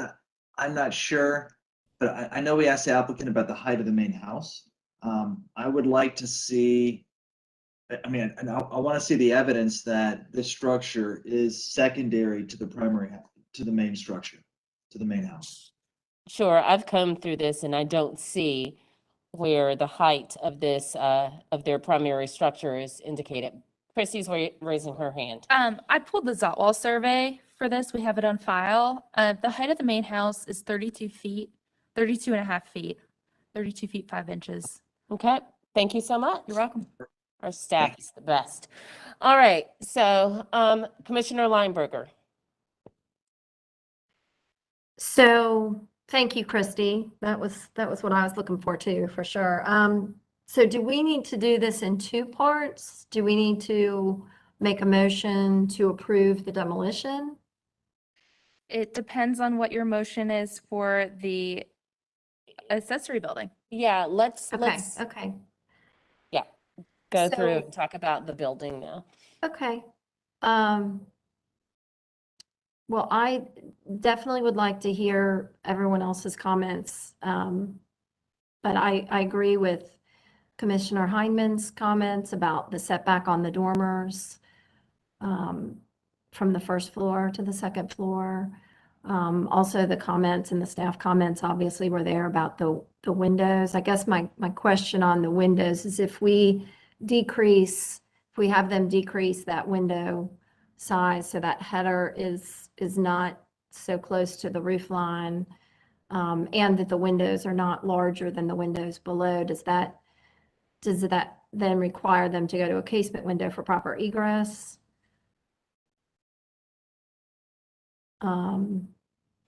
Just how we word that. Chrissy's coming through notes right now, so. It's up to y'all, really. We frequently do casements that match with the larger sash bar. Mhm. And I'm perfectly comfortable approving, minor tweaks to those windows on the gable ends at the staff level. Okay. Okay. Did you hear that, No. Commissioner? So Christy has said that she's completely comfortable making minor adjustments on the windows and the gable ends. Okay. So we need to be pretty clear about what we're looking for. Okay? Excellent. I'm gonna give you a moment, Commissioner Lineberger, and kick it over to Commissioner Walker. Lisa, hi. Can you tell me, do you have any idea what the height of your Oh, neighbors? we're closed. Oh, I'm sorry. Do we need to reopen? Yeah. Okay, so let's reopen for Commissioner Walker to ask Lisa a question. Yeah, thank you. Yeah, given the height of the garage is 24 feet, I'm looking at the house of your neighbors and wondering if any of us could tell the height of that structure, just in terms of the concern for the height's impact on your neighbor's house. Will you ask that question again? I'm sorry, very confusing. So it would be helpful to know the height of the neighboring house. It would be helpful to know the height of the neighboring house on either side? Or in the back, or where? The house that's to the right appears to me to be in the area of 20 to 24 feet high, and I would just be concerned that the garage is going to dominate that house. Okay, 1 second, I can provide that. Chrissy to the rescue. Thank All you. right. And, According to the Zotwall survey on file, oops, it's loading, it's big. The height to the house, which would be 708 Mount Vernon, is 24 feet 1 inch. okay. Do you have further questions for Lisa? No, no further questions. Okay. Thank you. All right, we will reclose. All right, Commissioner Lineberger, you are going down your list, ma'am. I'm kicking it back to you. Okay, I think the one other thing that we have not brought up or discussed yet is in the staff comments, there was a note about the column, just the lack of a specific column detail. I only had that noted as something we could request staff approval for. I think, hey, Krista, I think that was last round. The applicant has clarified that the column size and material. It's wood and Oh, they answered that in their 10 inch. response. Yep, 10 Okay. inch wood columns. Okay, so we're good on that. Does anyone else have anything other than anything else that we haven't discussed or any comments really? It sounds like you might be in the midst of making a motion, Commissioner Lineberger. I was. But I don't think that we have anything to add to your list, the list you already have. Okay, well, here's what I have so far. So if we, again, I'll ask that question about, do I put this in two separate motions or do I just make a motion to, like, It make a sounds motion? like, sorry, Commissioner Lineberger. Christy, should we do this in two parts? Because it sounds like. Sure. Okay. Sure. Just to be clear.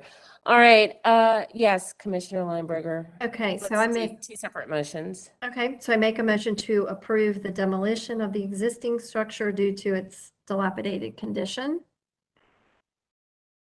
I need anything more than that? I'm gonna see if there's a guideline to just help solidify that, but you can move, oh, well, I guess we need to do that now. I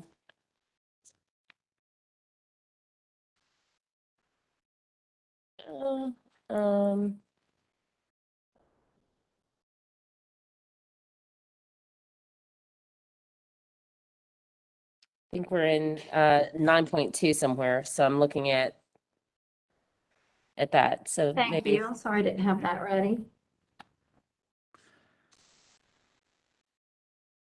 Second, Oh, my goodness. It looks like number 6 is, well, definitely 1. That looks like it would suffice. 9.2, number Number 6. 6. If the building cannot be retained, then it should be documented thoroughly with photographs of all sides of the building, sketch plans, notations of height, width, and setback measure drawings. Okay, we've got that. Wait, we have the pictures, but do we have the other? It's also 8.9 number 1. Okay, 8.9 number 1 might be the one that we want to do because we have pictures, but we don't have those other items. And I think that really pertains primarily to the primary structure. Yeah. Okay. So you want me to repeat that, Candy? Yes, please. Okay, I make a motion to approve the demolition of the existing structure due to its dilapidated condition per standard 8.9, number 1. Mm-hmm. And Second. seconded by Commissioner Hayden. Any discussion of the motion? All right, let's vote. Commissioner Walker. Commissioner Hayden. Yes. Commissioner Lineberger. Yes. Sorry, I meant Commissioner Heineman. but Yes. Commissioner Barth. Yeah. Commissioner Bonaparte. Yes. Commissioner Henningsen.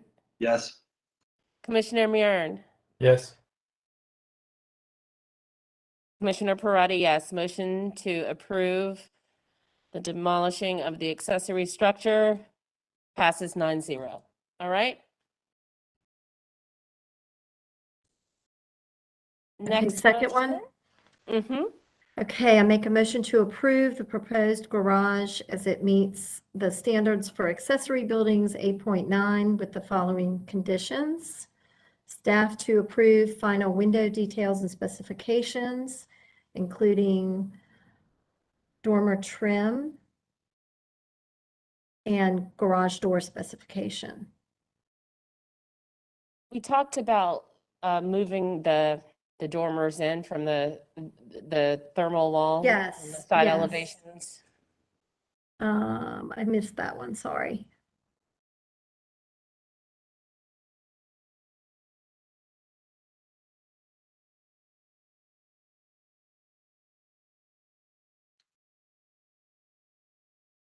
So including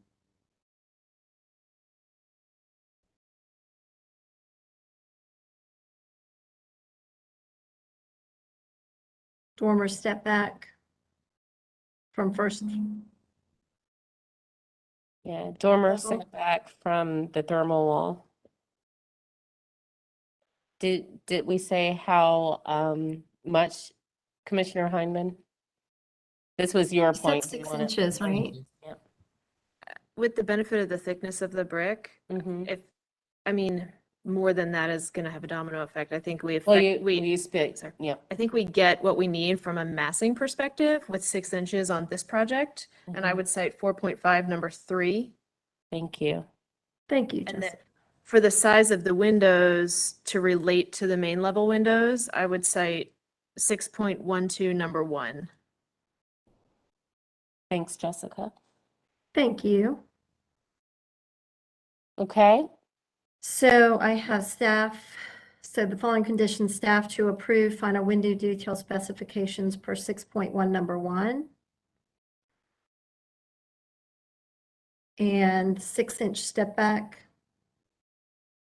on the dormer from the thermal wall per 4.5, number 3.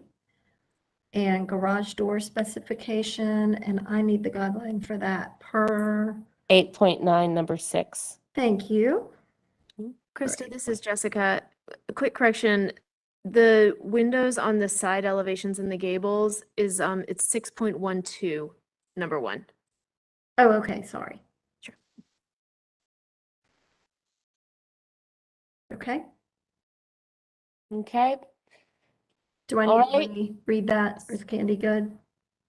Candy's great. Okay. So we have a motion made by, wait, we have a comment from Commissioner Henningsen. Yeah, PJ? just a comment. Knowing that we have a Zetwell survey that shows the height of the main house and it's not included in the packet, can we include some type of verbiage that says, based on a Zetwell survey, not included. Hey, PJ, you're cutting in and out. You sound like a remix of yourself. I think he's lost his connection. Our IT guy has lost his connection. We will wait for him to, well, I will pick up what from where PJ left off.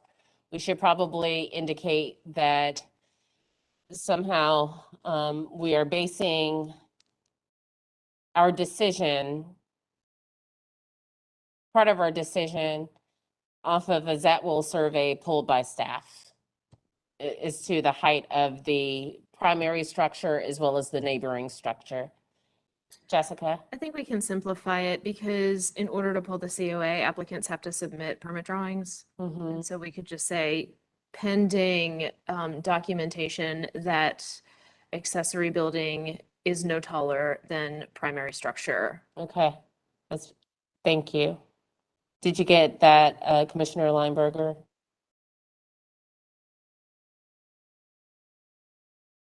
Would that be like saying pending permit ready drawings? No.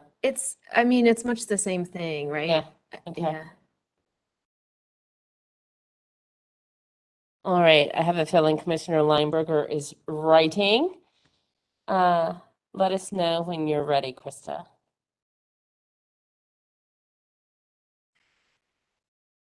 I make a motion to approve proposed garage as it meets the standards for accessory buildings, 8.9, with the following conditions. Staff to approve final window details specifications per 6.12 number 1.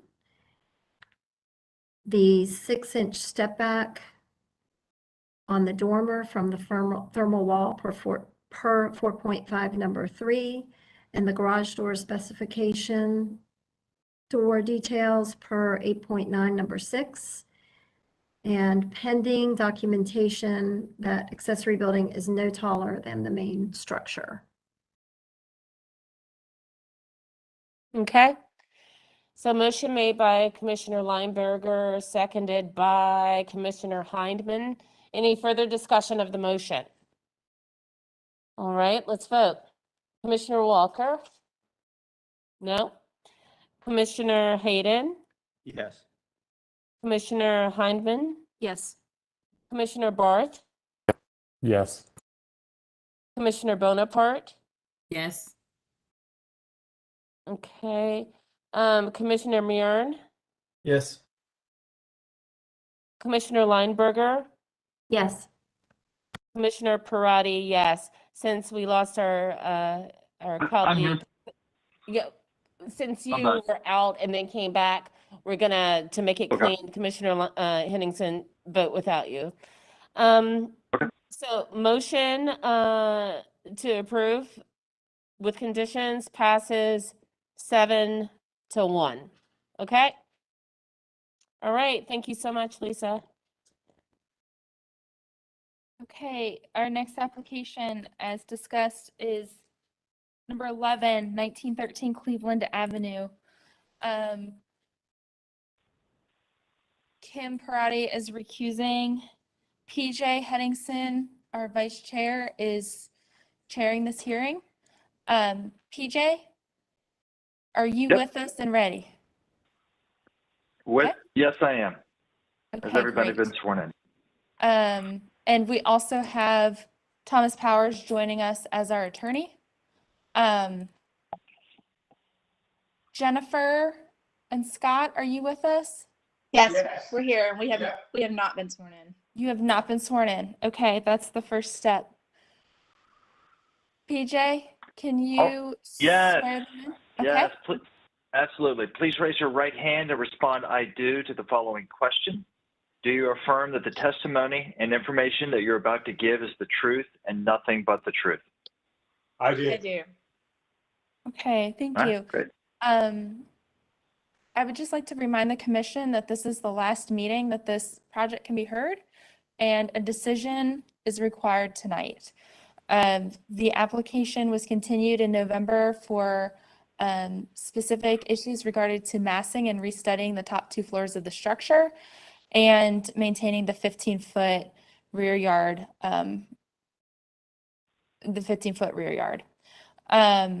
as well as a landscape plan. And the applicants have provided that information on slides 4 through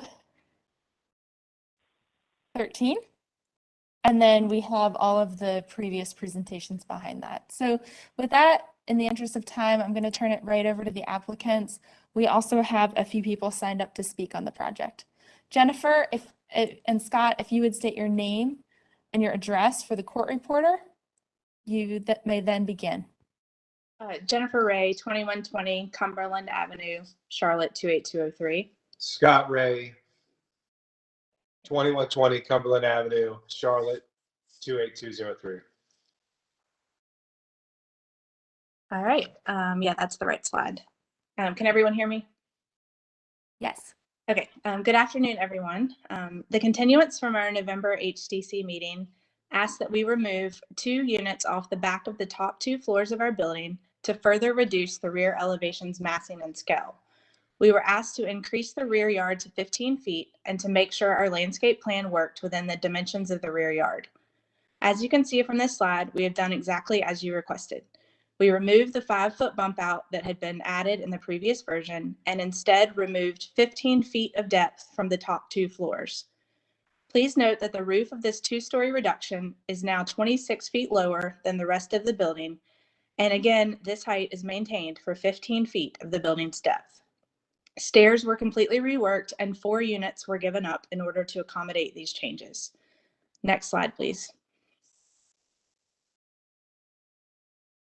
This slide shows the revised view from the left side elevation. As you can see, the rear step down has created a considerable change in overall massing of this elevation. I also want to remind everyone when you are looking at this elevation that we have been very careful to break down this side of the building since it is visible from the street and alleyway. This elevation is essentially now 7 distinct sections. The first section at the entrance to the garage is the narrowest part of the building. The building then jogs for 2 additional sections of windows, jogs again for a section of balconies with column bump outs, jogs back in for 2 additional sections of windows, jogs again for a second section of balconies with column bump outs, jogs back in for one final full height section, and then drops down for the 2-story section. The roof jogs along with all of these changes, and multiple materials, brick, cast stone, and wood, provide extensive detail and character. Next slide, please. This slide shows the revised right side elevation, most of which will not be visible due to its relationship with the Tremont. As you can see, the 2-story step down also created a significant change in massing and scale on this elevation. Next slide, please. We have included a revised landscape plan that coordinates with our revised rear elevation. The plan has been adjusted to a layered approach with a blend of evergreen trees and accent shrubs. 2 Nellie Stevens will flank each of the rear yard corners. In between will be a row of emerald green arborvitaes accented with a row of crimson fire shrubbery plantings. Next slide, please. This slide shows the full updated landscape plan. As you can see, there's ample space in the rear yard to accommodate these plantings. We feel strongly that these plantings will provide a very respectful evergreen buffer for our rear neighbors. Next slide, please. This slide shows our revised site plan incorporating the rear revisions. Next slide. This slide shows our revised garage level plan.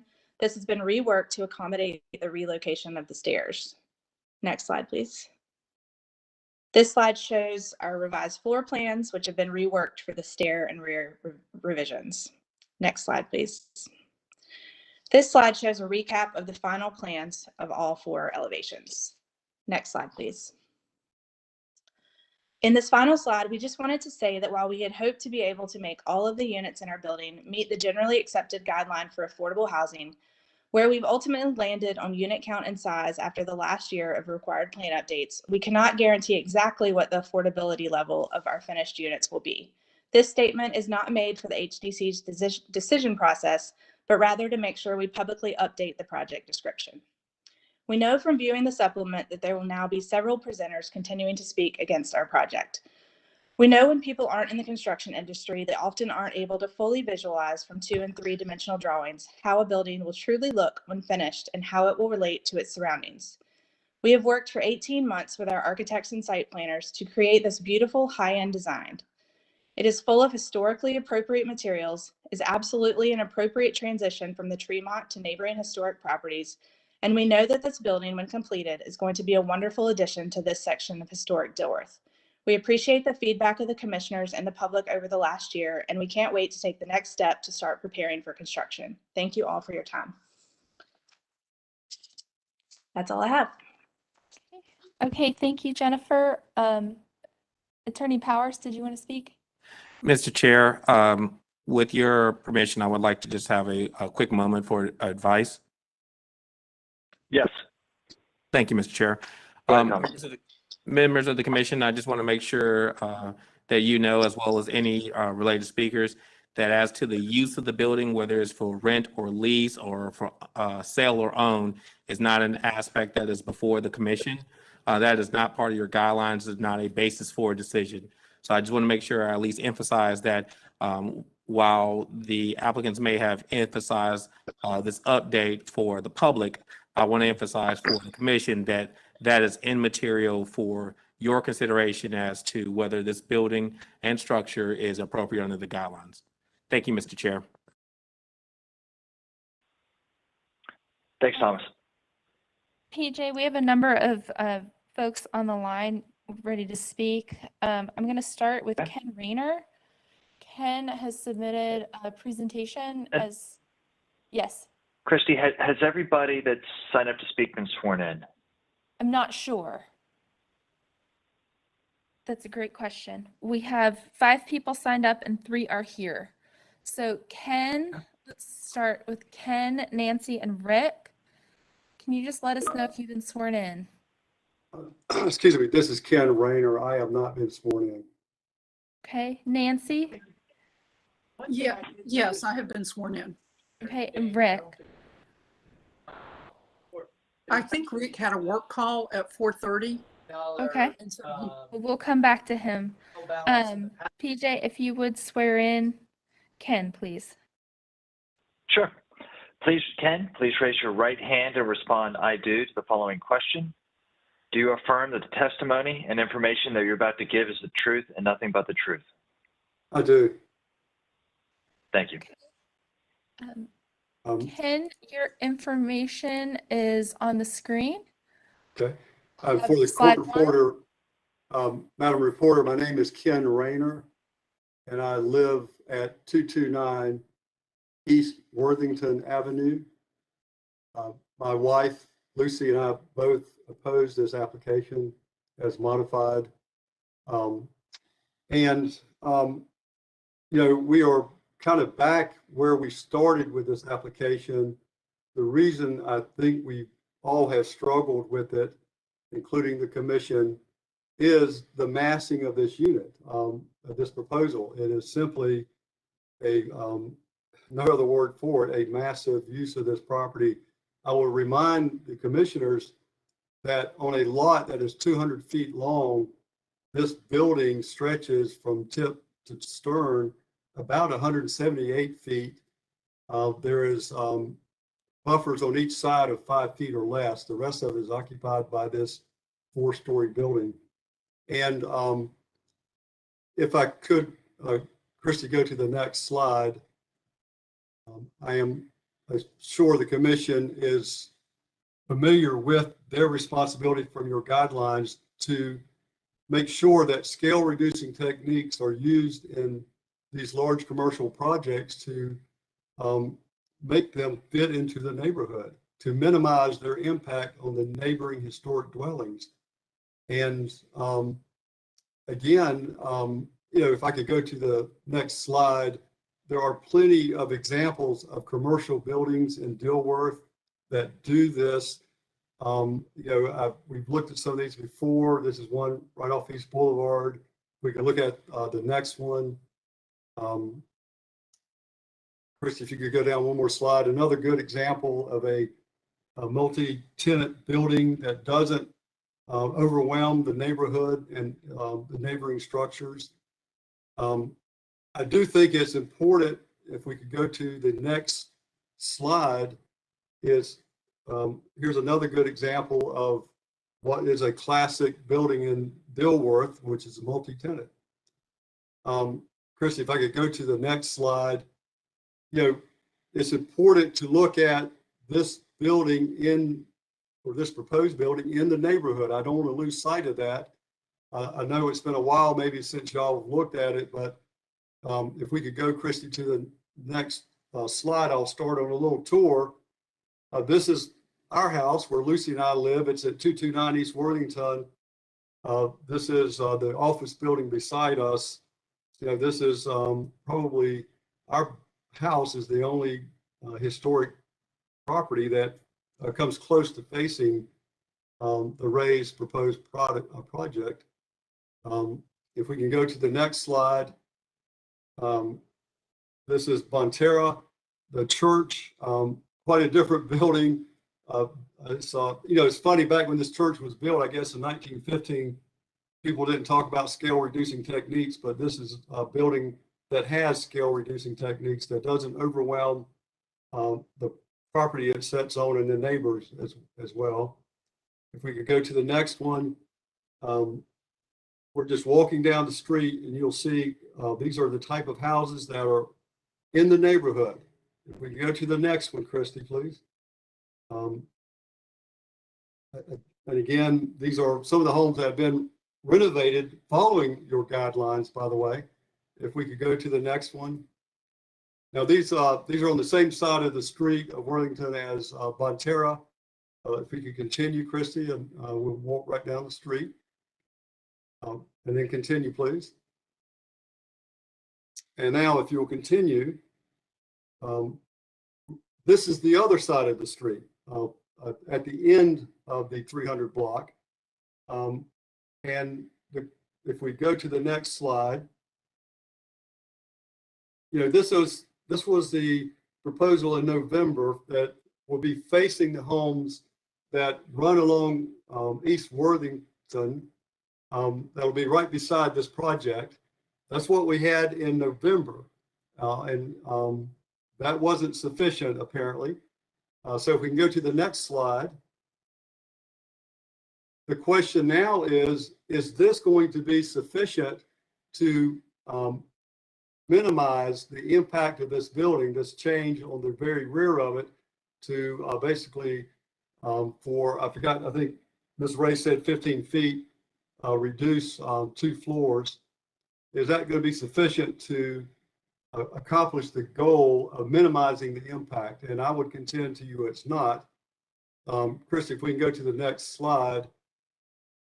I do want the commissioners to understand, in case it's not, the point has not been made, this proposed building is going to set, as far as I can understand from reading the measurements, less than 5 feet from our rear property lines. That alleyway that you see, the margin that's closest to the proposed structure is the rear property line of these properties that run along East Worthington that will abut the Ray's project.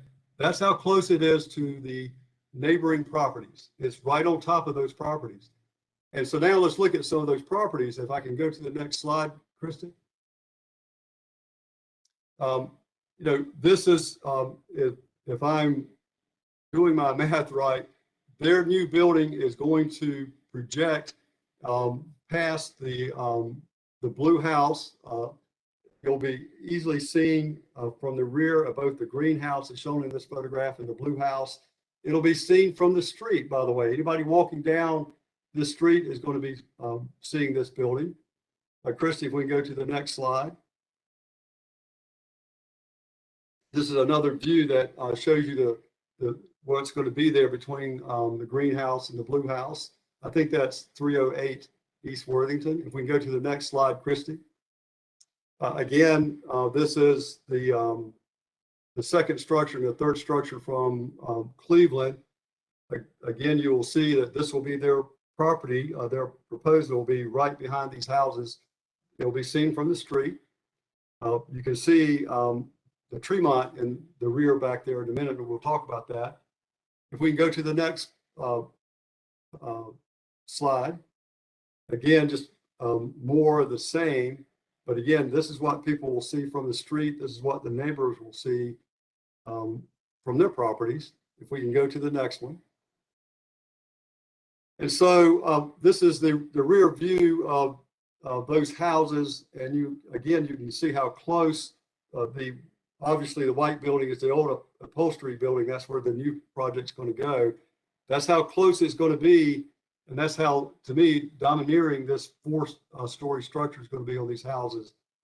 And if we go one more, Christy, it's not just the properties right behind it. This is a view from a house like that's not going to be right behind the structure that's going to be built, but it's going to be having a good view of it. And so again, my point is I do not believe just taking off 2 stories for the last rear 15 feet is going to be sufficient to minimize the negative impact that this building is going to have on the neighboring structures. There's maybe some places that this building could be built and not have that impact, but it's definitely going to have a negative impact due to its massive size here. And one thing we talked about at some earlier meetings was the domino effect. And I know some people were saying, well, we don't have to worry about the domino effect, but we do. And this project is a good example, and the application of this project is a good example of what I call the domino effect. That is, be careful what you approve here, because it'll be used to justify applications in the future. If we can go to the next slide. I think this is part of their application, and they talk about the Tremont. The Tremont's massive presence on our block cannot be ignored. That's their language. And I know a lot of people have talked about the Tremont, and almost like the Tremont is an excuse to approve this project. We've got one large, massive structure on the one corner. What's the harm in having another one? Well, the harm is twofold. One, as I've said, if people are using the Tremont to justify this massive structure will be used to justify other structures in the future. For example, if somebody wanted to assemble 3 or 4 lots on Worthington and say, let me build another unit like the Scott's property. And then the last thing, if we go to the last slide,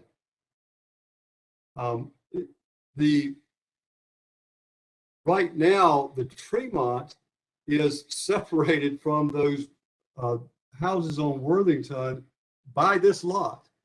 If you allow this structure to be built as proposed, what you will end up doing is taking another structure that's as massive relative to this lot as the Tremont is to its lot, and you will put it less than 5 feet from the rear property lines of these units, of these houses on Worthington.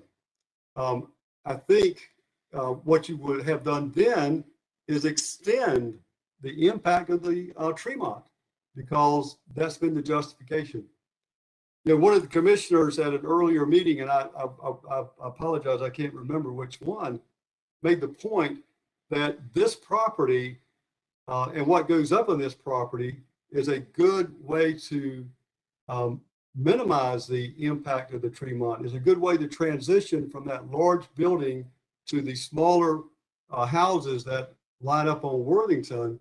Right now, the upholstery building does that.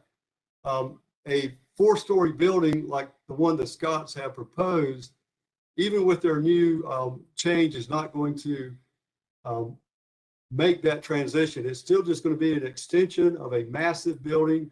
It's one massive building that much closer to the existing houses on Worthington. And I remember one of the commissioners talked about a good transition here, and I agree with him, would be to have a 3-story building, not a 4-story building, and that would be that would allow them to build a multi-tenant property. It would allow them to essentially build a building with just one less floor, but that would certainly be a better transition and a less of an impact on the neighboring homes. And if we were talking about a 3-story building, you wouldn't hear me complain about it, but with the massive structure that's there now, particularly with the fact that it's so out of character with all of the other properties in the neighborhood, leads me to request that y'all deny this application, because it's simply still too massive a structure. It has too much of a negative impact on the neighborhood. And I thank you for your time and service. Thank you. Thank you. Thank you, Ken. Nancy, you're up next. Yes, thank you. You're welcome. My If you would my name just, is Nancy Northcott. That's north like the direction, then C-O-T-T. My husband, Mark West, and I own and live in the house at 1915 Euclid Avenue. And I'm speaking for us both in asking you to reject this application for several reasons. First, it exacerbates the obliteration of the block's historic character, as demonstrated by the photos in my PDF. Second, it aggravates an already terrible permeability and runoff situation created by these huge buildings. And third, the project relies on land that isn't part of the project tract. And before I go into the PDF, I would like to apologize for the zillion and 10 typos in it, because I got the idea of doing this yesterday morning and I had to get it done and get it in by noon. And so I would just ask you to cut me some slack on that and just look at the pictures, because they're what really matters. So the first photograph I took from our backyard 25 years ago. And as you can see, there is nothing visible on the other side of Euclid at that point, because the other side of Euclid didn't look like it looks now. And if I could have the next photo, please. Thank you. When I stood on my porch back then and looked to the left, I saw this building, which I believe was built in 1906 and was a contributing structure, but unfortunately had to be demolished because of black mold issues, as I understand it. So that's what I saw when I looked to the left. And please note all the space behind it, the green space, and the distant house behind it. And if I could have the next picture, please. Thank you. This is the Cohen's house at about that time. And as you can see, there are no roof lines visible above that house. And by the way, I could not repeat the backyard shot because 1917 Euclid now has a second-story bump up and all the trees have leaves on them. So I couldn't see the sky. So that's why this. If I could have the next picture, please. Thank you. This is the Cohen's house today. And if you'll note, that's the Tremont up in the left side above their house. Now, that's visible to me when I stand out on my front porch, and it didn't used to be, and it's a lot taller than the house. And if I could have the last picture, please. And this is the angle that I see when I look to the left on my porch. I see not a two-story apartment building, which had 12 units in it, but a three-story building backed by a paved parking lot, backed by another three-story building that's where green space used to sit. And if you'll see, I angled it to give you some impression of how the Tremont looks looming above the Cohen's house. Now, I'm not in the construction industry and I've never been in the construction industry, but I can see when one building looms up above another. And that's what's going to happen with this house. This is the part of, with this proposed building. This is the part of the Tremont that runs parallel to Cleveland. It's not the part that's actually on Cleveland. But the proposed project will be directly behind the Cohen's house, and it will be almost as tall as this, but it will be, I think, slightly closer, as best I could figure. Because if you look at an overhead view of that block, the midpoint in the block is some distance toward me from the Tremont, but I don't know how to measure things like that, and I'm not going to try. As far as massing goes, I think Ken addressed that really well, and I would like to echo what he says. I actually like the architectural styling on the, as you face the building, the left side, the side that would be toward Worthington. But I share his concerns about its massiveness, because as you walk along, if you look between the houses, it's going to be, this building just goes on and on and on and on. And it's so tall. As he said, I would be not upset about a three-story building, but I just don't see how you can say that approving these gargantuan structures in any way maintains the historic character of the neighborhood. So, people bought homes in this neighborhood expecting its character to be unchanged, and the past decisions HDC has made have changed it radically. So I think I've said everything I need to say on that. And my second point is permeability. The application materials say 70% of the lot in the original proposal would be non-permeable. Since they've increased their setback at the rear, it's probably a little less than that. But if you look at an overhead view of the block, the Tremont occupies probably 2 lots on Worthington. I mean, the Tremont occupies lots on Tremont, excuse me, and it wraps onto Cleveland. The condos on the corner of Tremont and Euclid wrap Euclid and extend the rest of the way across the block. So what you've got right now is approximately half the block that's mostly of limited permeability.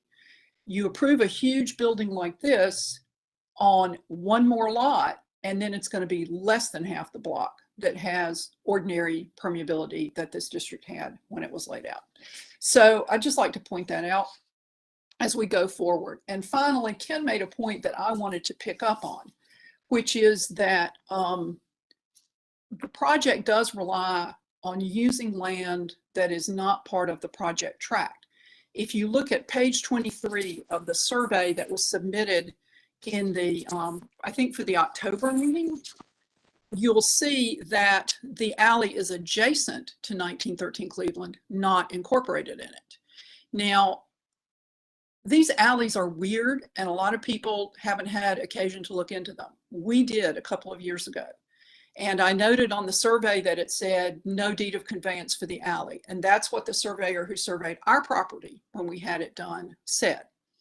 So our attorney said, well, it's a tract of land in a city, in a developed area. Somebody owns it, somebody has rights to it. So they hired a researcher to do a title search. And she had to go back roughly 100 years to find the documents that set out the conditions for the use of these alleys.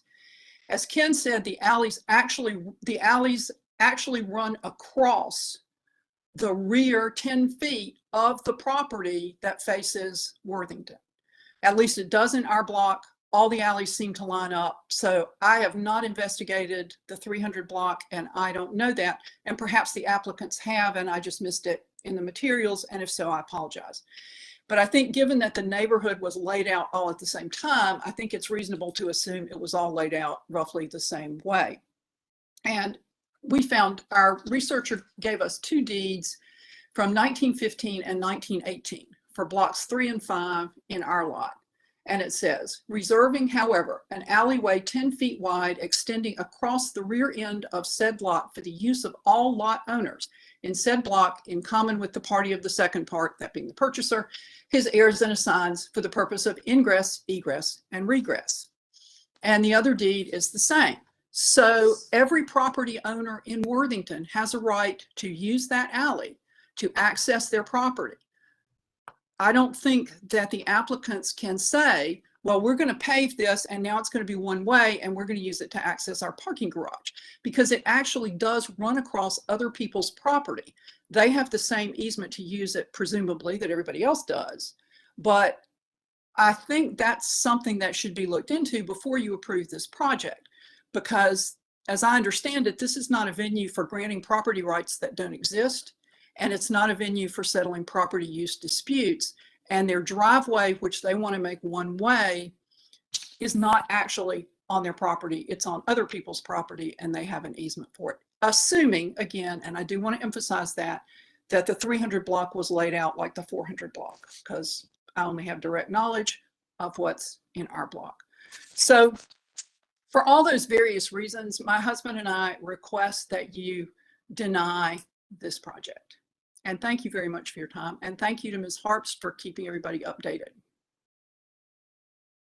Thank you, Nancy. Thank you. Rick, are you with us? Oh, I'm sorry. Thomas Powers wants to say something. Mr. Chair, permission to advise the commission on a matter? Yes, thank you. Members of the commission, I just want to quickly address the matter of the actual easement access in regards to the recent presentation by Northcott. I want to make sure that the commission understands that That cannot be a basis for an approval or denial. In this instance, the information that she has provided to the commission is a civil matter that will need to be litigated in regards to the property rights in that regard. I'm not indicating and expressing that it is a valid claim in that regard, but to the extent that that is an issue of concern, that would have to be litigated before the courts of North Carolina or in federal court, depending on how that wishes to be proceeding. But that is not a matter that could be a basis for question or concern or lead to a approval or denial of this project. So I do want to make sure I just make you aware of that, simply because, again, based on the information, that is more of a private matter between the respective property owners, if there is one. Thank you, Thomas. Thanks. We have 3 more people listed. I'm not sure if they're with us or not. Rick Cohen. Rick, are you with us? Okay. Lou, are you with us? Scott, are you with us?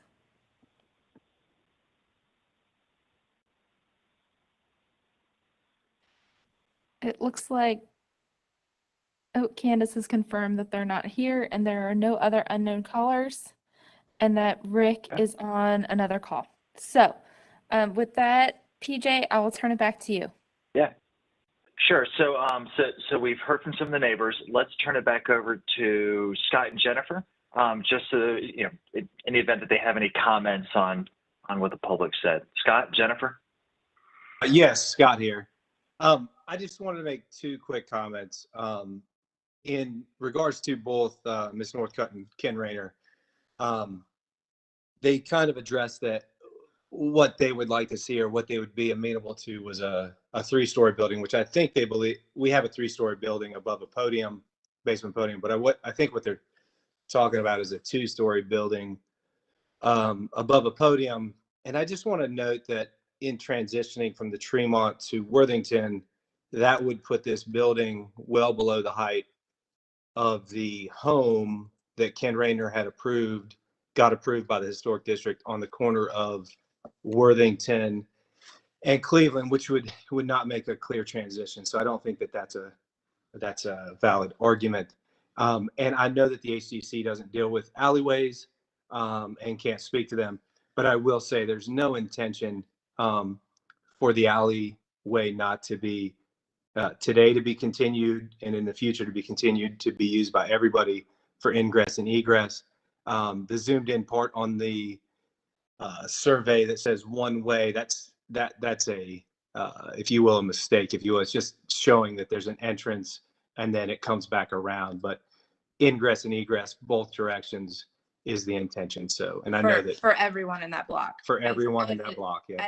As it is now, that access is allowed now if people want to use it. It always has been and Will be in the future. always will be. And obviously we'll have to work through with the neighbors paving or anything like that. But certainly no intention to try to block anyone's access to the use of that alleyway. And I know that Ms. Northcutt brought a bunch of pictures showing what the neighborhood looked like 25 years ago. Just from a personal standpoint, all I can think about is what the neighborhood was 100 years ago or 75 years ago. And in that regard, I think that all of us could agree from 75 years till now, change is a very good thing. So I appreciate change. And thank you.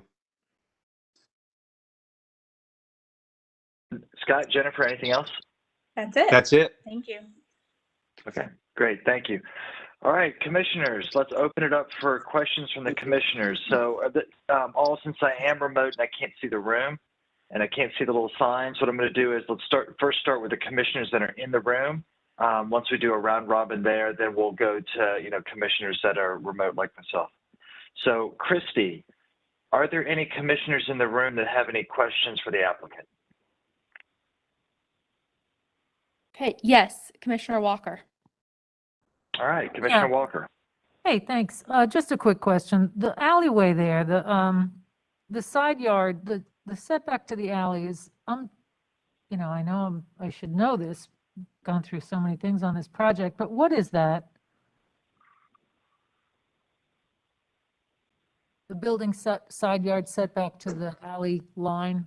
Sorry, we've been so focused on the rear. I haven't revisited those numbers in a while. Give me a second to pull that. It varies as obviously the building jogs many times, but let me look that up for you and get back to you in a minute. Okay, thank you. Commissioner Walker, any other questions? No, thank you. Oh, yeah, All right, actually. Sure. Can I? Yeah, let's see. I see the landscape design plan you have for those 4 arborvitaes. Emerald green arborvitaes get to a maximum height of 10 to 15 feet, and I just wanted to make sure that everyone was aware of that. That plant material will only be that tall. 15 feet. 15 to 18 is what. 15 to 18. That's not what I read. 10 to 15 was what I read, but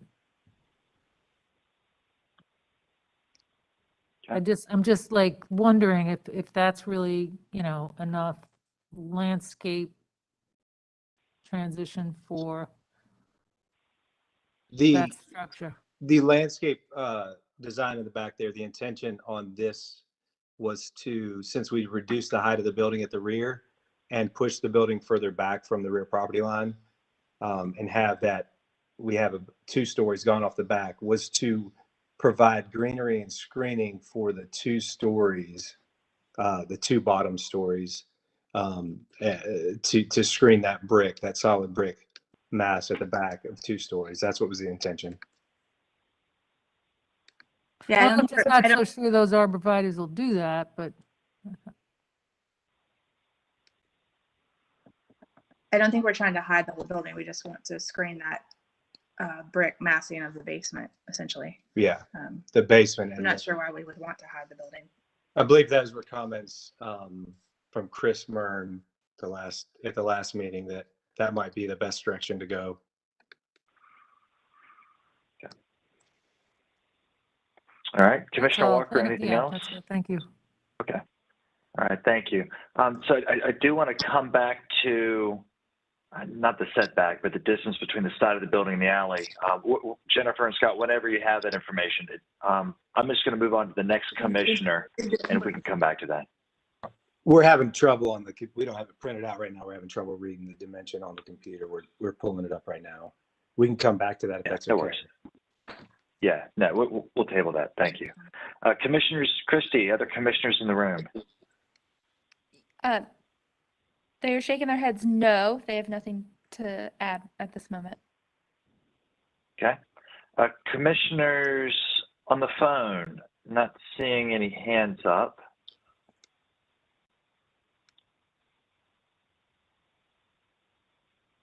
Okay. Okay. All right, no worries. So we'll come back to the distance between the side of the building, that left elevation, and the alley.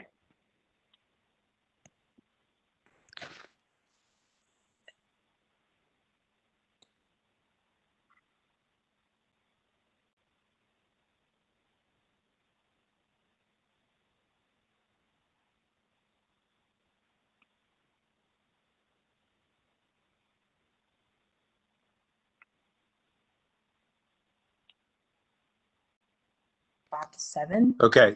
Oh, are you there? Yes. So the only part of the building that would be less than 5 feet away from the alley would be where those 4 little bump outs are for the columns. So it's going to get closer to 4 feet away from the alleyway, just for those little applied bump outs. But the rest of it, is between 5 and 6 feet away. And then the whole first, I can't remember the number there, but that whole first part before you get to the garage is more than is that. more like 7 to 8 feet, which is much more than what the building is now from the alleyway. So we were very careful to make that's actually the part that's completely behind that corner lot. So that behind that first lot, you got 7 to 8 feet away from the alley for that whole entire part. Yeah, we don't get anywhere closer than 4 feet, but that's just those tiny little column bump outs. All right. Commissioner Walker. Thank you. Any follow-up questions? Great. No, thank All you. right, before I close, one more ask. Commissioners in the room, Christy. Are there any questions for the applicants? No questions. Okay, commissioners on the phone? All right. All right, everybody, we are closed for deliberation. All right, commissioners, the applicants, they've done what we've asked.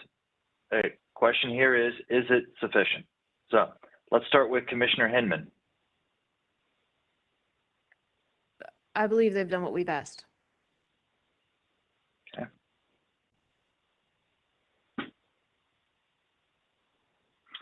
Christy, are there other commissioners in the room that have any discussion points? Jim? Jim does not. Jessica? Nothing further? Jill? Nothing further. Okay. Back Okay, to you. nobody in the PJ. room. Commissioners on the phone? I don't see any hands up. Click the participants button in your lower right. You see the little hand? Hit it. I see Nichelle chuckling. Hi, Nichelle. Okay, all right. So, commissioners, we need a motion. We've run out of time. The motion is not continue. The motion is approve or deny.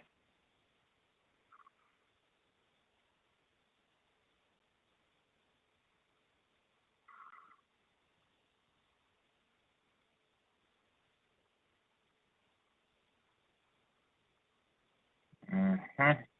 Commissioner Lindberger, I see you're reaching for a pen. Are you thinking about a motion, maybe? I was not writing a motion, but, All right. PJ, this is Christy. I just need to verify if Chris Mern is still with us.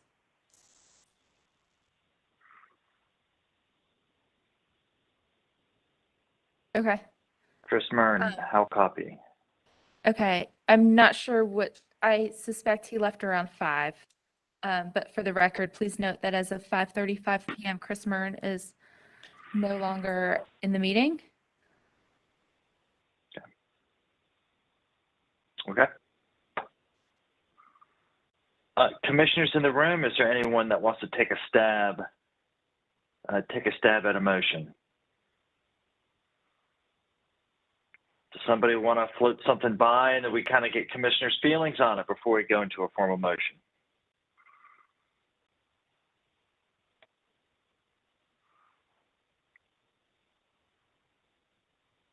Commissioner Hinman? PJ, this is Commissioner Heineman. I think where I'm landing on it is that for final approval, we do typically request like a great deal of detail on specifications for specific parts of the building. And I don't think that this applicant has been in a position to provide that until we gave them some feedback about whether they were going to be able to proceed with this project or not. So I'm comfortable floating a motion with full permit drawings to be submitted to staff. Does that sound appropriate from the city attorney and staff's perspective is my question. I think you need to further define that as part of that, we're looking for final window specifications, door specifications, material samples, and drawings that are very specific with their dimensions, details, and materials all called out. But that's normally what we ask for when we're expecting permit drawings. I'm going to need help crafting. Commissioner. Yeah, please. Commissioner Hyman, let me just clarify what your administrator has indicated is generally par for the course. Are you seeking more than that, or do you believe that is within the line of what you're thinking for a motion?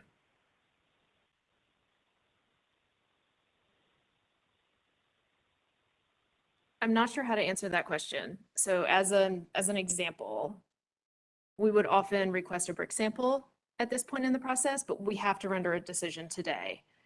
And so I think my suggestion is that I can float a motion pending that brick sample goes to staff and is approvable by staff. Do you see what I'm saying? So That's as an example. So you would say it traditional colored brick that has been approved, similar to what's consistent with what the commission has approved in the past for staff review. So If it does not meet what is consistent with what we would expect to see, then that one element could be brought back to the commission for their consideration.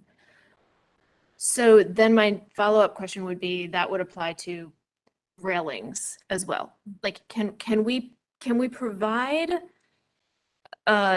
including but not limited to list of the standard expectations of a full permit set, pending everything is consistent with staff approvability, and release this, because we can't hold it up. Yeah, and this is the same as what you do.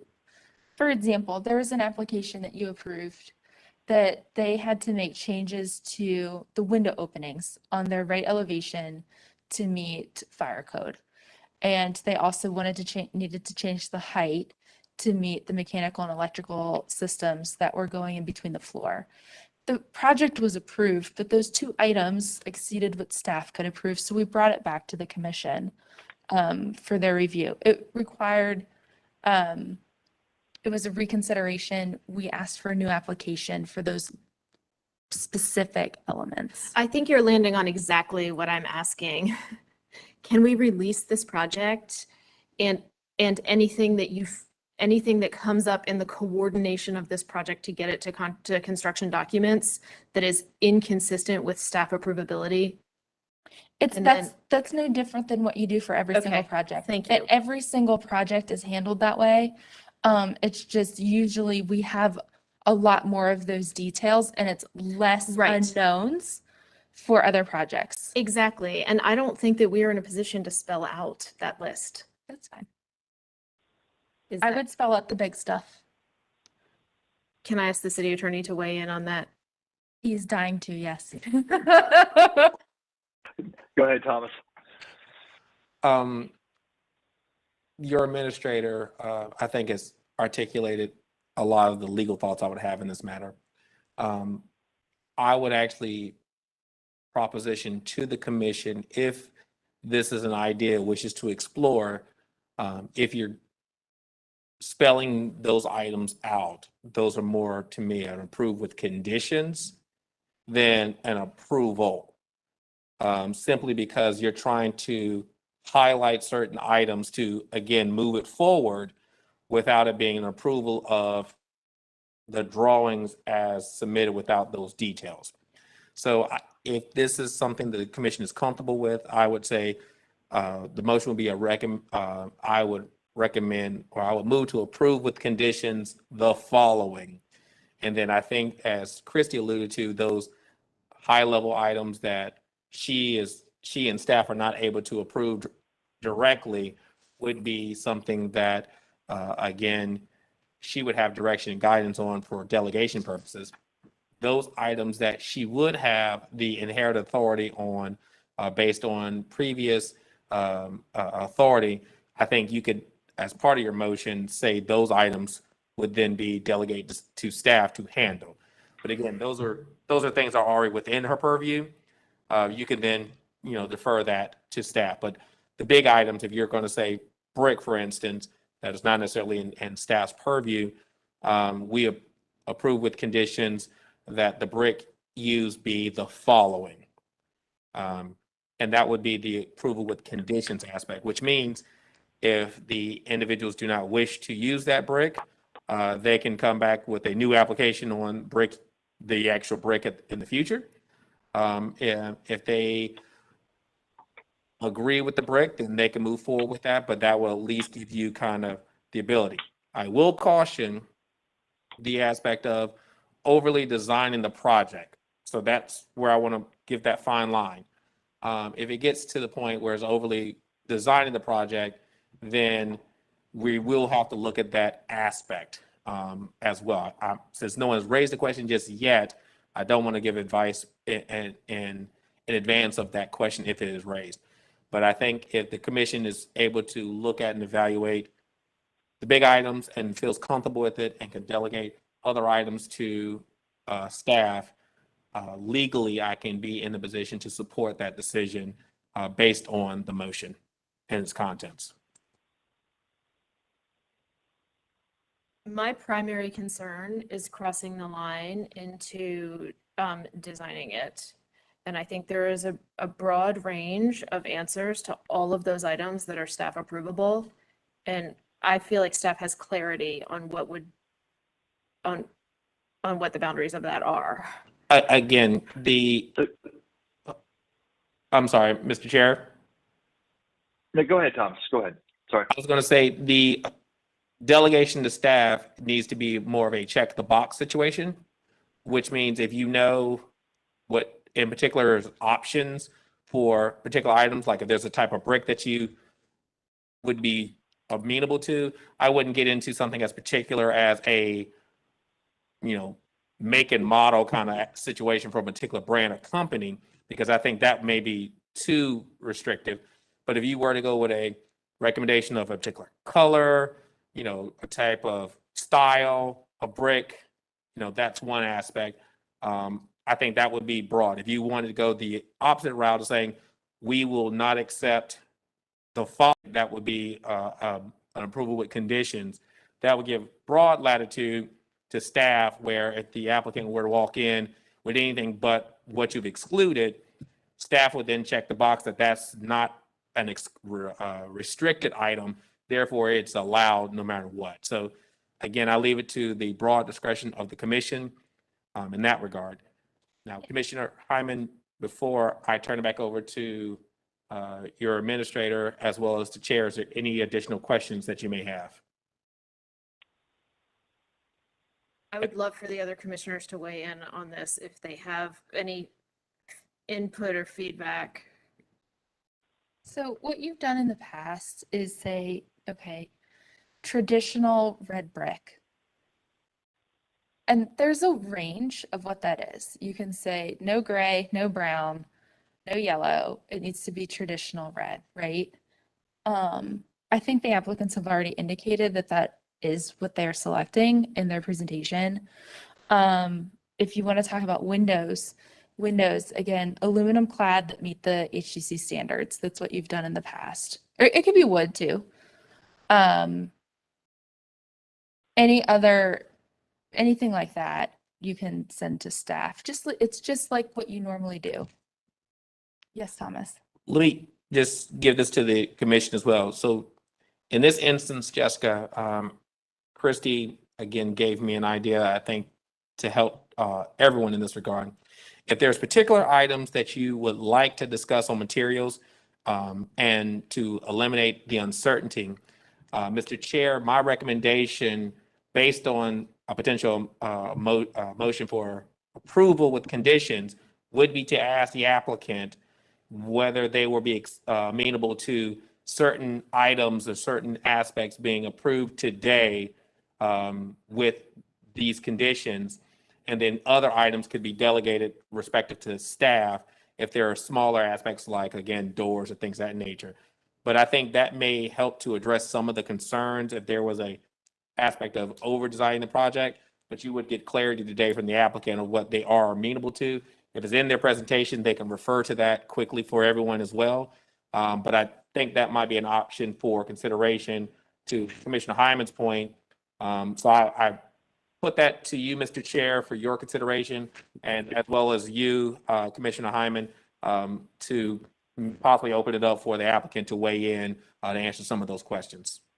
I will leave Yeah, it that's to reasonable. Commissioner Henningsen, Vice Chair Henningsen to determine about reopening, but I will preface this by saying before we talk to the applicant, if I am the one to float this motion, I'm not comfortable being prescriptive with the applicant because these projects are so complicated to coordinate and they just have so far to go with construction documents that I think that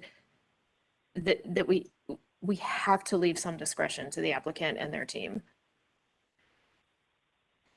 So Jess, let's do this. Let's start documenting what those lists of things are. I mean, brick sample was one, right? Let's just get the list out just so that we can get a better feel for, are these pretty simple or are they more complicated? That's all. Okay, Let's do so that. the ones that I have on the list currently, including but not limited to brick, cast stone, metal roof, railings, windows, doors, louvers, garage gates.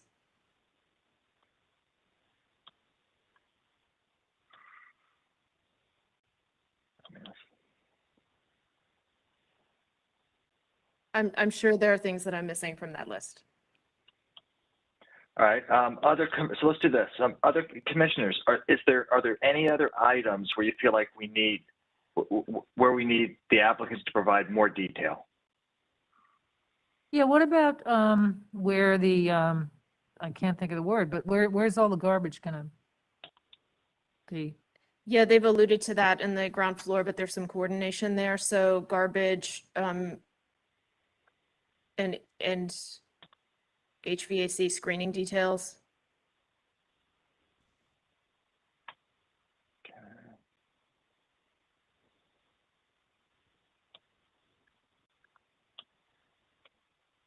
Thank you. Okay. Commissioners, anything else? Anything else to add to the list? Brick, cast stone, metal roof, railings, windows, doors, louvers, garage gates, garage and HVAC screening. Oh, we got hands up. I'm sorry. I forgot to look. Commissioner Barth. What about hardscape, like sidewalks, steps, retaining walls, stuff like that. Lighting? Lighting. Does lighting really get added to the list? We have always I requested. take that back. We have a exhibitions for section. this. Yeah. No. Yep.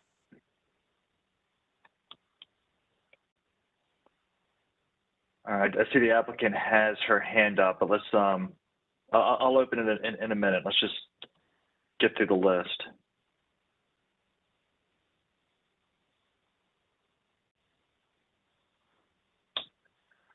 It's a big list, but it is attainable. Commissioners, anything else? I do want to open it up, back up to the applicant, Ms. Ray. Okay, let's open up the meeting back to the applicant. Jennifer? Yeah, I just Question, wanted to comment? say, yes, I just wanted to say that in the October meeting, we did provide some photos of the brick that we plan to use. I think it's page 58 in the presentation today.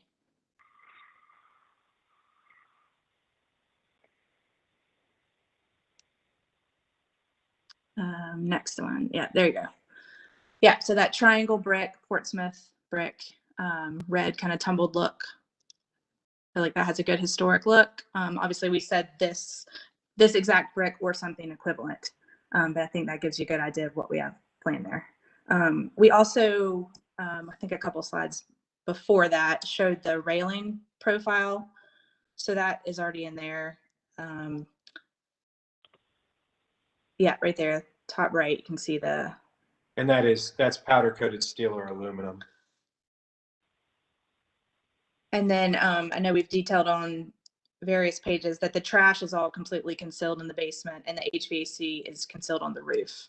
That parapet, all that will be up there on the roof. So it's just wanted to provide those comments. Shorten the list? No, thank you. Yes, shorten the list. Any other? Yeah. Any other comments before I close again? That's it. Thank you. Okay, great. Thank you. We're closed again. Jessica, are you comfortable with removing the brick sample, the garage screening, the HVAC screening, and the railings? And maybe remove is the wrong word. Maybe you have another category that says you approved the, brick railings, blah, blah, blah, that was included in a previous submission. And I would actually just leave it if I'm floating the motion, I'm going to leave it the way I originally said it, because I think that I think the applicant's application indicates an intent for it to be these traditional colors, materials, and sizes to meet the standards. But we've always, had a physical sample submitted, or I just think it's a matter of consistency, and I believe that the intent is there. I just think the same thing should be submitted to staff as are submitted for every project. Okay. I agree with consistency. Okay. So should I float this motion? So first off, are there any details that, cast stone, the metal roof, or, Christy, is there anything on that list that you're not comfortable approving at the staff level?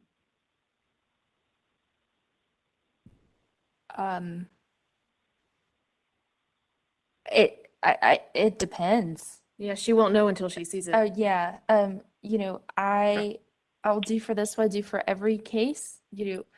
We do not step outside of the bounds or the power that the commission has given staff. So, if there is a question and we can't come to a resolution of what staff understands is the commission's level of acceptability, then it'll be brought back before the commission.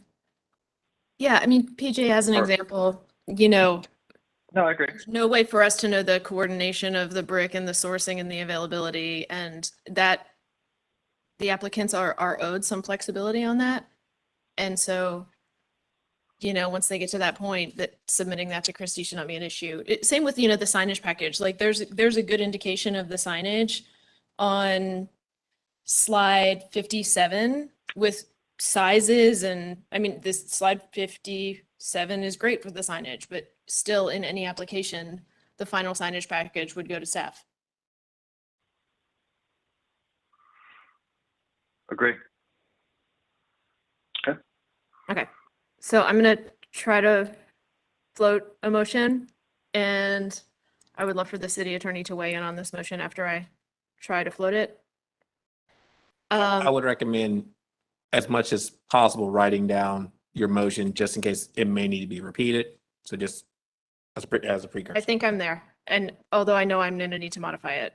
I move to approve the application for meeting Chapter 6 with permit-ready construction documents to be submitted to staff with further details and physical submissions for traditional color, material, and size to meet the HDC standards, including but not limited to the following list: brick, cast stone, metal roof and gutters, railings, windows, doors, louvers, garage gates, garbage, HVAC screening, hardscape, sidewalks, steps, and retaining walls, lighting, and final signage package.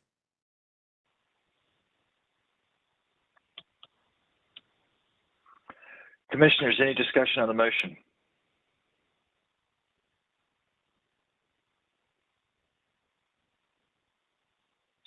Commissioners, do we have a second on the motion? Second. Okay, seconded by Commissioner Bonaparte.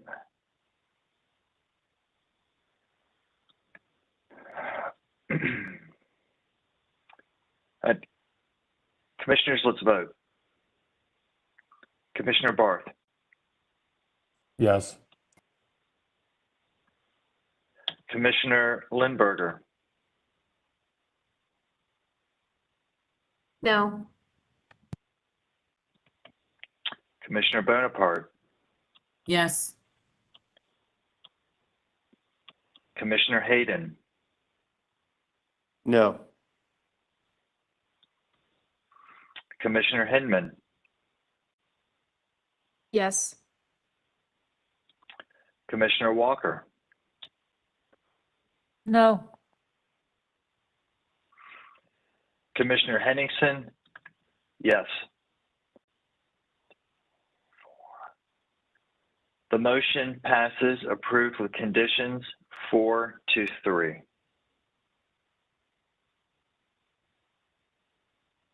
Okay, thank you very much. We are going to keep Great, thank moving. you.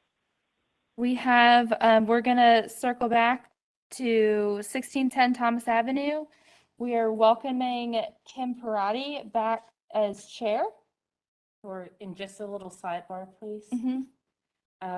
We have to do this one, and this one. I don't think we'll get to these. Okay. Repeating in case people didn't hear the chair. We are going to hear agenda item number 6, agenda item number 10, and agenda item number 12 tonight. Number 12 will be the last item we hear. New cases, agenda item number 13, 14, and 15 will not be heard today and will be heard at the beginning of the January 12th, 2022 meeting. With that, let's see here. We're going to pull up number 6. Erica and Christopher, are you with us? Hello. Hi, this is Chris Mann. My wife, Erica, she may be able to join us, but she's actually feeding our 2-year-old at the moment, so it might just be me. Understand family life. Yes. Okay. So, Chris, have you been sworn in? I have not. Okay. First step. All right, Chris. If you will, please raise your right hand and respond, I do, to the following question. Do you affirm the testimony and information you are about to give is the truth and nothing but the truth? I affirm. Thank you. Okay. This application is for a front porch addition. They have also submitted the staff analysis, notes the site plan exhibit does not indicate the dimensions of the setbacks to neighboring properties. That has been rectified by the applicant. We have in the agenda supplement, I would direct you to pages 3, which is the overview site plan. And then page 4 is a detailed view showing the requested setbacks to the porches and front thermal walls of the flanking houses. With that, I'm going to turn this application over to Chris. Chris, if you want to talk very briefly about the project, and then we will open it up to the commission to ask you any questions. Okay, thank you. Chris, I'm so sorry. If you would state your name and your address for the court reporter, please.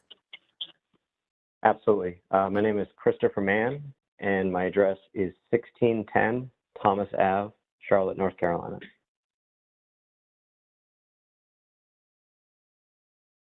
Okay, we are on page 6. Chris, I'm going to move down to the front elevations.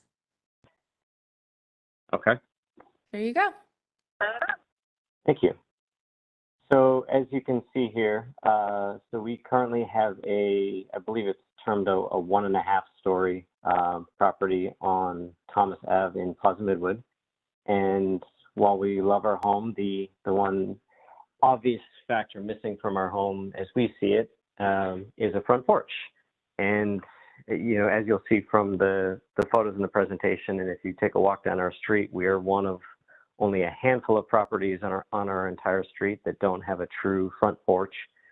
We do have, you know, a front stoop slab of concrete, if you call it that. But so our desire and our proposal here is to simply add a covered front porch to, you know, supplement the existing home, enhance the appeal as we see it, and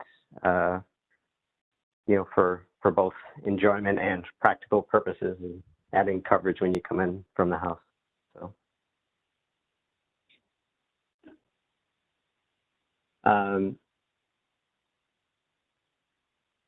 Thank you. And so if you look here from the side view, as you can see, so the the total depth of the front porch is 10 feet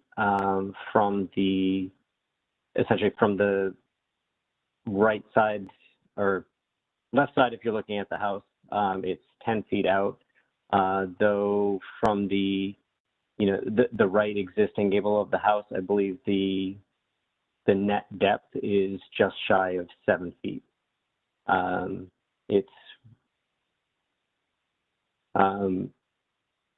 Can you go to the next slide? Sorry, next one. Okay, and so here you'll see the view from the right as well. All of the existing roof line is the same, and then there's an additional roof gable over the porch and the doorway. Can you go to the next slide? Okay, and so as I mentioned, the existing slab is, or porch, if you can call it that, is just a concrete slab with basic metal railings. So to be consistent with that, the existing concrete slab would remain, and we would essentially add to that. So the flooring of the porch would be concrete, and then we would add wood posts and railings with a brick staircase is the proposal, though we're open to that being concrete or brick or wood. Honestly, we don't really have a preference on that. And next slide, please. Okay, and so here, this shows you a better sky level view of both the porch, expanding the 6 feet roughly beyond the existing porch, new staircase, and then the changes to the roof line, which will really encase, if you will, the chimney. And next slide, please.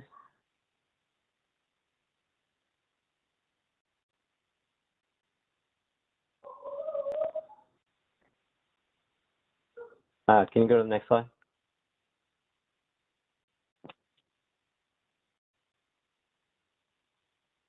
Oh, sorry. I meant slide 14, please.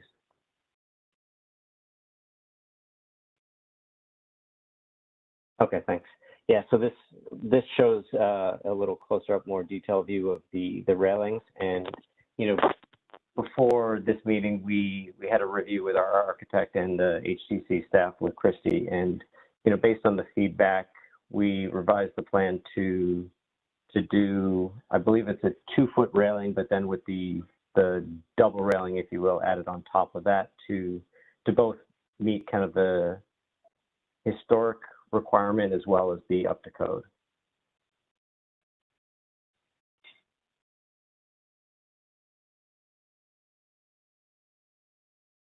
And then next slide, please.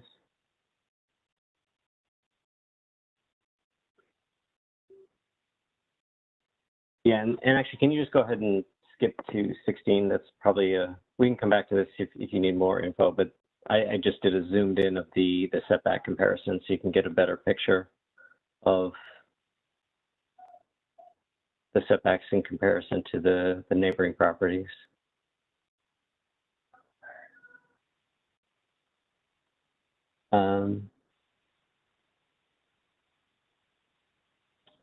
Oh. Chris, do you want to go to the supplement where you've added let's see if I can find it. Yeah, There you go. This is what I was looking for, sorry. The slight delay in the WebEx was confusing. Yeah, so as you can see here, so the overall depth of the porch, as mentioned, is 10 feet, and roughly just under 7 from the right existing gable of the house, within the 20-foot front setbacks, and obviously further out than 1606 Thomas to the right, but very close in line with our existing neighbor to the left of 1612. Based on the number, it looks like it's, and these are estimates, I think, but just over a foot further out than 1612, but visually it appears more or less just in line with that one.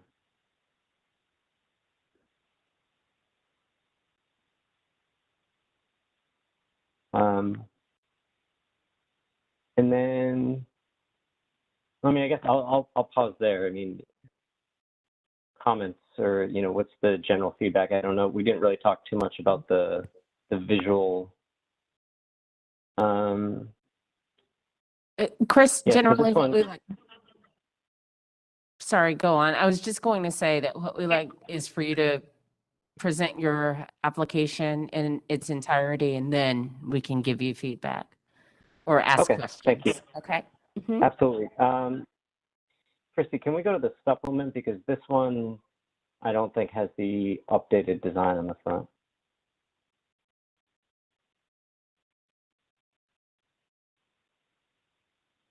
Chris, the supplement has the setbacks. And this was the updated design that was submitted with the porch and the railing on slide 16. Okay, do you have the presentation I uploaded, I believe it was yesterday or the day before? Yeah, so the deadline for a full presentation change was weeks ago. We can't accept a completely new presentation. That's why I tried to clarify that the change was just to the site plan, and I may have misunderstood. But Okay, that's fair yeah, enough. And I mean, I can actually, so I'll just speak to it just so that you can give me, everyone can give their feedback based on what you see here. And what the only change that we had actually made, and apologies, I didn't realize it was too late to add it, but if you can zoom in a bit, if that's possible, just on the visuals of the front elevation. One just visual element that we added that thought, one, it looks better, but two, is actually more in line from what I understand of, you know, kind of the Tudor cottage style, was we asked the architect to actually add a kind of a half moon curve to the bottom of the doorway gable, so that it's, as you see here, the front of it's completely closed off. And so what we were proposing was just opening that to have a curve, and in turn I guess the ceiling of the doorway gable would also be curved. So, I mean, obviously this is what we have here, so we can, you know, discuss that. But if the curved is more in line with Tudor, then, you know, we'd be all for that, obviously. thanks, Chris. And I'll echo that, you know, a lot of Tudor cottages do have that curved front door, front element.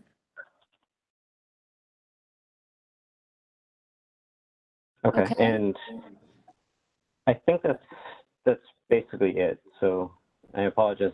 This is the first time I've had to share some, you know, an architectural project like this. So, you know, hammer away and let me know if there's questions or.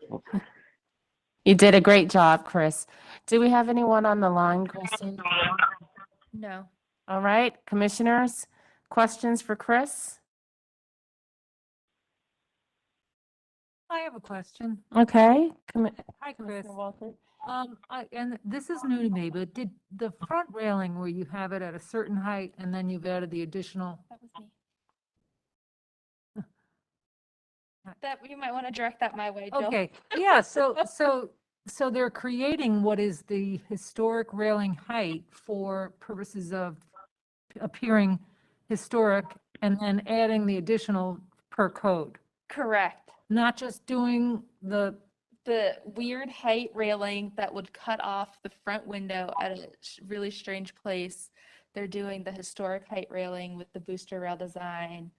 And I did ask them to do that. It is a recommendation I typically make for porches to be more consistent with other front porches on the street. So that was all me, and they've Okay. been lovely to work with. Okay, thank you. Okay, Commissioner Bonaparte. Yeah, hi, Chris. I was wondering if, and I saw it in the staff's notes, And it did kind of stand out to me too, the columns on the porch. If it is recommended, would you be amenable to them being a little more substantial? Being that they appear to be a bit small or undersized? Sure. I mean, can you clarify what would make them more substantial? Because I'm really not familiar with what a standard post may be. And I probably would toss that to Christy. Is there a general size that we look for on a home? Yeah, so in looking at this really closely yesterday, I think I discovered it might be a note error rather than a drawing error because these pickets are the standard 2x2 and the porch columns are noted as 4 inches, as 4x4. And if these columns are 2x2, these little columns, 2 of those is much less than the width of this column that's showing up. So I think as shown, the columns are fine, but as noted, the columns would be built undersized. So I think that's just a discrepancy that we need to clarify with the architect. And if the commission wants to give staff direction, I'm more than happy to work that out with the applicant and the architect. Okay. All right. Commissioner Barth? Oh, I had a question that I actually confirmed myself, but I think probably what the intent was for the columns is that they're 4x4 posts inside a clad built-up column. I'm betting we can Inside a clad what, Chris? Will you speak up just a little bit? built-up column. Mm-hmm. Okay. Commissioner Hindman? I'd love to throw this out there because we're so close to like the threshold on this code requirement for the railings that if we're less than 30 inches to grade at a 3-foot radius, you don't have to meet that rule and it can just be a historic height railing. And it's so close that simply digging the foundations for this porch are going to get us there. So I think the overwhelming likelihood is that this project isn't even going to need the jump rail, because I think at the end of the day, it will be less than 30 inches to grade. And I just want to throw that out there because it may simplify things for the applicant. My question for the applicant is the tread material on the stairs. Sorry, by tread, you mean the surface of the stairs? The horizontal surface that you're stepping on, because the hatching in the CAD there doesn't give us a good indication of what the surface material that you're stepping on is. Fair enough. Yeah, I mean, I don't know if there's any requirement on it. And I mean, honestly, we went back and forth because the flooring of the porch itself was going to be concrete. Honestly, my first instinct was just to continue that with the stairs and make them concrete as well. But then we thought about having brick stairs to complement the brick facing. So honestly, I mean, I think is there any guidance either way? Like, Yeah. should it be the same as the brick or? either of those, first of all, that can go to staff. Okay. Either of those are approvable. The thing that would not be approvable is if it was like a thin veneer brick that was applied to concrete. That would be something that would not be approvable, but staff can guide you in that decision. And that's not something we necessarily need to resolve today. Okay. Thank you. Can I go back to your previous question though on the railings just to make sure I understand? I mean, Yeah. from what I understand, what you said is you're saying we could essentially still meet code but avoid the second portion of the railing altogether? Yeah, so the way that this code is written is that it's like a fall protection guardrail of 36 inches if you are more than 30 inches or 4 stair risers to the natural grade. And judging from your drawings, it looks really close. And when you excavate for these foundations, that once you get the air into the dirt, it just all fluffs up. So I think you're gonna find that your finish floor of your porch is very close to 30 inches. So depending on how you do your finish grading on this project, you very well may not be required to have any handrail at all from a code perspective, in which case, from an HDC perspective, you could meet a historic height on the rail instead of the code compliant fall protection height. Does that make sense? I think so. So And Christy let me can just guide you on that. Okay. One last question, just to make sure I understand. So based on what you're saying, we could potentially skip the top, but just to make sure I understand, could we, if we wanted to, still include it? Yeah, I don't know that we'd yeah, I want think to, so. but I think staff is released to approve that either way. okay. Thank you. Okay. Thanks, Commissioner Heineman. Commissioner Henningsen.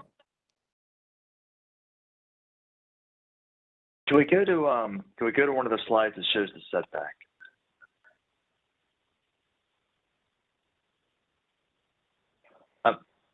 No, perfect. Thank you. I'm a little concerned that by adding this front porch in the front addition, that it's gonna create a condition with the setback for 1606 Thomas, right? Whereby 1610 Thomas Avenue is sitting, too far forward from the house next door. My question to you is, I see that you're increasing the size of the porch 10 feet. Are you open, if it comes up in deliberations, I may be the only one that feels this way. Are you able to reduce the size of that to say 10 feet deep of that back thermal wall? I'm sorry, 8 feet. Well, so, 8 feet. Okay. Because I was going to say, to be clear, it is the full depth is 10 feet. Are you open to making it more shallow? Because our minimum is 8 feet deep. Right. Yeah, and I know and we actually went off the recommendation, which I believe, from the guidelines, which I believe was 10, but I mean, I suppose 8 would be sufficient. I definitely wouldn't want to entertain anything less than that. Sure. Okay. And again, if it may or may not, I mean, I may be the only one that feels that way. So thank you. No other questions. All right. Thank you, Commissioner Henningsen. Any other questions before we close? Okay, let's close. All right. Commissioner Walker, why don't you kick the discussion off?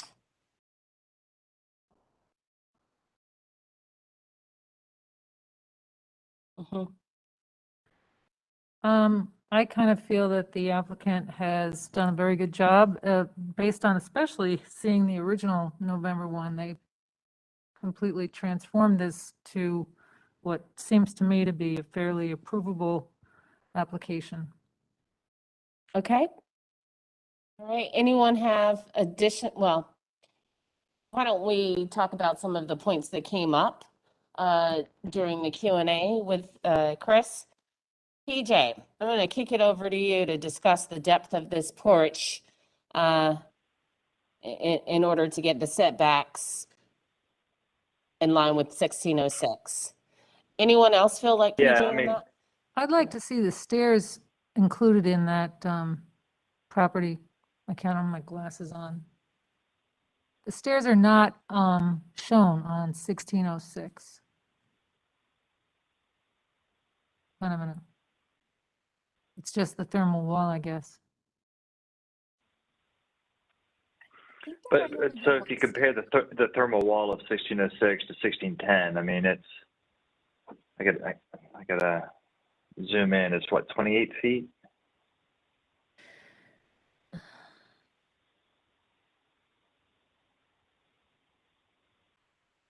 So before the porch, the thermal wall for 1610 was 30.5 feet.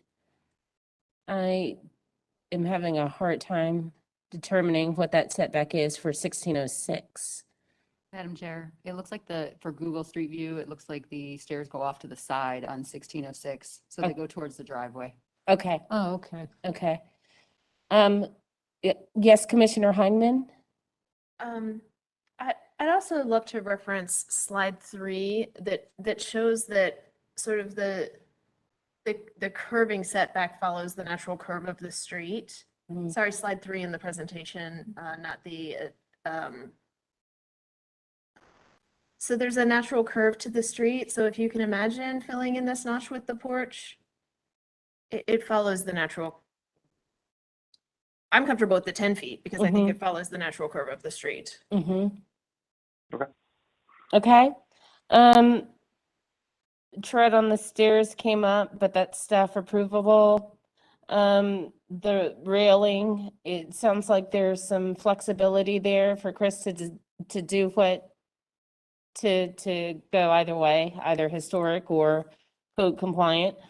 The columns, let's talk about the columns. And I'm gonna, you know what, Commissioner Barth, I'm gonna kick that one over to you, and after that, then Commissioner Lineberger. I mean, I think they could be staff approvable for details. I think the issue is a notation and a lack of drawing thing to show how these columns are built. And I think represented in elevation, they're likely built up columns. We just need more details on it, which, I mean, Christy, let me know if you don't think this is accurate, but you guys could approve that. Yeah, and I think you're right. It hadn't occurred to me that they were mentioning the non-built up dimension. So we would just need to know what that final dimension would be. Okay. All right, Commissioner Lineberger. Thank you. I just wanted to ask about this, we haven't discussed this yet, just that main gable there on the front of the house and the interruption of that with the porch and roof, and I understand the challenge of that.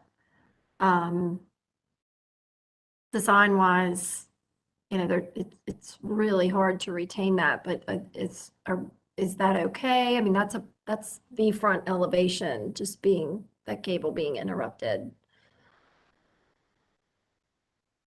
Does anyone else have any concern about that at all? I did not until you said that. I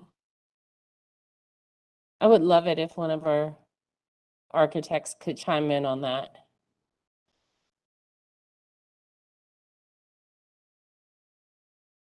Is this problematic?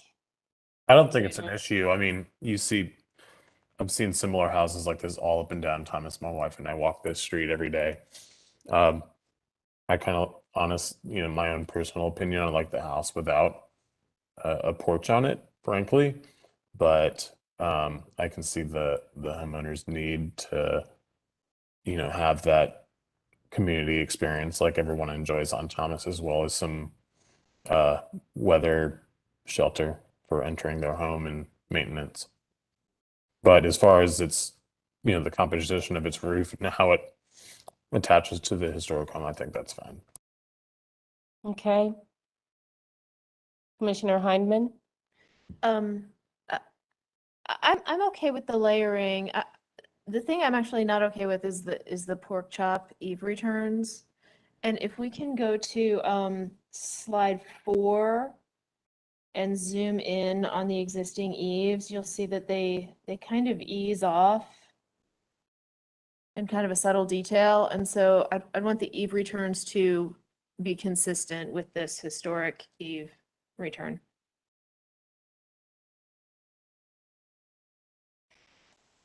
All right, thank you, Commissioner Heineman.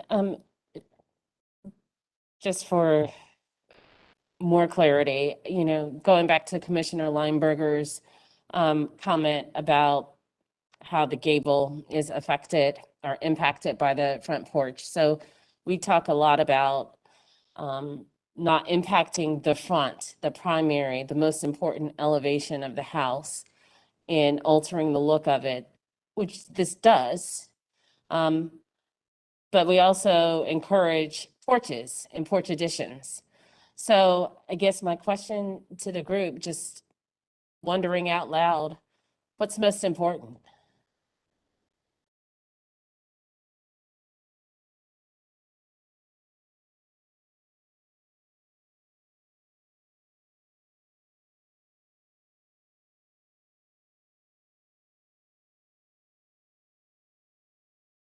Couple of points.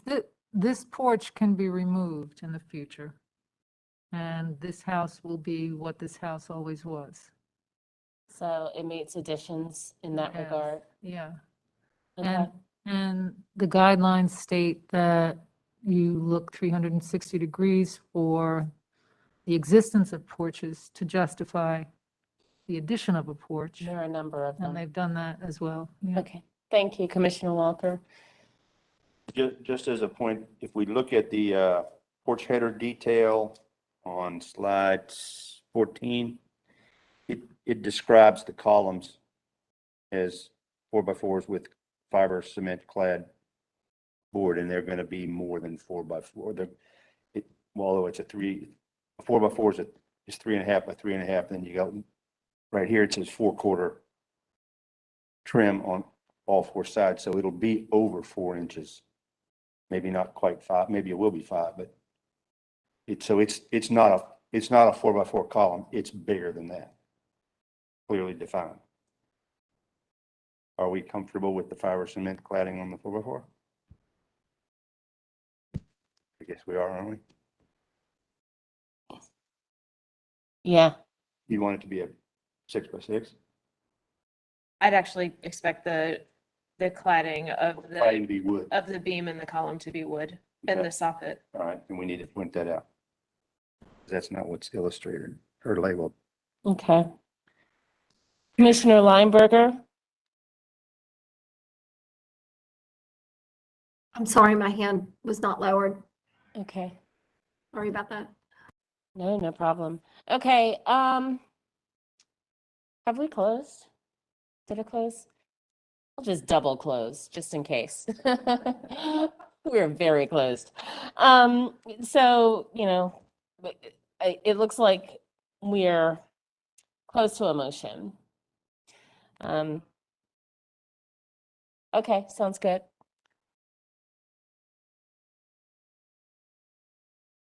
All right, I would like to make a motion to approve this application as it is not incongruous with the neighborhood and meets Secretary of the Interior standards, specifically number 9, and design guidelines for porches, 6.14, and additions, 7.2, number 6. With staff to approve, and I might need some help here, with staff to approve any changes to railing height, to tread on stairs, that column dimensions be 6 by 6 and clad in wood. Eve returns. The curved treatment of front door gable, and the eave returns be consistent with the historic eave returns on the original house. All right. So motion made by Commissioner Walker, seconded by Second. Commissioner Hayden. Yes, discussion of the motion, Commissioner Heineman? Friendly amendment that the beams and soffits should also be wood. You'll accept? Yes, I accept that. Okay. Friendly amendment accepted. Are you still good with that, Commissioner Hayden? All right. Okay, any further discussion of the motion? All right, let's vote. Commissioner Walker? Commissioner Hayden? Yes. Commissioner Heineman? Yes. Commissioner Barth? Yes. Commissioner Bonaparte? Yes. Commissioner Henningsen? Yes. Commissioner Lineberger, Yes. Commissioner Peretti, yes. Motion passes 8-0. Thank you, Chris. Great. The next application is number 10, 2221 Ledgewood Lane. Alan, are you with us? I am. Hi, Alan. Have you been sworn in? Yes, I have. Is Billy with you? Supposed to be. Okay. We're gonna get started with you. Okay. Okay. This next application was continued from November 10th for roof forms, limiting the size of the addition, height and width, parking, and shutters. And with that, Alan, I'm turning it directly over to you. If you would state your name and your address for the court reporter. Yes. Alan Brooks, 2021 Euclid Avenue, Charlotte. Okay, and I am on slide 4, Alan. Okay. If I could, I would like to begin on, not on the site, but on the house itself. And so picking back up on where we were, if you could go to slide number 12, I think, all of the variations of scheme temps, that's the one. It was asked, which one did we actually sort of spin off of, and but anyway, what the we revisited these schemes, and I think the one that we sort of became focused on was the B, which actually extends the roof plane of the house up forward. And in this scheme, it was 4 feet and a gable roof to the back. And so responding to the standard 6.5, 6.10 for the, we were trying to bring down the mass and the roof complexity. So that was the scheme that we sprung from. And if you could go to the elevations, like slides 7 and 9, I think.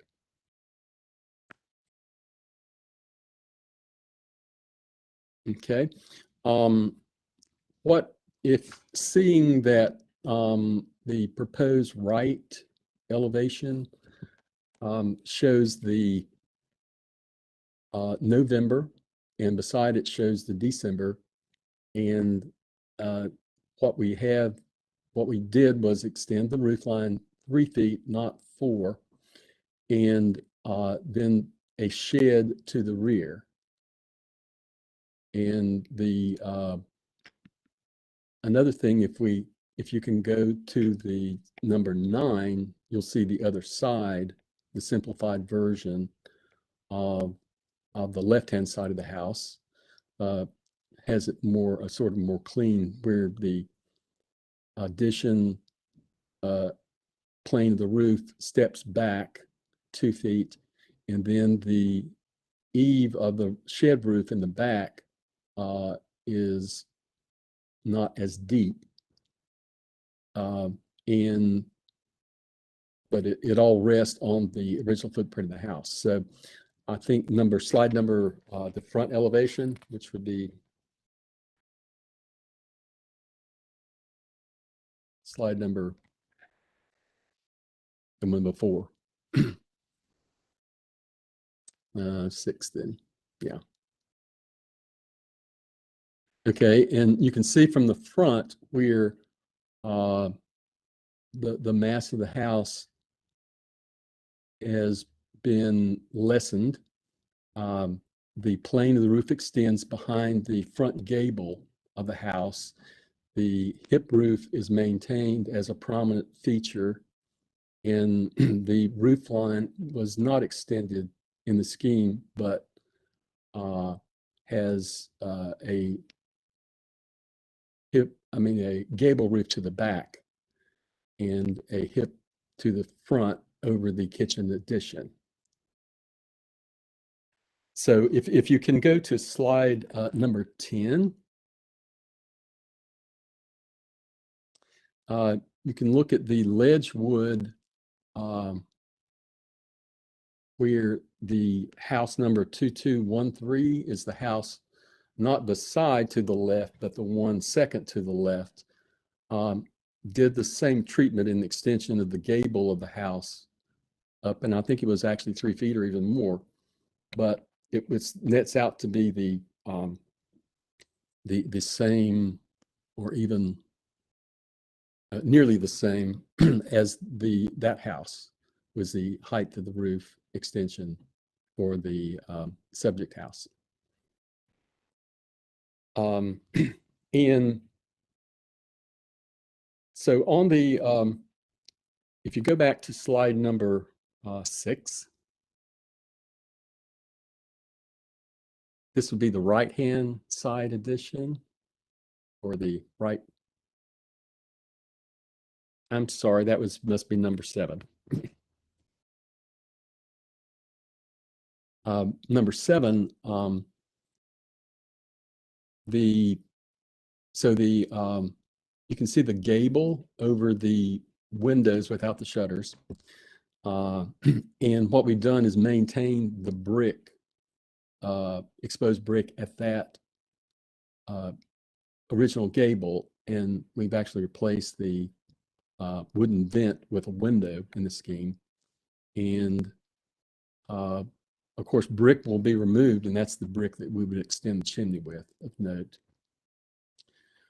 So the roof line of the addition to the front of the new gable over the side door would be a flattened, less pitched roof, but would mimic the slope of the front hip.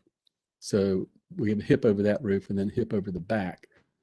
But the primary roofs are simplified, and also with the shed roof to the rear, it lessens the overwhelming.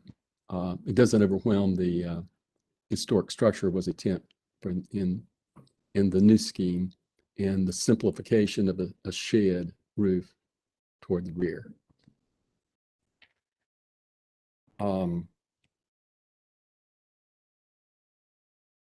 So the so the side addition for the driveway, going to the standards 6.6, 8.2, 3, and 6.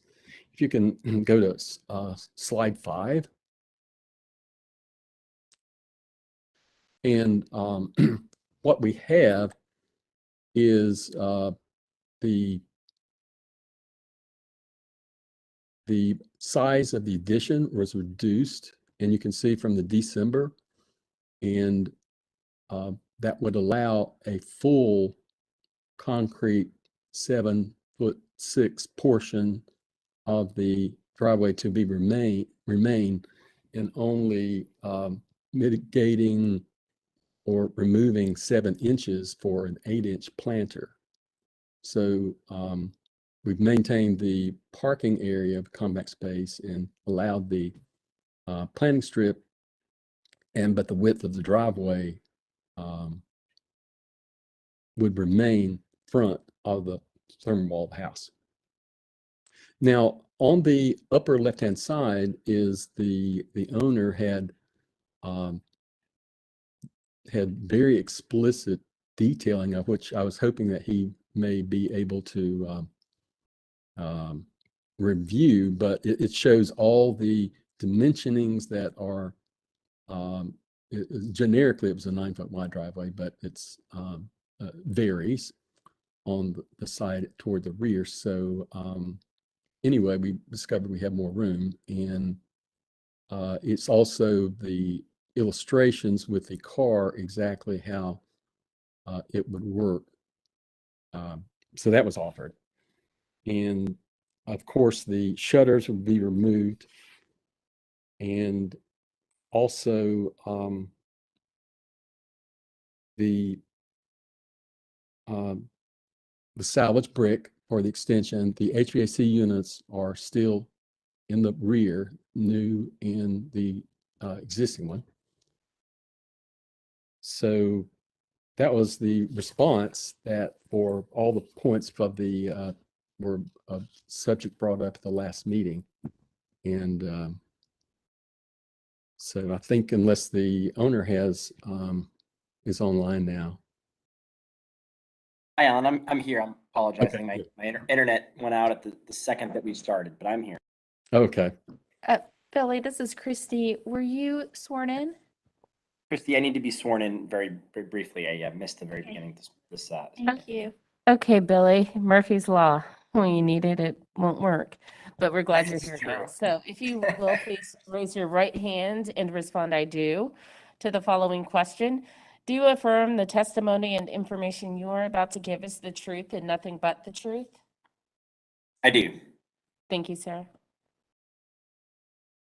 I won't add much to what Alan's already said. I think he's done a great job at turning this around and really trying to simplify massing and the roof lines, and also make sure that we were true to the letter of the law with regards to the parking spot, making sure that we were not creating a front yard parking situation. I spent quite a bit of my weekend that we submitted this out in the driveway measuring with the car. So the genesis of those photos on the left, you can see our family SUV clearly has plenty of clearance with that 7-foot parking spot up against the side of the house where the addition would be with room for the planting strip.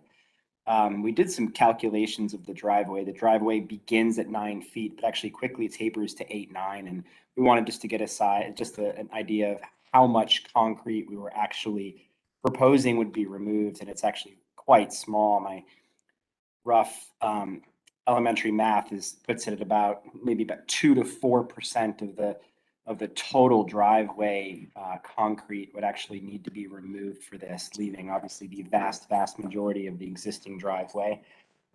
So we looked at that as well, and I think as Alan mentioned, we wanted to make sure that we were preserving 7'6" of concrete, which is the Charlotte, I believe, the city codes, which he mentioned previously, and then the planting strip on, in addition to that, rather than being that being inclusive of 7'6", which we had showed originally. And so we've really taken the kitchen addition back to what I'd call the minimum viable product now. At this point, I think every inch matters, because we're up against losing a whole wall of cabinets, which would kind of eliminate the value proposition of the extension. So appreciate Alan's efforts to spin this again, and obviously the staff and the commission's time reviewing.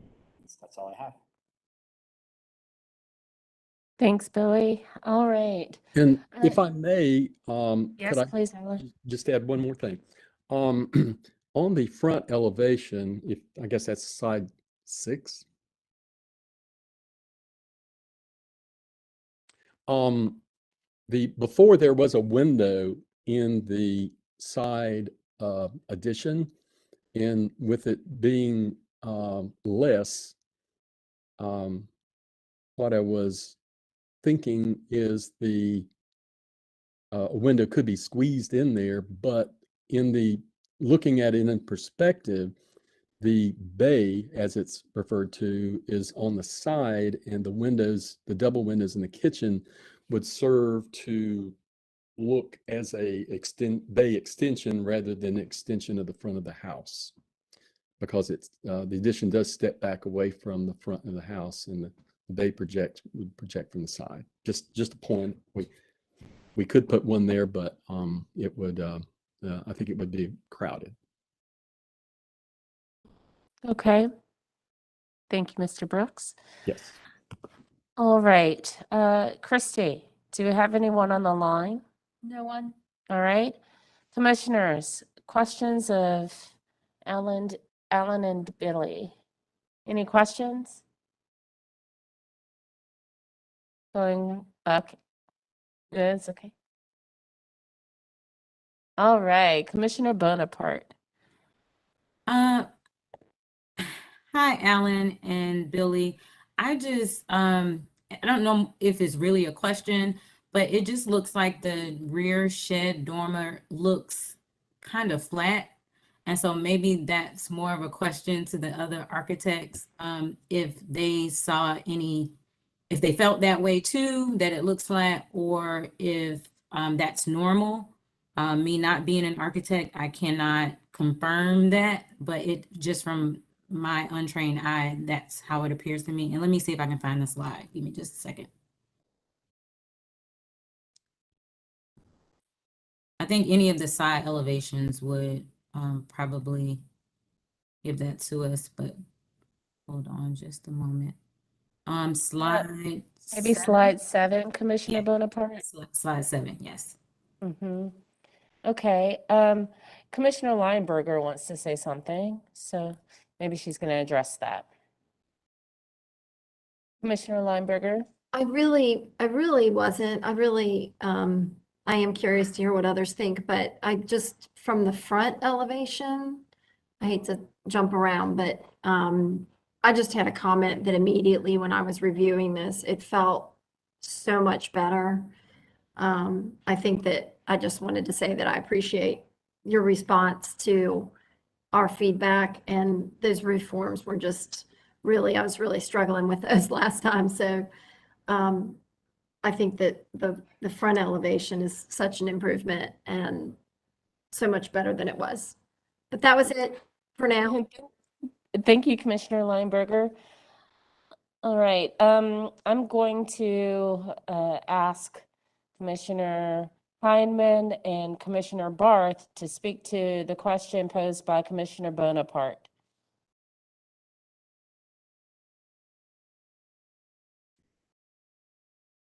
Oh, okay. Commissioner Heineman. Commissioner Barth.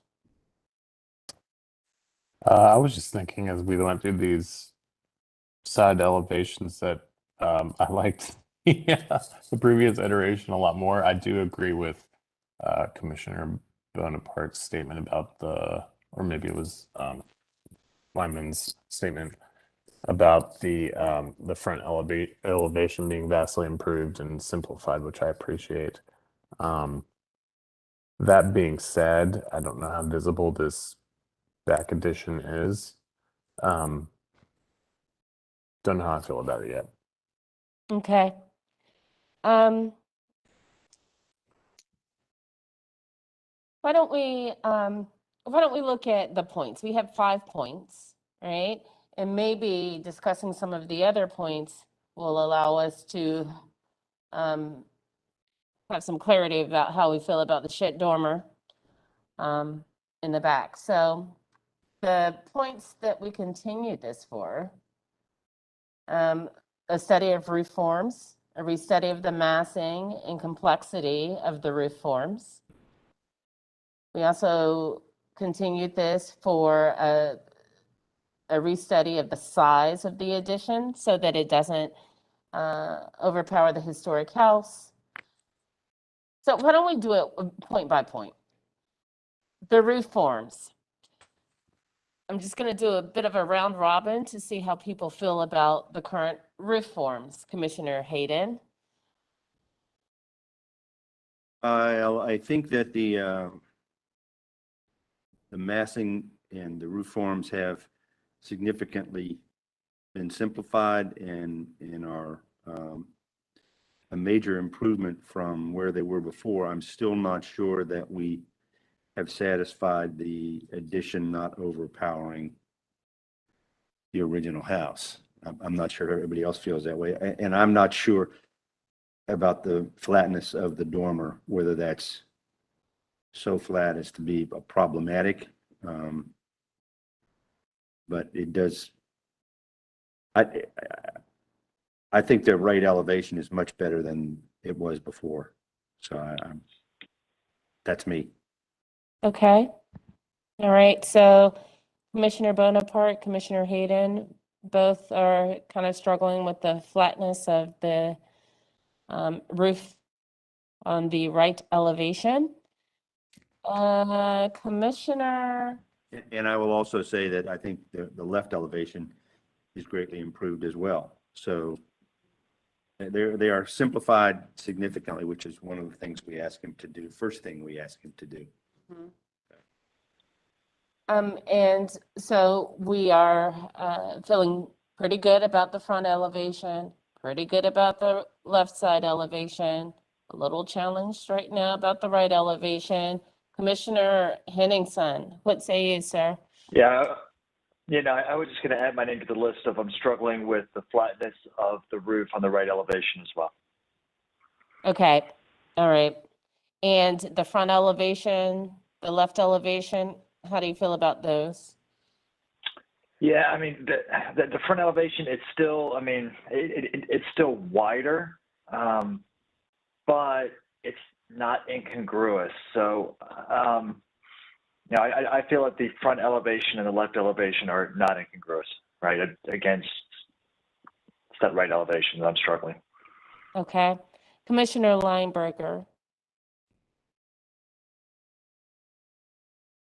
Yeah, I'm pretty much on the same page as everyone else.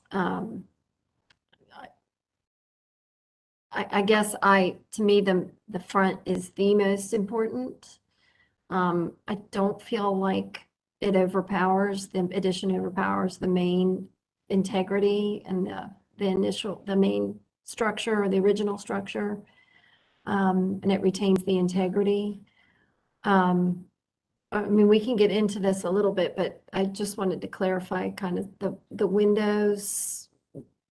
I guess once we get through the other points, but just the change in those windows, like on that rear elevation, especially I guess is that 8, Christy, slide 8.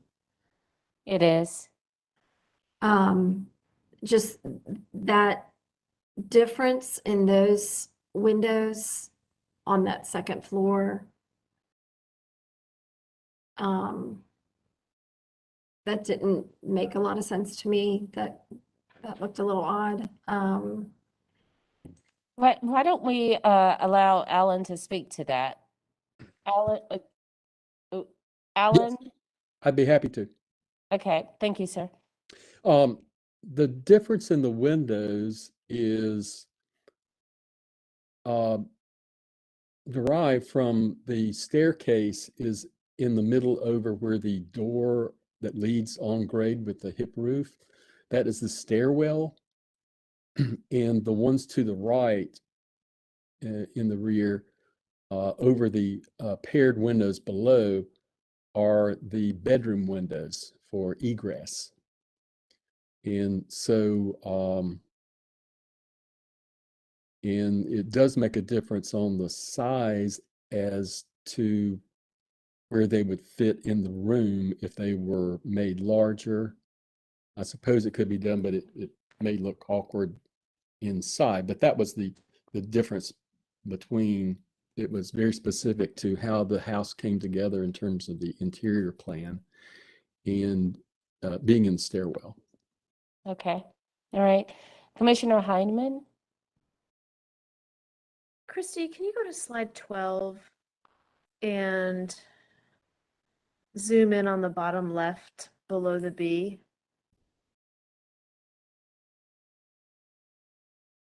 Alan, bear with me for a second while I ask you a question. The rear facing gable that's superimposed on the fundamentally flat roof shed, right? I mean, at 0.75 and 12, it's flat. Would it be possible for you to create a rear facing gable with this ridge height that we're seeing on slide 12 in the bottom left corner under the B, with this ridge and the eaves to match, and then just max out the shed dormers going to the sides to meet the standards? You'd get the same footprint, but maybe a simplified roof form and a easier to construct ceilings.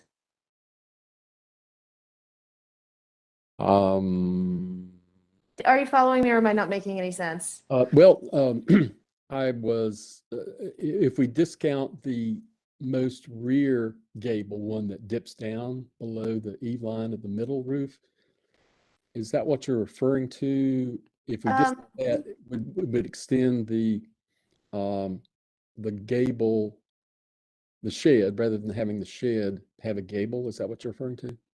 Actually, no, let me figure out a way to rephrase this so that I'm making more sense. Because I think what I'm hearing from my fellow commissioners is that the changes you've made to the front of the house and the engaged gables at the front are really strong and are working. And so my question is, we've got the existing gable and then we've got, riding up the roof to the larger gable. So you've got that gable and gable condition, which I think is working. But as you come off of the back of the house, what we're seeing in this image is a shed dormer condition coming towards us, and a gable facing the backyard. And so I'm wondering if the left and right elevations could be a version of this, which is so clean and simple, where there's a big gable facing the backyard with shed dormers kind of maxing out your floor plan condition standards. Did I make it just as confusing when I said it that time? No, I think that was, that would be a derivative of this scheme. Just in rather, I think it would be just a trade-off to have the sheds on the side as opposed to shed all the way to the rear. And I think that could be accomplished as long as the thermal wall of the house were to be able to have the habitable ceiling headroom height. Right now it's 8 feet. I'm following you. I'm following you. I think if the shed's going side to side, we're slightly flatter than we typically see. It would be less noticeable than going from the middle of the house to the rear yard, if that makes any sense. Yes, it does. And the rake of the gable that faces the backyard, could be sort of mediating that. I'm sure that I'm overstepping into designing here. No, But this elevation in this image has a really appealing simplicity to it. And I know it's not exactly what you're trying to accomplish here, but this is the one to me that feels very close to, it feels to me like your sketch here is successful on a lot of levels in this image. Okay. Thank you, Jessica. It's always helpful when our architects are able to shed light on some things to make it easier for the rest of us. Thank you. All right, Commissioner Lineberger.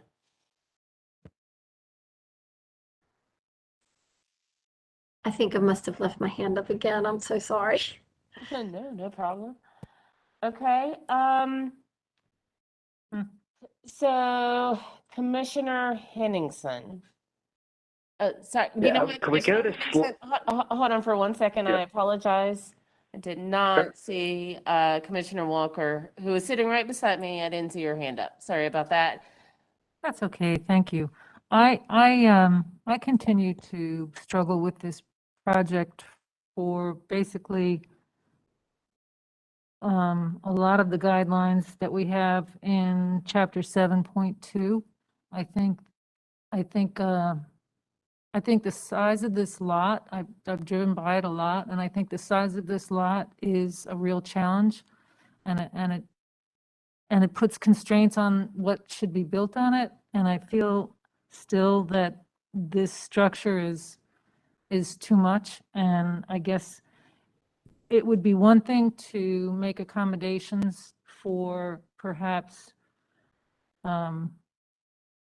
allowing the roof to go up, despite what the guidelines say that the roof should not be raised, that can be seen from the public right-of-way, or attempting to locate the addition on the rear elevation so it is minimally visible from the street. So what is going on here is there's both those conditions are being violated. That is, the house is 3 feet higher from the street, and then the addition on the side of the house is visible from the street as well. So I guess I just feel that we would be bending over backwards in terms of taking on both of these That's my 2 cents.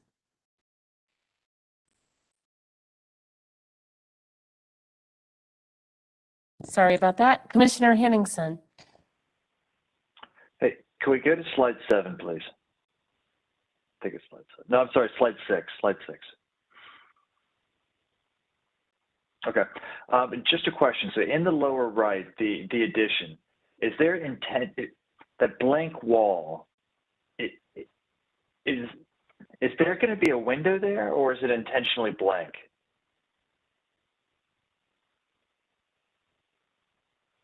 Can I open, I mean, am I open to Oh, discuss? yeah, we're still open, Alan. That question was for you. Okay, yeah. Yeah, well, it has reduced, there could be a window there, but it would not work in the interior, but a window could be placed there. But as I explained before, the point I was trying to make is that it's not on the same plane, it's set back, and the windows on the side express the bay as on the side and not the front. But there could be a window there, yes. Okay, thank you. Can we go to slide 7, please?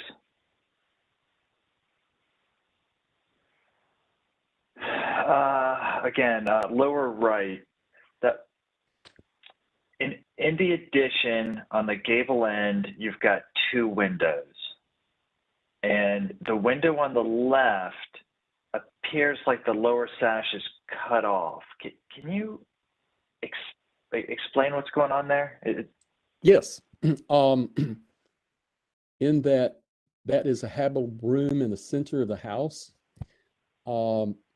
It's a window well, which is frequently in lots of houses and numerous. If you walk along Berkeley, there are several, there are numerous window wells, and this one is behind the, not in the view, but the additions come forward, and so that was where the necessity for a habitable room. Okay. So it's not. So is the shape of the window a normal rectangle, or is it drawn accurately? Yes, it's a regular window. A habitable, I mean, Okay, a egress window, bedroom. Right. No, I mean, not my question. Question is shape. Is the shape rectangular, or is it, is there a diagonal cutout? Is that a rhombus? No. It's Apologies behind about this geometry. tiny roof plane, and you can see in the if the explanation is needed, there. Last I sheet understand. would be the roof plan. I understood. Got it. Thank you. Okay. Next question. I'm looking at on slide 7, and then we can go to slide 8. I'm looking at the width. This is minor. The width of the trim between your ganged windows. Can we also quickly flip to noticing on the addition? If we can flip to slide 8.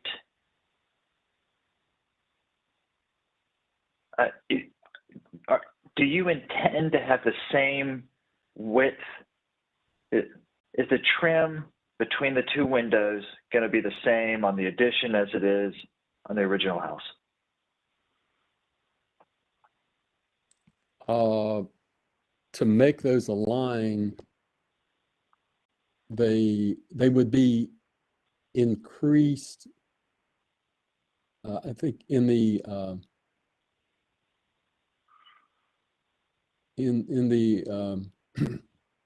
they would be, well, trying to fit the windows in the original openings there.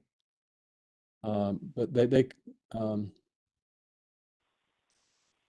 I'm sorry, you were speaking of which windows? Yeah, so for example, in the diagram in the lower right, on the second story of the addition, the ganged windows on the right, the trim appears to be narrow. So I just want to ensure that the width of the trim in between any ganged windows is the same as the width of the trim between gang windows that hide the, the window weights, the sash weights on the original house. Yeah, we would have a stud pocket there with the window separation, which is near 7 inches. We would have it there as well. Can stipulate Okay, that. so I want to make sure that the width of the trim, the distance between the windows is the same. It matches the original house. That's all. Okay, yes.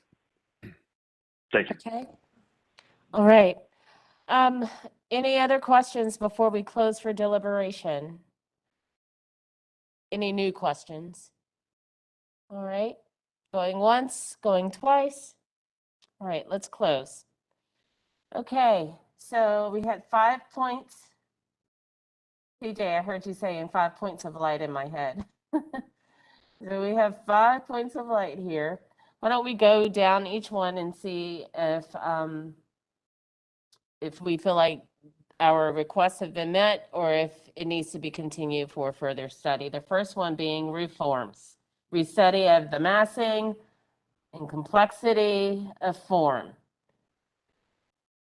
Based on what I'm hearing from everyone, it sounds like we feel like there's more work to be done.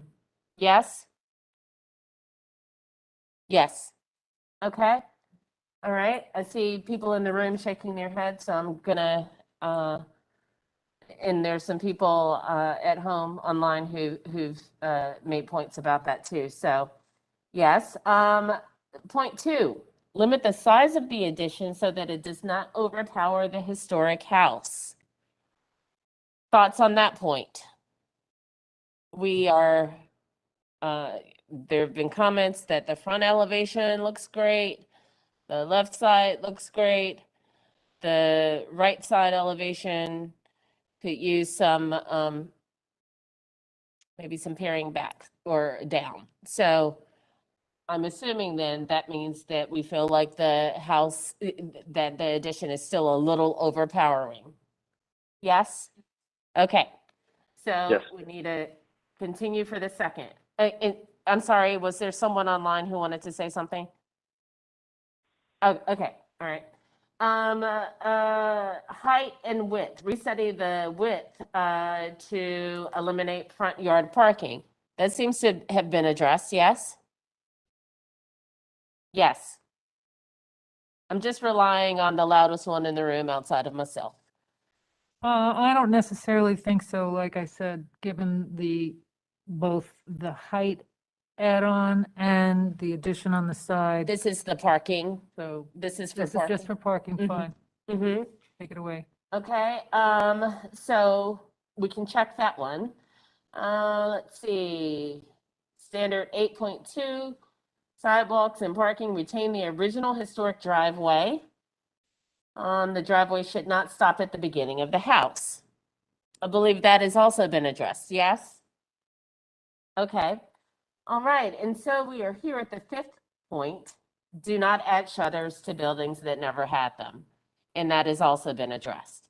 So it seems as though we are still hung up on the first 3 points that we used to continue the case last time. I can't make a motion. I would love it if one of you did. We are at 7:11 and still one more case to hear.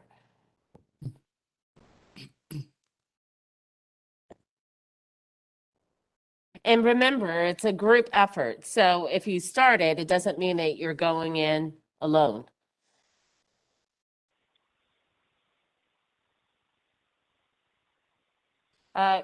Let's see, Commissioner Bonaparte.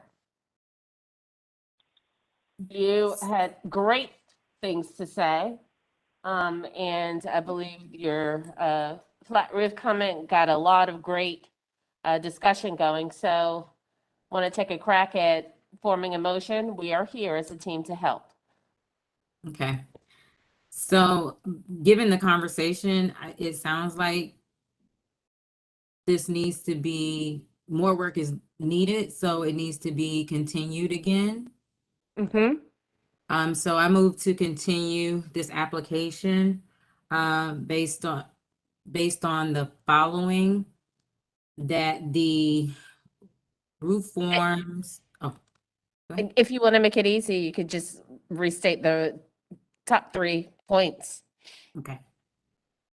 That per standard 6.5 new construction and 6.10 roof forms, restudy the massing complexity of form and the roof forms. Per standard 7.2, number 2, limit the size of the addition so it doesn't overpower the historic home or house. And then per standard 6.6, height and width, restudy of the width to eliminate front yard parking. All right, thank you, Commissioner Bonaparte. Do we have a second to Commissioner Bonaparte's? Second. Seconded by Commissioner Henningsen. Any further discussion of this motion? Okay, let's vote. Commissioner Walker. Commissioner Hayden. Yes. Commissioner Hindman. Yes. Commissioner Barth. Yes. Commissioner Bonaparte. Yes. Commissioner Henningsen. Yes. Commissioner Lineberger. Yes. Commissioner Parati, yes. Motion to continue passes 8-0. Thanks for your time, Alan and Billy. All right, so gang, it is 7:14. We did say that we were going to try and get through case number 12. That's one more case. It will take about 30 to 45 minutes, maybe an hour. Let's just take do a roll call. Who can stay until 8:15? I will go around and ask, so just know that. Madam Chair, may Yes. I step in for a second? Sure. This is just a reminder that we are still behind and we will still be behind in the new year. Completely up to you guys, but just throwing it out there that we haven't even made it to the new cases tonight. And so this would be the last continued case. This would be the last continued case, no pressure. So I'll just ask, yes. Okay, so we'll do a bathroom break. If that's, wait, who cannot stay? Going once, going twice? Commissioner Bonaparte, can you stay? Yes. Okay, awesome. Well, why don't we take a 5-minute bathroom break? Commissioner, Yes. Commissioner Parati. Yes. I need to go, but if that impacts quorum, I'll stay, but I need a 10-minute break. Okay, no, it does not impact quorum. So thank you for your contributions tonight, Commissioner Henningsen. All right, so 5 minutes, please come back. Be back by 7:21, 7:22.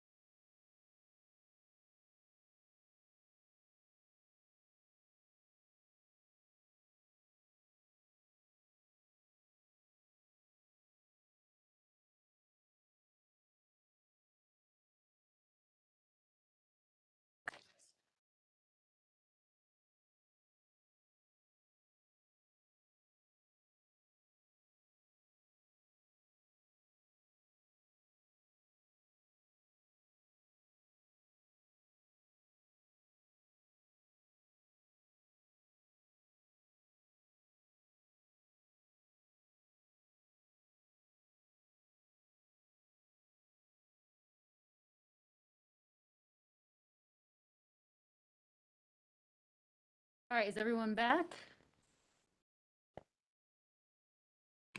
Got everyone? All right. So our next case is 1836 The Plaza, continued at the last meeting for, let's see, all these here that I won't list for everyone who's probably already read them. Tim, are you with us? I am. Have you been sworn in? No. Okay. Hi, Tim. Please raise your right hand and respond I do to the following question. Do you affirm the testimony and information you are about to give is the truth and nothing but the truth? I do. Thank you, sir. All right, I do just want to point out that we did end up with 2 sheets additional from the supplement. The A104, which is the neighborhood sheet, and a new A107, which was the applicant providing widths, adjacent widths on the plaza. Other than that, Tim, I'll go ahead and just hand it over to you. Okay, thank you. Well, first of all, appreciate everybody hanging in there late to sneak us in. Thank you. I guess I'm just going to roll through the staff analysis comments and start there. I'm going to be, unfortunately, since we're late, I'm going to be a lot more thorough than I have been to try to avoid continuations here. So bullet point 1 for me, the front elevation reversed on neighborhood map 104. That was corrected and sent as a supplemental that Cindy just showed. The other item here, number 2, that was of concern was both tall and wide. The building is both tall and wide. The building seems tall for proposed craftsman style bungalows. Height reduced, but still over 27 feet.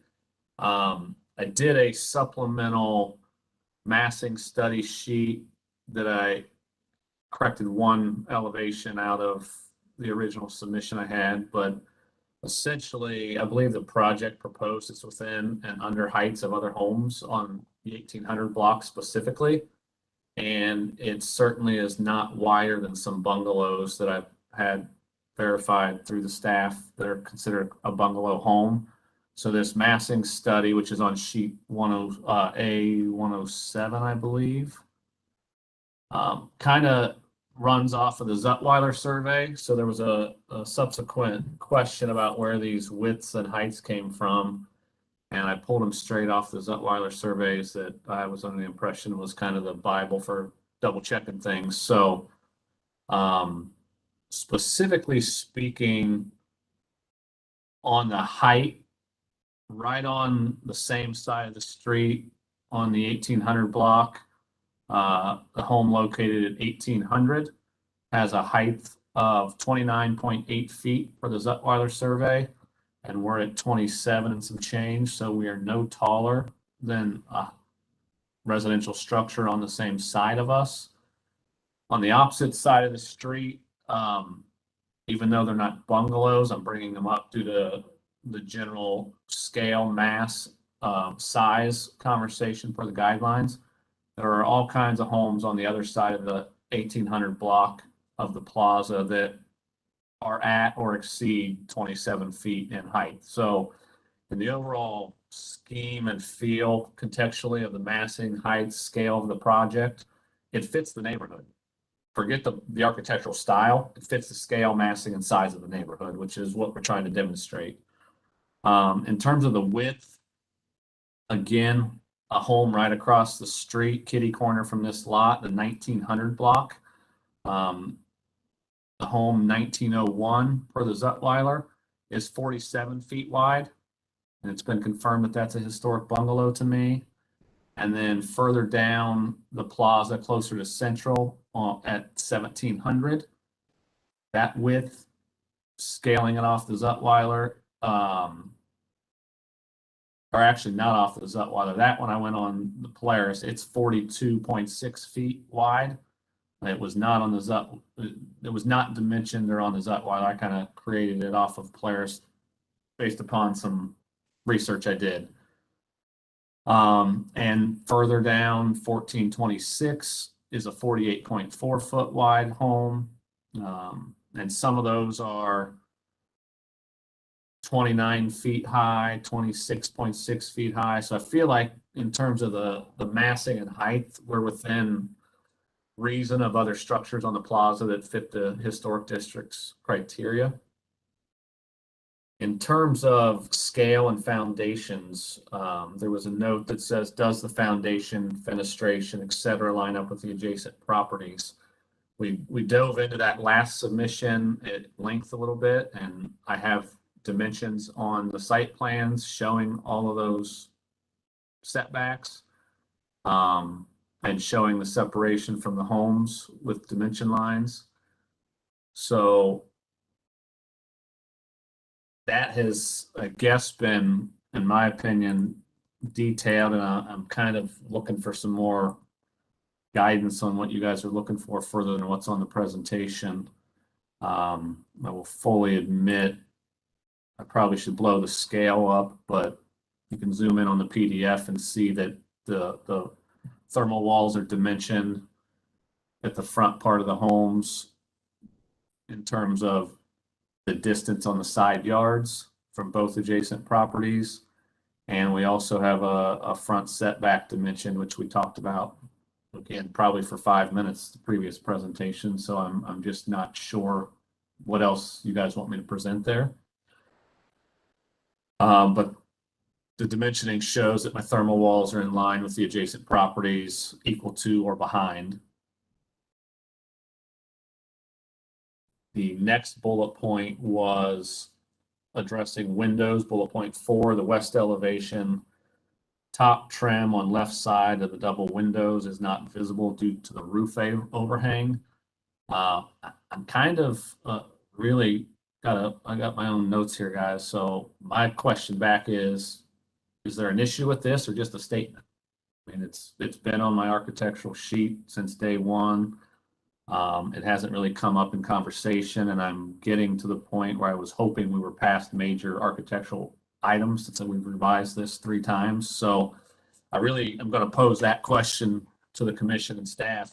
Are you just making the statement, or is it an issue that we need to address? I'm trying to get all my notes cleaned up here if we're going to get continued or not, or even when we get past it, we need to do some final permit sets. I'm trying to make sure I don't have any more gray areas to address. That to me is a gray statement. Also on the windows, there was a comment about the south elevation, size proportions on shorter windows. We had a conversation last meeting about that as well. I think Chris asked me about both of them, and I had indicated that was a kitchen. So they're elevated due to the countertops, and we conversated about the one on the right side of the elevation potentially being a longer window. I referred back to the floor plan and said we'd like to have the wall cabinets continue down there, which is why it's shown. So I'm really, I guess, again, is there an issue with that, or is it just a statement? Since we discussed it last time, I'm looking for some more concrete feedback there so we can get this thing addressed and move forward with what's going to be acceptable. Third bullet point on the windows was indicating that the mullion trim was too narrow between the windows as drawn, seems to be the same size as casing. The mullion sizing shown was derived based upon a specific comment from staff on my first submission to use 3 jack studs between windows. That was a common dimension, which is what we've got shown.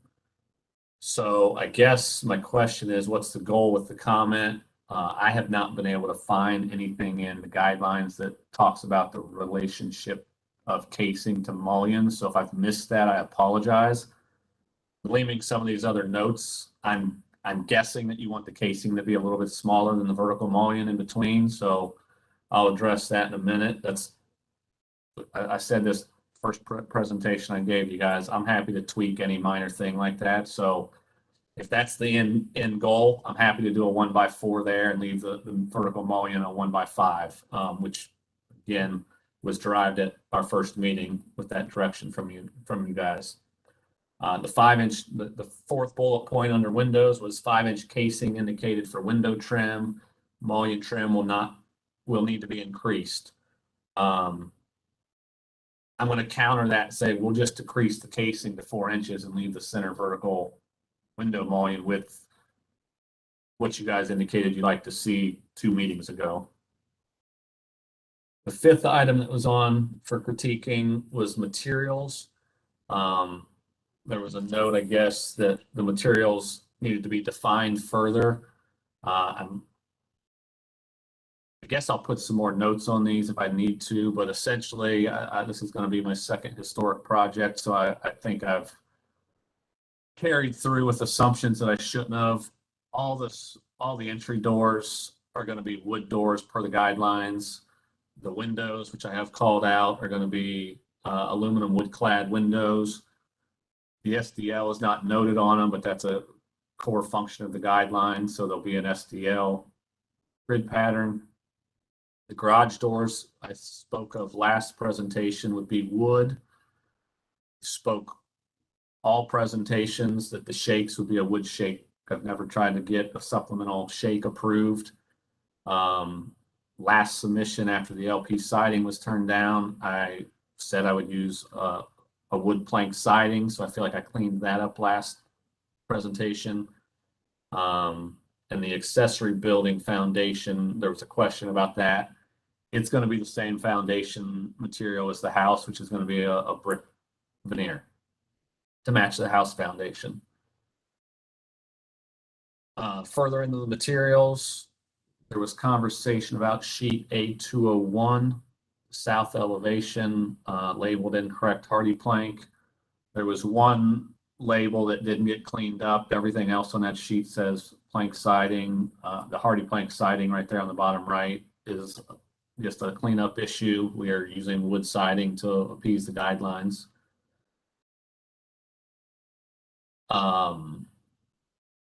So the other things within, I guess, the materials that I'm going to ask you guys maybe address with me. I've submitted a brick color sample last submission that honestly wasn't addressed at all in the last presentation. So I have no idea if it's something you guys are happy with, not happy with. I had no opportunity to submit something different because it was not even brought up at all, other than that I had submitted the sample. So I'd like to see if we could get some conversation on whether that's going to be acceptable or not, or if we need to go back and get a different brick.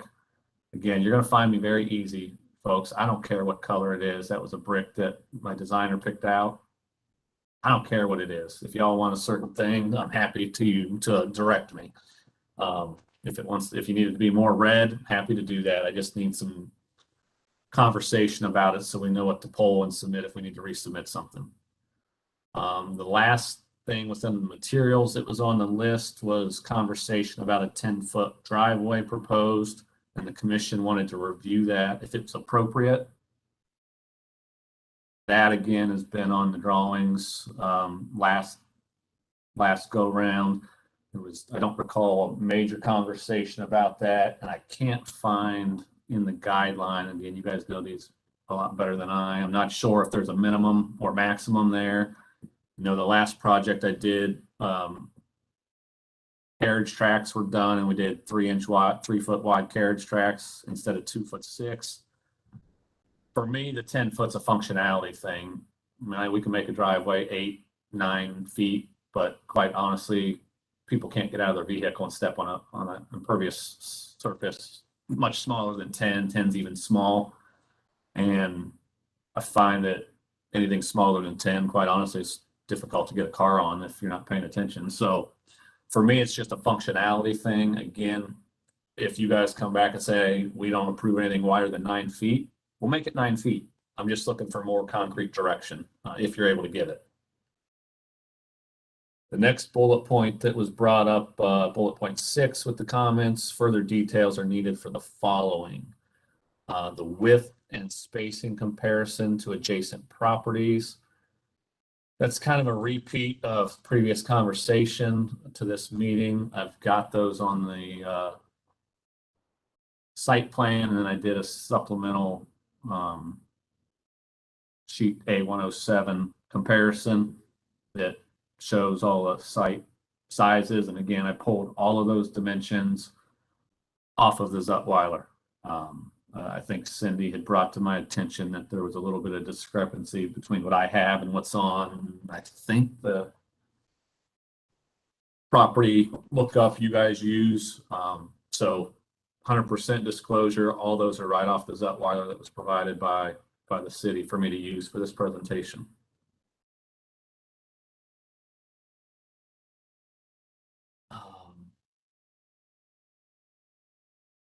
Next bullet point under the further details, it's unclear if heated or unheated widths were provided.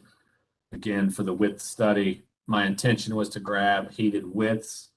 The only house on there that I know you guys that I'm aware of that you might have issue with is 1830 The Plaza, which is the adjacent property to this project. I am capturing the porch on the left side of that property. I actually just renovated that and sold it 3 months ago. And when I purchased that property, that porch was heated and enclosed. So I'm considering it a heated and enclosed space as a historic structure. It's no longer heated and enclosed, but it was when I purchased the property. It has HVAC vents and the concrete slab. So to me, that historically, if we're using that as context, was the width of the house, and shows that it's 48.6 feet wide, right next door to this home I'm trying to do at 45.9 feet. The column and beam details were brought up again. I guess I'm probably missing this, folks. So if you could, somebody, whoever's note that is, if you could educate me when I get done on what more you're looking for. There's a note here that says the details appear correct on the elevations. However, the detail page should be reconciled to the elevations. I'm not quite following that, I guess. I mean, these are, to be full disclosure, I'm not an architect. These plans were bought. These are details from an architect other than the left detail that's shown in that screen view right now. And we added that at your guys' request to show that the header was not center of the column. So I'm looking for some more definition on what the concern there is on those details, please. There was a note about reconciling the landscape plan as it relates to the HVAC units. The landscape plan is incorrect, and I'm not planning on reconciling that, mainly for one reason. The site plan shows the AC units, and in the previous meeting, we had walked through the landscape plan to that point, and I had mentioned that there's going to be a fence at the front of the property that will fully screen the mechanical units as shown right there in that site plan. So once the fence is erected at the front edge of the house, you'll never be able to see the AC units in that direction. So they will be screened per the guidelines. The overall accessory building height showed the plate height, but didn't have the ridge height. I do not have that on the plans, but I can tell you I didn't know how many supplementals I could give you guys. So the ridge height to that is 18 feet, 10 and 13/16 inches. So round numbers, it's 10 feet 11. Or 18 feet 11, I'm sorry. The rear yard and pervious area needs more breakdown. My question is, what else do you want to see? I thought I complied with the guidelines there and showed that we had less than, or had more than 50% impervious area or pervious area. I'm not sure what other breakdown you guys are looking for, so I'd ask for some clarification there. The porch railing detail is probably, for me, the most detail-oriented conversation I'd like to have. There was a note that the porch railing needed detail, should be connected below the caps on the piers, and maybe put a booster rail if needed. So I honestly was not familiar with what a booster rail is architecturally, and I Googled it while y'all had your meeting all day and listened to 3 other applicants. So now I know what a booster rail is. Happy to put a booster rail on, but I'm going to open this up for further questions for y'all or comment.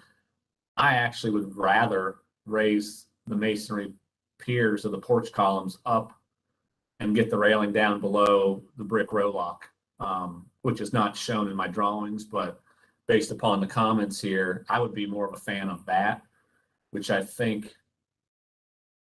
would still carry out the architecture pretty well in the home. I don't think it's going to get up and have a handrail floating in the middle of the lower sash of the windows based upon the window heights, especially no more than it would putting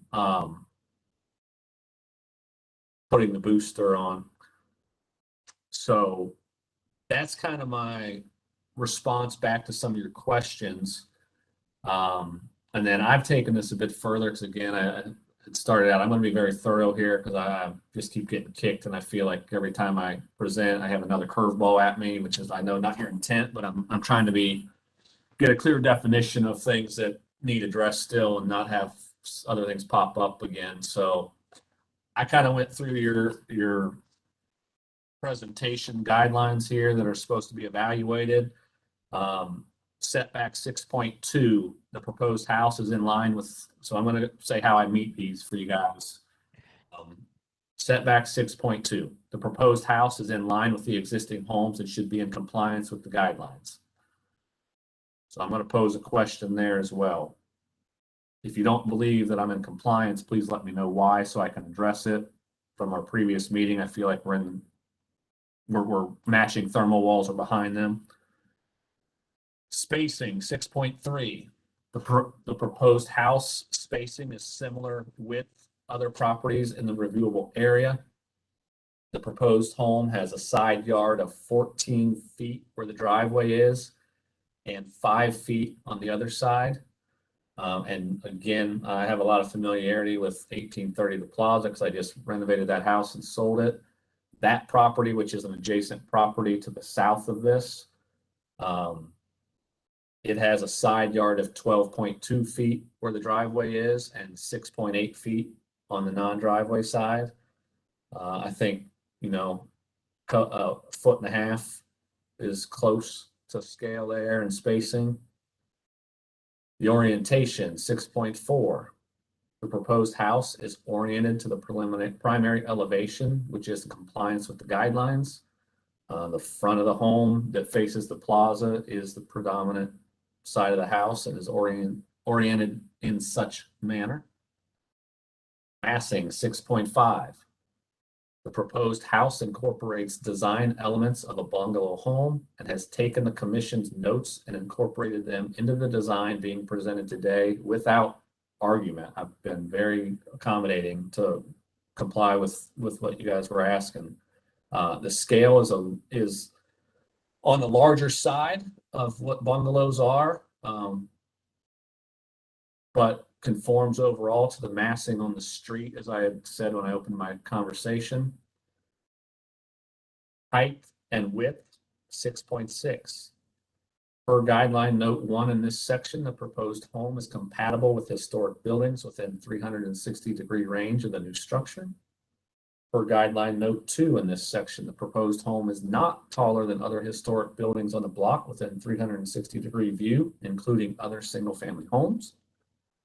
Per guideline note 3 in this section, the home is not more than 10% wider than several historic homes in the neighborhood, namely 1901, 1700, and 1830 The Plaza I previously mentioned.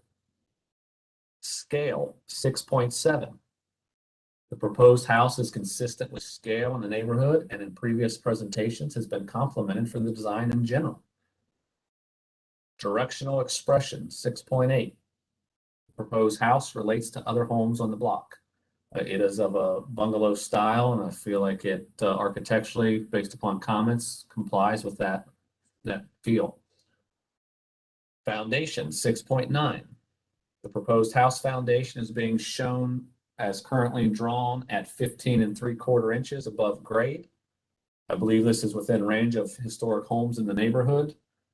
I don't have a good way to measure that, folks, but I know most old homes aren't sitting up off the ground 3 feet, and they're usually a little bit taller than a foot. So I feel like 15 inches nominal is within range of the other homes in the neighborhood. And I would be wide open to conversation if you disagree there, so I can modify if needed. Roof form and materials, 6.10. The proposed house roof and materials are consistent with other historic homes in the area. This home has a front gable and a cross gable design, which is prevalent in the district. Cornices and trims, 6.11. Cornices and trims have been introduced per the commission's notes in previous meetings. Specifically, the cornices have been shown to have notch cut in the fascia. The window trim will incorporate a 1x4 around the perimeter of the windows per staff notes earlier that I discussed, assuming I'm interpreting your comments correctly or your intentions there. Doors and windows, 6.12. These components have been updated and modified per the commission notes and will incorporate an SDL grid where grids are shown. This has been assumed as it clearly is defined in the guidelines. Porches, 6.14. This project incorporates a porch to complement other similar homes in the neighborhood. The railing is simple and consistent with other railings in the district. The porch also complies with the minimum depth of an 8-foot per the guidelines. And piggyback on a previous comment, I'm definitely agreeable to raise the porch column brickwork up vertically to get the row lock higher than the handrail if that's more desirable to everybody. Just table that for some conversation. Materials, 6.15. Project will comply with the guidelines. I feel like I've cleaned this up in conversation. And again, I apologize if the detailing on the drawings is remiss. I just took it as secondhand that the guidelines require this stuff. We will be using wood lap siding. We will be using single shape siding. We will be using wood trim. We will be using aluminum wood clad windows. We will be using asphalt shingles. We will be using brick around the foundation. Size, 6.2 and 6.3. The proposed house is consistent with adjacent structures and buildings within 360 degrees of the project site. The home size is relative to other homes with lots this size. So I don't feel that the size scale of the home is overtaking the lot. It's a 1/4 acre lot, which is one of the bigger lots probably in the historic district. And in my opinion, I've been building Midwood for 6 years. It's one of the bigger lots I found in Midwood, period. So I feel like the scale is perfect or not intrusive. Rhythm, 6.12. I feel the rhythm is compatible with the other homes in the district for all the previous reasons stated on height, width, scale, massing. Context, 6.1 through 6.16. Overall, I believe the project fits into the neighborhood contextually. Landscaping, 8.1 to 8.11.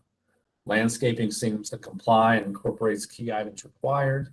It's got a 4-foot main walkway. It's got a 3-foot secondary walkway. Does have a 10-foot driveway. This submission, we removed any gingerbread from this presentation. We had brick aprons and stuff like that. All that stuff's been removed to make this a vanilla presentation and more vanilla. So the 10-foot driveway, I think, is the only thing that really is tabled because there were no comments last time on the landscape per se. So that really is addressing the guidelines and the comments. I've kind of got a list of things that I would like some clarity to, just so I don't, again, hoping this gets approved. But if it doesn't, I'm hoping to eliminate having a lot of curveballs keep coming. So some items that I'm asking the commission to clearly communicate decisions on today are, which have major implications to the project and dollars I keep spending and whatnot. Is the tree removal that I've proposed been discussed or approved, or is it going to be detrimental to my project? Is the brick color submitted approved, or do I need to readdress that? Is the height going to be an issue after I've done my size study? Is the width going to be approved after I did the size study, or is it an issue? And is the driveway size going to be an issue? So those are 5 main bullet points that are critical items to this presentation continuing for me.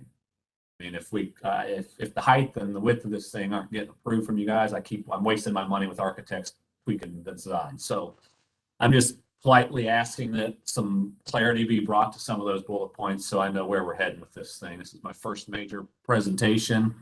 I had false positives after the first one, to be quite honest with y'all. I thought it went really well, and then the next one, it just seems like I keep getting knocked down quicker than I thought. So my overall sentiment is I think the project's going to add a lot of value to the neighborhood. I think it's a gorgeous house. I'm not a tract builder. I try to build some really cool stuff. I've dumbed down the design to comply with some requests. And I'm happy to appease the commission on things that they don't like. I just need to know what they are. So with that, I'll rest. Thank you so much, Tim. And I hope you appreciate that we have extended our time here to be helpful to you. Oh, So, completely in debt. all right. Okay. So, do we have anyone on the line wishing to speak for or against this application? Does not appear so. It looks like we just have an architect who's been on for another case. Okay, perfect. All right.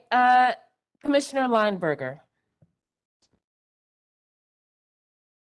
Yes, I have a question, a few questions. Could we go to the Southwell survey pages? I'm sorry, I don't remember what slide those. There you go. Thank you. So, Cindy, could you hone in on that a little bit? Zoom in on that.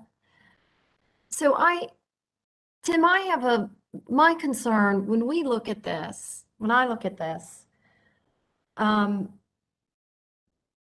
we talk about scale and massing and context in the surrounding context, the house to the left and the right are smaller. This is larger than them. It's not in the same scale exactly as those. So this is what has been my issue really with this project. And I apologize that I was not in the first presentation. I did review it, and I certainly was in the subsequent one. But I think there's a disconnect, and maybe we all need to weigh in on this and be a little bit stronger to give you guidance. But that is why the questions came up about establishing the fenestration. Does the fenestration of your new project, is it in line and in keeping with the houses on either side? Is the foundation, that's why those questions came up about the foundation. Is the foundation, it was a little bit unclear, those dimensions, I think. So, is that in line? So overall, the scale of this, I think, has been the challenge, and in its context.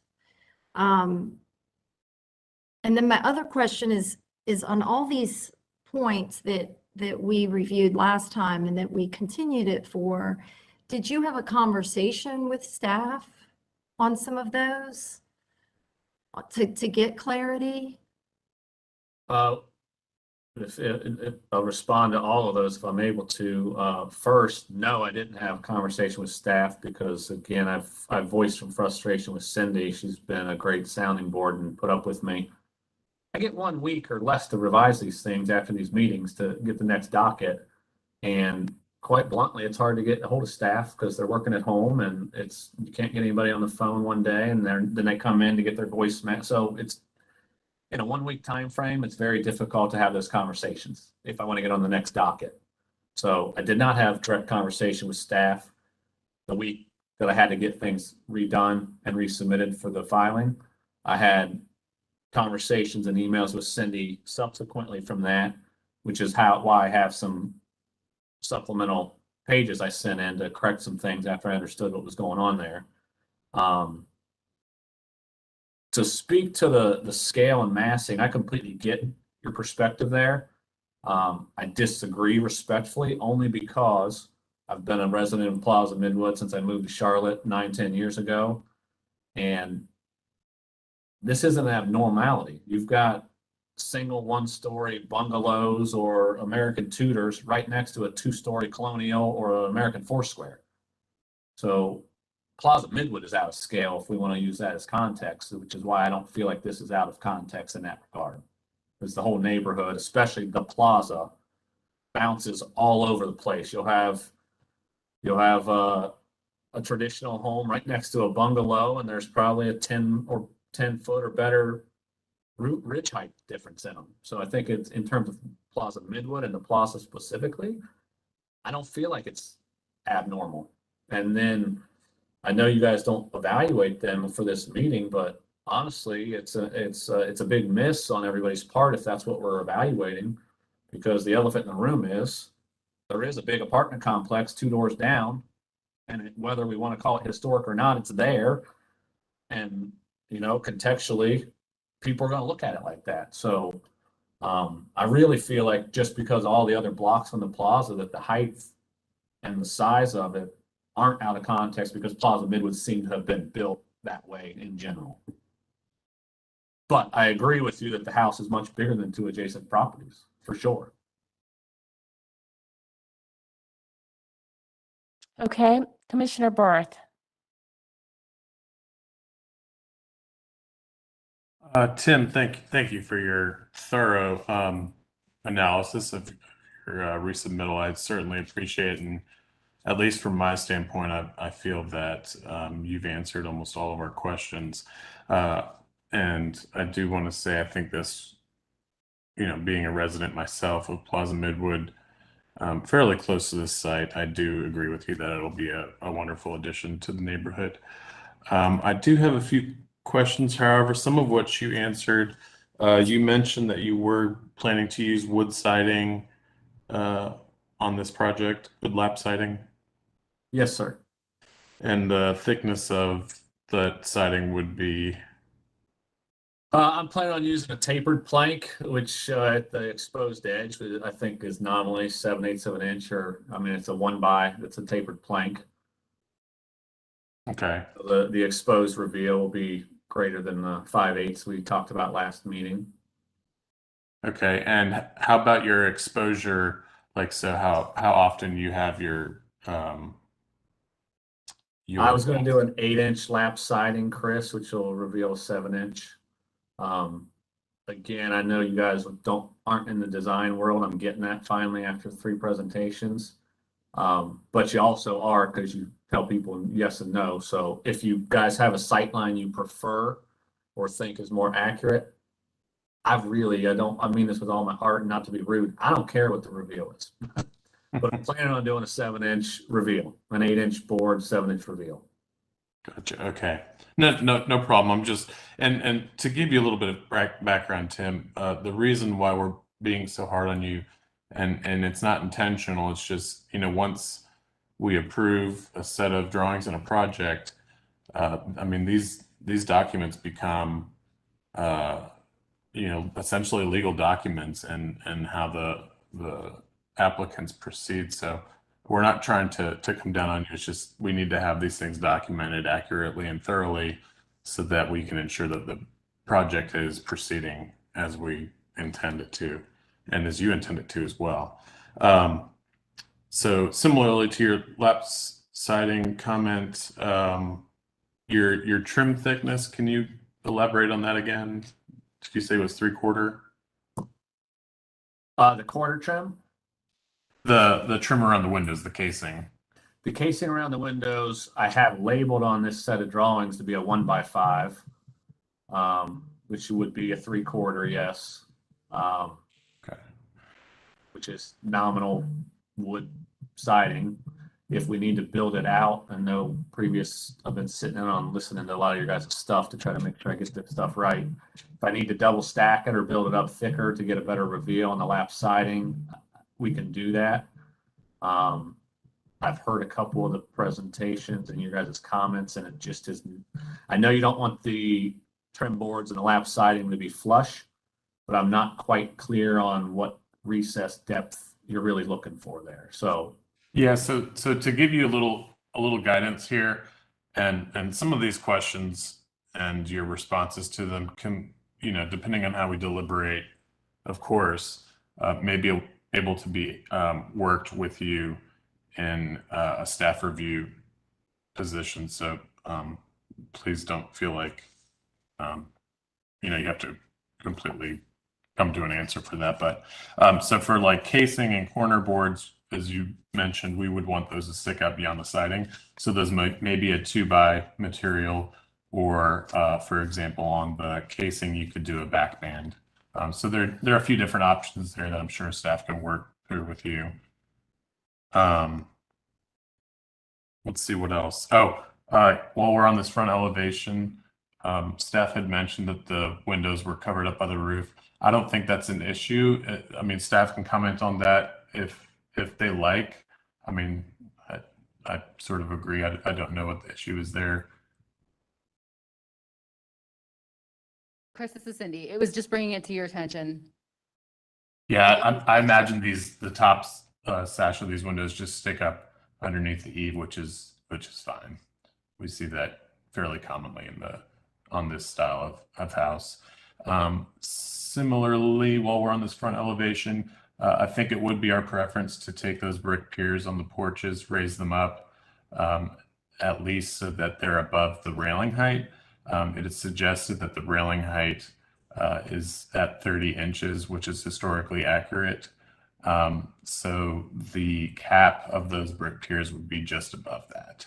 And again, staff can likely work you through these details. Can you go to the section through the porch beam, please?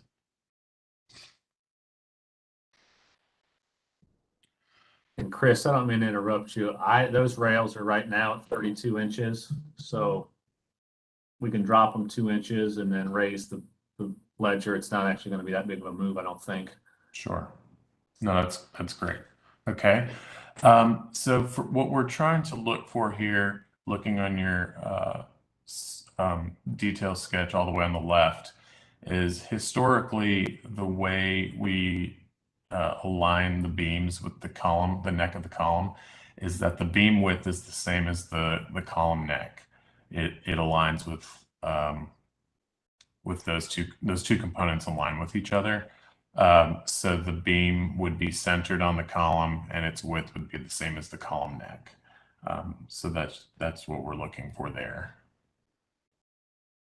Okay, I misunderstood that in the last presentation, that you were looking for it to be offset, not centered, but so I makes complete sense.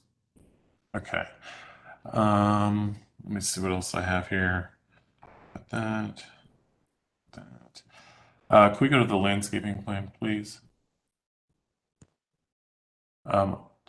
Appreciate that you have, it appears, concrete for the drive and the walkways. Yes, sir. Okay, that's great. See it all through the neighborhood. The one thing I would ask to see if you'd be amenable to is doing a planting strip down the center of the driveway. So doing a tire path. So the carriage tracks? Yeah. Yeah, I actually did that on the last project, Chris. I'm fine with that. Okay. Yeah, and I'd suggest 3 feet approximately in width. Can I interrupt your thought process? Where would you guys like that to transition to the pad for the garage, if we are able to keep that how it's drawn, at the back thermal wall or at the main pad back there where you kind of have the round corner? Back thermal wall is fine, but that's totally up to you. I see you have a driveway gate there. Once it gets past that, I mean, I think it's totally up to you guys, since it's not as visible. But if it were me, I would say the back thermal wall would be fine. Thank you. And for the window moles, can you go to one of the elevations, please, so we can see a ganged window? So between the two windows, what we're trying to indicate there is trying to show basically what historic double hung windows look like when they're molded together, where there's a space between them, so that usually the sash weights hang between the windows. So typically ganged windows like that are spaced out a few inches, anywhere between 6 to 7 inches, I'd say. And just having a notation on that width is what I think we were looking for. I'm fine with to speak to some of the other comments and any future comments. I'm fine on the width and height of this project. I think it relates 365 degrees to many houses around it, and as the applicant has pointed out, not uncommon for this section of the plaza. Can you go to the section, please?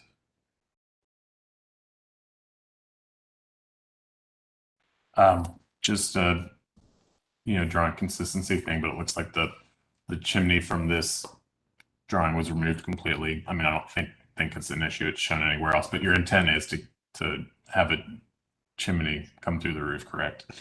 It is. It's kind of, potato on where you want to assume the section was pulled through, kind of, but yeah, we are still going to have the chimney per the elevations.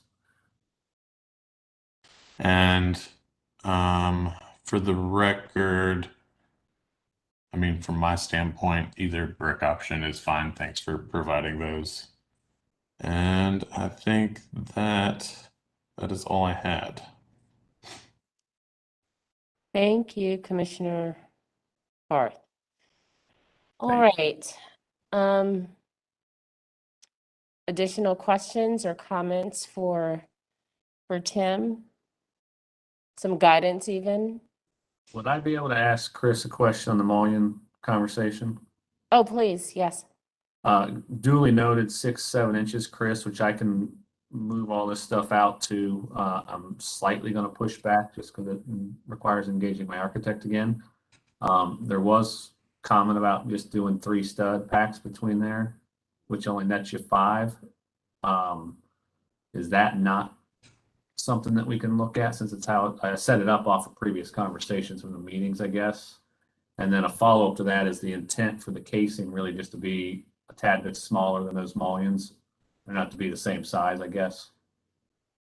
I would say, and staff can confirm this, and that's typically a detail we would go to staff to work with the applicants on. If they told you 3 jack studs were adequate, then that's fine. My only comment to that was, when I brought it up, was that we typically like to see that reflected in the plans in some sort of, dimensional reference or something. Okay, when I tried to, I can detail it better. I detailed it on the window detail sheet, which is the last page of my presentation. I actively added that last presentation because this has come up twice now. Can we zoom in there actually to the mole gap? Now, I did not put the casing on, which maybe I should have, but I specifically detailed that because we had this conversation, I think the first or second meeting. Gotcha. Okay. No, this is a good representation. It's like you're saying, though, I think we'd probably, for the final drawings, would want to see the trim reflected on that. Okay. But again, that might or might not be something that staff can approve. Okay. All right. Commissioner Heineman? Sure. I'd love to go back to the Zoutwells, just as a point of clarity, because, I think you're correct. We lean really heavily on these for most of our standards. And I hate saying this, but there's definitely an error in the Zoutwells that I think you've done the analysis in good faith, but we have a lot of records on 1901, which I know is one of your precedents. And I know that the Zoutwell says that it's this 47 something dimension, but it's actually just 35 feet 4 inches. It's it's probably the closest massing precedent that we have, but the way that it's portrayed on Zoutwell is just not the reality of the house that's there. So I think if we're using this as a precedent, we need to be using a 36-foot dimension as our precedent. And if that makes it not a precedent for this project, that's fine. But I just want to use this point of clarification since we've seen this project, this house, quite recently. I'll echo some of the things that Commissioner Barth said about the thickness of the lap siding relative to corner boards and window trim, and whether those are thicker components or whether they have back bands. There are obviously a lot of opportunities here to resolve that. The railings and the piers, I mean, you've told us yourself that you're 15 inches from grade, so obviously the guardrail rule does not apply in this case, and so you really do have a lot of freedom to resolve that condition in a variety of ways. Can I ask a question? I don't mean to interrupt you with your thought, but do you guys prefer? It's just dawned on me. I mean, by code, we don't even need the rail. You guys want the rail for historic, or do you just want me to wipe it out? I mean, I don't need it for code. I think the limitations of what we are allowed to say to you in this context is that a rail should intersect the pier below the cap. And there are strict boundaries on what we're allowed to say and what we're not allowed to say when you ask that question. Fair enough. The best answer we're allowed to give you is that a rail should intersect a pier below the cap. Fair enough. From my perspective, based on the Zoutwells and the 360, I do still feel that it's out of scale. It feels clear to me on the Zoutwells that it's out of scale. I know that last month when we talked to you about it, because we had the same conversation, you just told us that you disagreed with us, and you said that again this month. So we're just going to have to talk about that.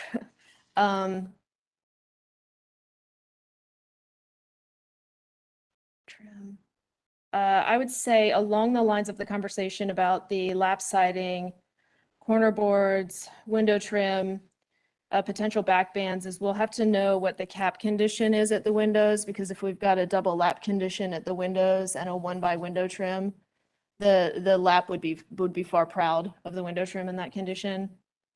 I think other than that, Commissioner Barth already covered most of my notes. Thank you for that, Commissioner Barth. Okay. While Jessica looks through, just to confirm that she has touched on all of her points, do we have additional questions or comments from other commissioners? Commissioner Barth, did you mean to put your hand up, or did you just not take it down? That's my apologies. No need. Thank you so much. Before we close, any other questions? Okay. Why don't we close now? Excuse me, before we close, Tim, while we're deliberating, anything outside of the 5 points you've given us based on what the conversations you've had with Commissioner Barth and Commissioner Heineman, any additional questions or comments you want to add? We want to make sure that we're being as helpful as possible to you.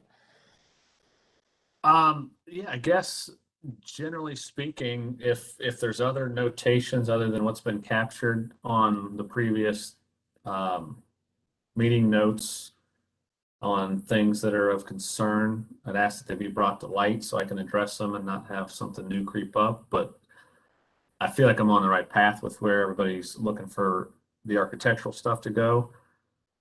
The biggest thing I'd like to close my arguments with, really, to the staff and commission is please go walk the neighborhood. I know y'all think this is out of scale and contextually doesn't fit, but it's spot on for the plaza. And so I really can't impress that enough. There are homes that bounce up and down and feel big and small all over the plaza. So it really, not trying to be a stick in the mud about that. It's hard to dispute that when you walk the plaza from Central to Parkwood. You see it every block. So I just ask that y'all really take that into consideration. If the house size is an issue, this is going back to ground zero for me and throwing this plan away that I've just invested 6 months in. So it's a major issue, which is why you probably can get my frustration about that comment. It hasn't been exhausted in conversation, and it's the beginning or the end of the house that's on here. So I really can't emphasize enough. I hope folks contextually know the neighborhood and went and looked at it to see why I keep saying that. So that's really all I have. I appreciate everybody's time, and really appreciate you staying late and working this in. All right, thank you so much, Tim. Okay, we'll close now for deliberation. I'm going to kick it over to you, Commissioner Barth. You had a lot of great feedback for Mr. Cooper, and we have this list here of reasons why it was continued. And so, in the interest of time, I would really love to just revisit these points and provide as much guidance as possible to Mr. Cooper. So I'm going to kick it over to you, Commissioner Barth. Of our bullet points for continuance, I did not have a lot of issue with many of them, I will say. Mr. Cooper certainly checked off a lot of these boxes, at least in my mind. That being said, some of the issues that he and I and other members of the commission brought up, I think do need to be addressed. I don't know whether we could as staff approve those. Those would be up to the other commissioners. Obviously, the biggest glaring issue, which I don't know that for me personally I agree with, is the massing height and width. So I think that's probably the first step we need to talk about. Sure. So why don't I just do a little round robin, see how people are feeling about the massing of the height, the massing of the house, the height and the width. Because again, we take a holistic approach when we're looking at these things. We look at the context of the streetscape. We look at the houses beside it. We look at, a number of things. So, Commissioner Walker, does this feel like the massing is too extreme, too much for you for this particular part of the plaza? I've been over there and driven back and forth looking at all the houses up and down the street, and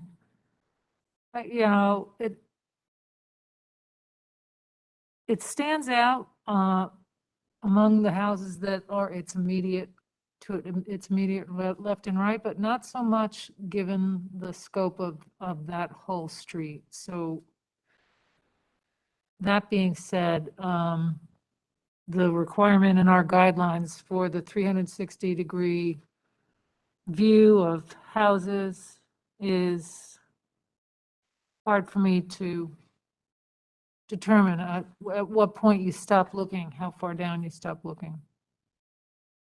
Commissioner Hayden? I'm good. I personally think, we've all done the same thing. We all have slightly different perceptions that I'm comfortable with the size and massing and scale. Okay. Commissioner Lineberger?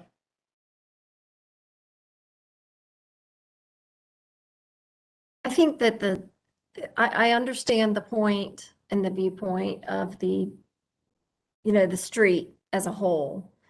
But I still think there is just, it's challenging the width discrepancy. And also the width for a craftsman for that style, just the scale of that, the scale of this design for that style and in the context. I just feel like it's not in scale. I think the massing and the scale is just, it's just too great for me. Okay. I think it'll tower over the adjacent structures, and I think that's totally against why we're even here and why this is a historic district. All right, Commissioner Bonaparte. I would just echo what Commissioner Lineberger just mentioned. I won't belabor it. I agree. Okay, and so do I. So right now, we're looking at 4-2. Actually, 3, sorry, 4 versus 3. In terms of people who believe that it's the massing is too much versus people who think that it's perfectly fine. So let's keep moving on. I'm going to kick it back over to you. Well, you know what? Why don't I kick it over to you now, Commissioner Hyman, to speak to some of the other points that are reasons why we continued this. So the big one, as Commissioner Barth brought forth, was about the massing. He feels that many of the other points have been addressed. What say you? Yeah, I mean, I think I've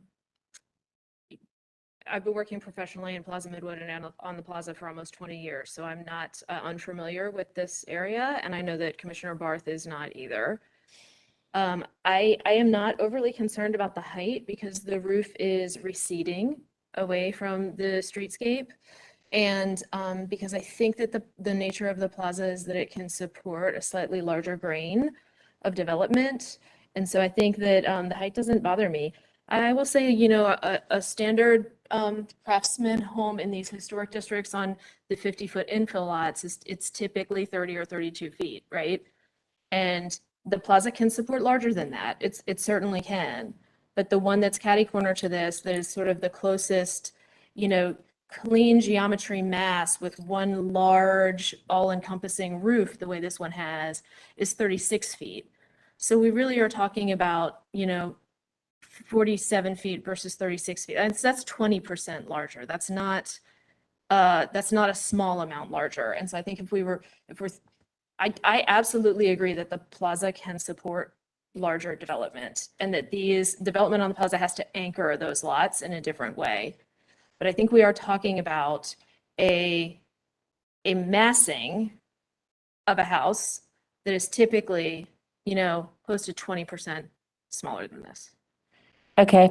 So that's my position on that. I think I actually agree with Commissioner Barth that a lot of the other items are fundamentally pretty easily resolved. I think it would be great if we could go down the list, the applicant's list, and just clear up the questions that the applicant had about the tree removal, brick color. Obviously, we're still talking about height and width and the driveway size. And I think that the trim details, again, easily resolved, the pier and rail details easily resolved. I do think that there's going to need to be some consideration for the thickness of corner boards, casing details, and caps. Okay. In order to make the appropriate transitions to the lap siding thicknesses. Okay. So why don't we do it this way? It's just easier, I think. Let's just, like we did with the other ones, address each point. Resolve drawing inconsistencies on plans, elevations, and section details, including the following. Please, will one of you, either Commissioner Heineman or Commissioner Barth, just go down the list and let us know what you feel has already been addressed.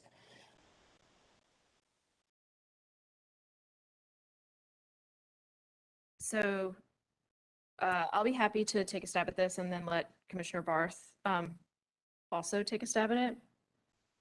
Window mulls that reflect accurate spacing, I think that we've looked at it 2 different ways, and both of them address that the shared jambs should be proportionally larger than the casing at the edges.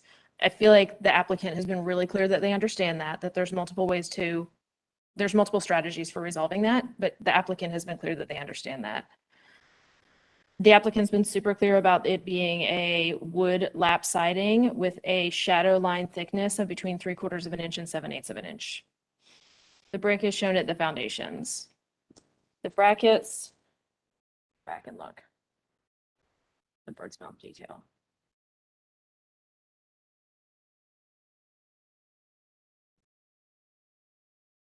The brackets engaging looks fine to me.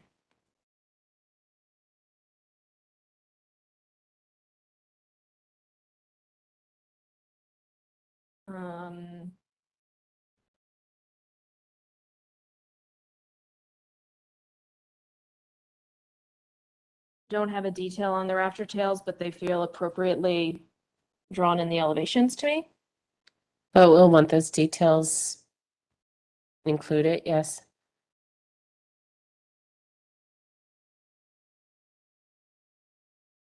I will mention that they have changed in elevation, so Right, that was what I was getting at, that they feel appropriately shown in the elevations.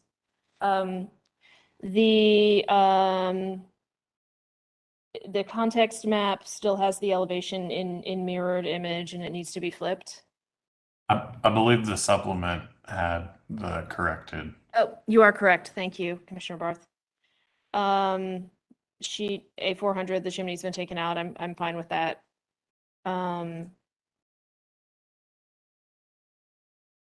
I would defer to staff to know whether Weather Shield has been approved in the past.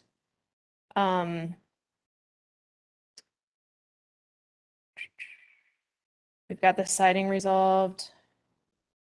I think we're clear on the driveway, that it should be carriage tracks.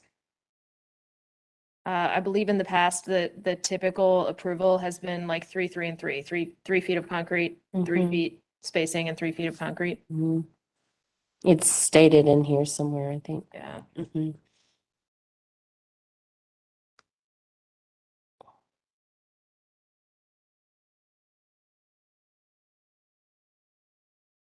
Let's see.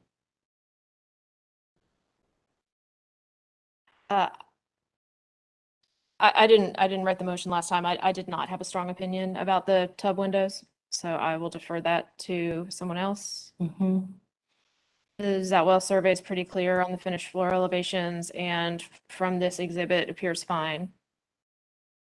And I provide the clarification on the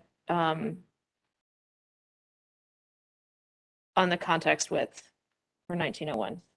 Okay. All right. Commissioner Barth, do you have anything to add to that, sir? Other than the based on our comments from the last meeting, no.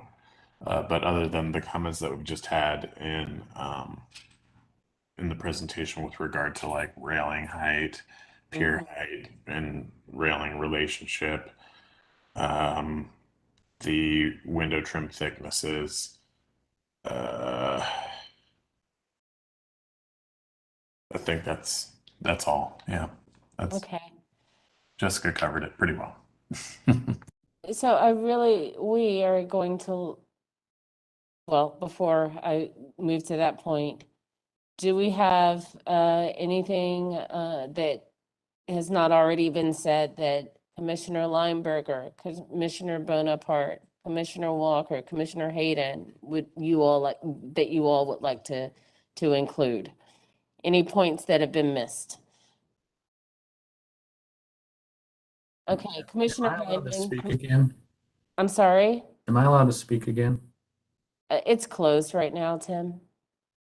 There's a Would you- clerical issue with the width. That's all I want to bring up. Okay, we're closed, but what I will do is reopen so that you can state what you need to state. Thank you very much. I just went to I'm really fighting this width thing. That 1901 house. I don't know what documents are correct, but if you go to Polaris, which is Mecklenburg County's GIS system, That house scales out at 40 point, I got it up on the internet, it scales out at 40 point some feet, not 36.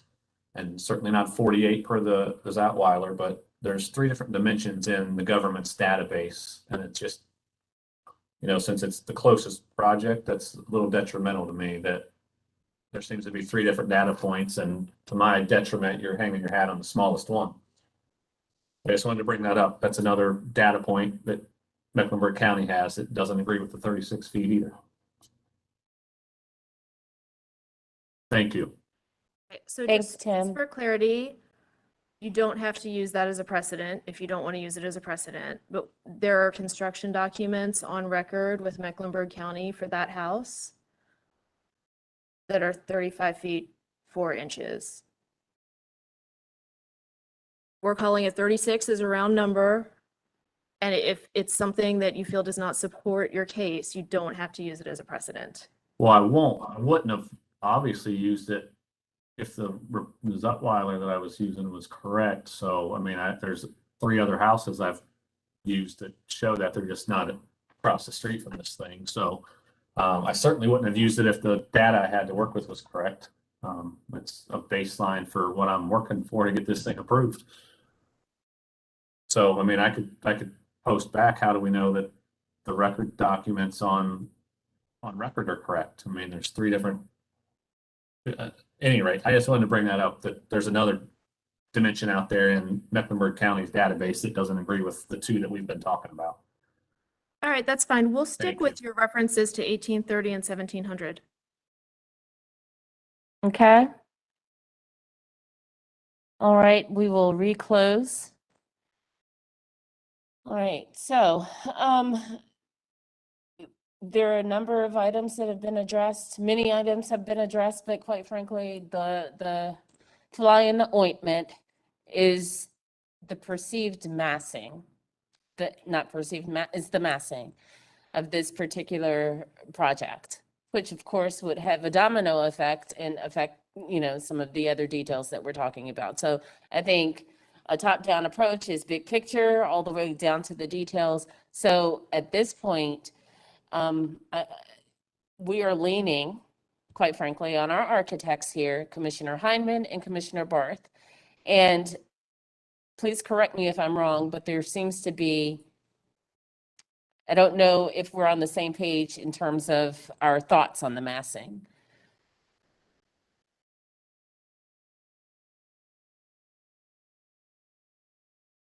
That's a thought that is meant to foster a little conversation.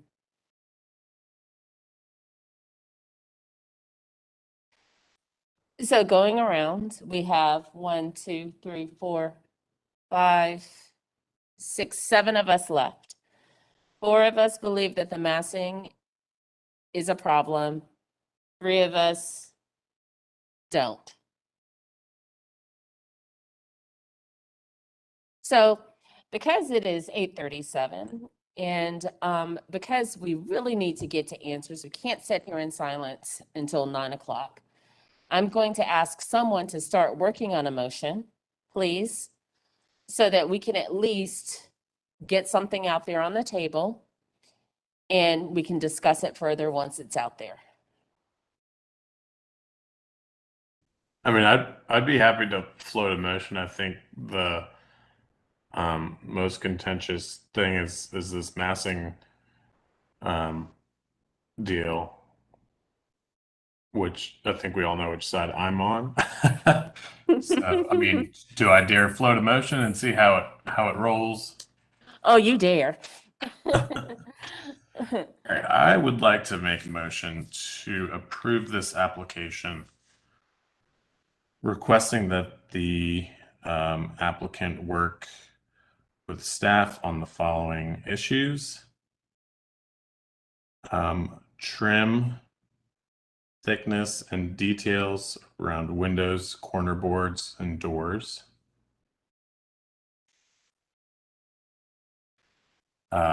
The brick piers and their relationship to the railing, as well as railing details on the front porch.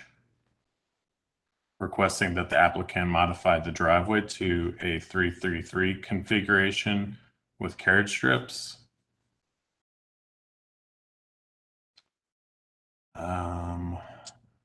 Let's see. And leave it up to the applicant to choose whichever brick in the two options that they presented. Okay, I think that's all I have. thank you, Commissioner Barth. All right, do we have a second to Commissioner Barth's motion? Second. Seconded by Commissioner Hayden. I have an amendment to my own motion. Okay. And for the applicant to also work with staff on the column to beam relationship on the front porch. Okay. Stating that column width should align with the column, beam width should align with the column neck on both sides, interior and exterior. All right, sir, thank you. Good with that. Commissioner Hayden is good with that. So motion made by Commissioner Barth, seconded by Commissioner Hayden. Further discussion of this particular motion? All right, let's see where we stand. Commissioner Walker. Commissioner Hayden. Yes. Commissioner Hindman. No. Commissioner Barth. Yes. Commissioner Bonaparte. No. Commissioner Lineberger. No. Commissioner Parati, no. That is, I'm sorry, I just want to make sure I have the right, it's late, please forgive me. Let me recalculate these. Yes, no. What did you say, Commissioner Walker, yes or no? You said yes.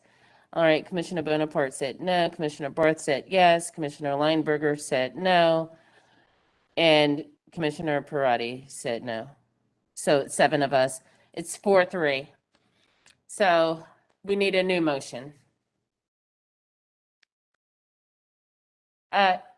Commissioner Hindman, I'm going to ask for your help, please, in crafting a second motion, another motion.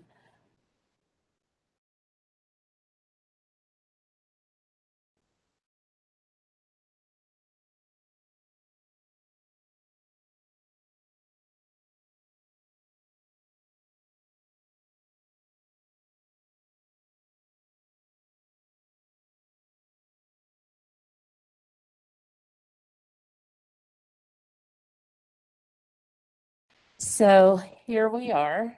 We're at a bit of an impasse. And we really need. Does anyone else feel comfortable crafting another motion? Because we're kind of here, we have to close this out.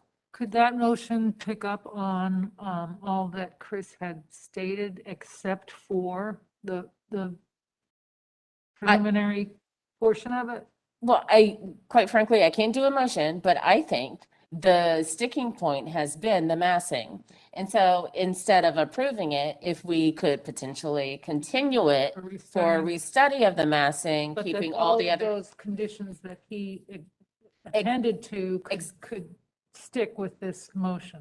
That would be worth floating. Okay, then I'll make a motion to continue this application for a restudy of the massing of the front of the structure, and that all of what was stated in the original motion remains, except for, of course, the one sentence in the beginning. Will you speak up for Candy, please? Yeah, I'm sorry. Commissioner Walker. All of the conditions that were stated in the original motion remain. Minus the, minus the approval. Okay, and are we able to craft our motion that way, Attorney Sanchez Myers? Basically piggybacking. Okay, perfect. All right, so a new motion made by Commissioner Walker. Do we have a second? To expedite this, I will second it. Okay, so we have a second. Commissioner Lineberger. I just wanted to add a friendly amendment that, and maybe someone can help me on the wording on how we add this, but can we add an amendment for the set of drawings to contain all of the information, have all the documentation and notation that is necessary that we've repeatedly called out? I feel like it was missing a lot of that. I think it was explained and verbalized and explained in verbal form, but I think we really need to stress, as Chris said, Commissioner Barth started out with explaining this, that these are documents that once these are approved, what is on the drawings and what is notated and what is shown is what we've approved, and it's binding. So I feel like a lot of that was missing. So include details on materials. What else, Commissioner Lineberger? I just think that the drawings, yeah, everything, the materials, the details, that everything is on the drawings and it's accurate. Okay, so make sure then, it sounds like the friendly amendment is provide details As requested as requested in previous previous meetings. hearings. Yeah, right, on the documents. Are you willing to sounds good. accept? Yes, yes. I'm sorry, Commissioner Lineberger, I missed what you said. No, I just was agreeing. That sounds like we cover it. All right. And Thank you. again, Commissioner Walker, how do you feel about the friendly amendment? Fine. Okay. Commissioner Hayden? Good. All right, so let's take any further discussion of this motion. Commissioner Hyman? Can we be absolutely sure that we have addressed the applicant's questions about the tree removal and the brick color and the driveway size? So the brick color was addressed with Commissioner Barth. The driveway was also addressed. I don't know, I'm sorry, Commissioner Barth, did you address the tree removal? I did not, but I believe they have a tree planting plan that resolves that, unless I'm mistaken. Okay, yes, Commissioner Heineman? I would just say, I agree with Commissioner Barth that there is, appears to be a replacement tree on the planting plan. I would just say that the species of that tree needs to go to staff for compliance with the approved tree list, replacement tree list. Okay. You got that, Commissioner Walker? I'm sorry, yes. So friendly amendment that the replacement tree species go to staff for compliance with the approved tree list. I'm good with that. All right. And Commissioner Hayden is giving me the thumbs up, which I assume he's still good with it. All right, so let's vote, shall we? Commissioner Walker, Yes. Commissioner Hayden, Yes. Commissioner Heidemann, Yes. Commissioner Barth, No. Commissioner Bonaparte, Yes. Commissioner Lineberger, Yes.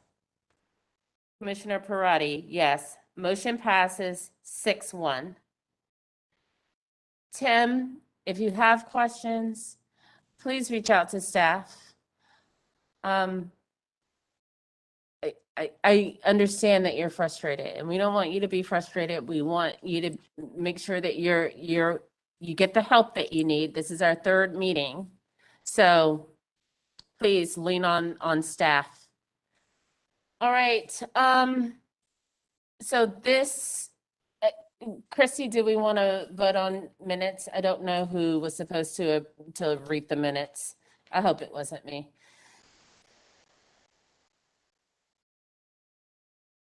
I can just make a motion.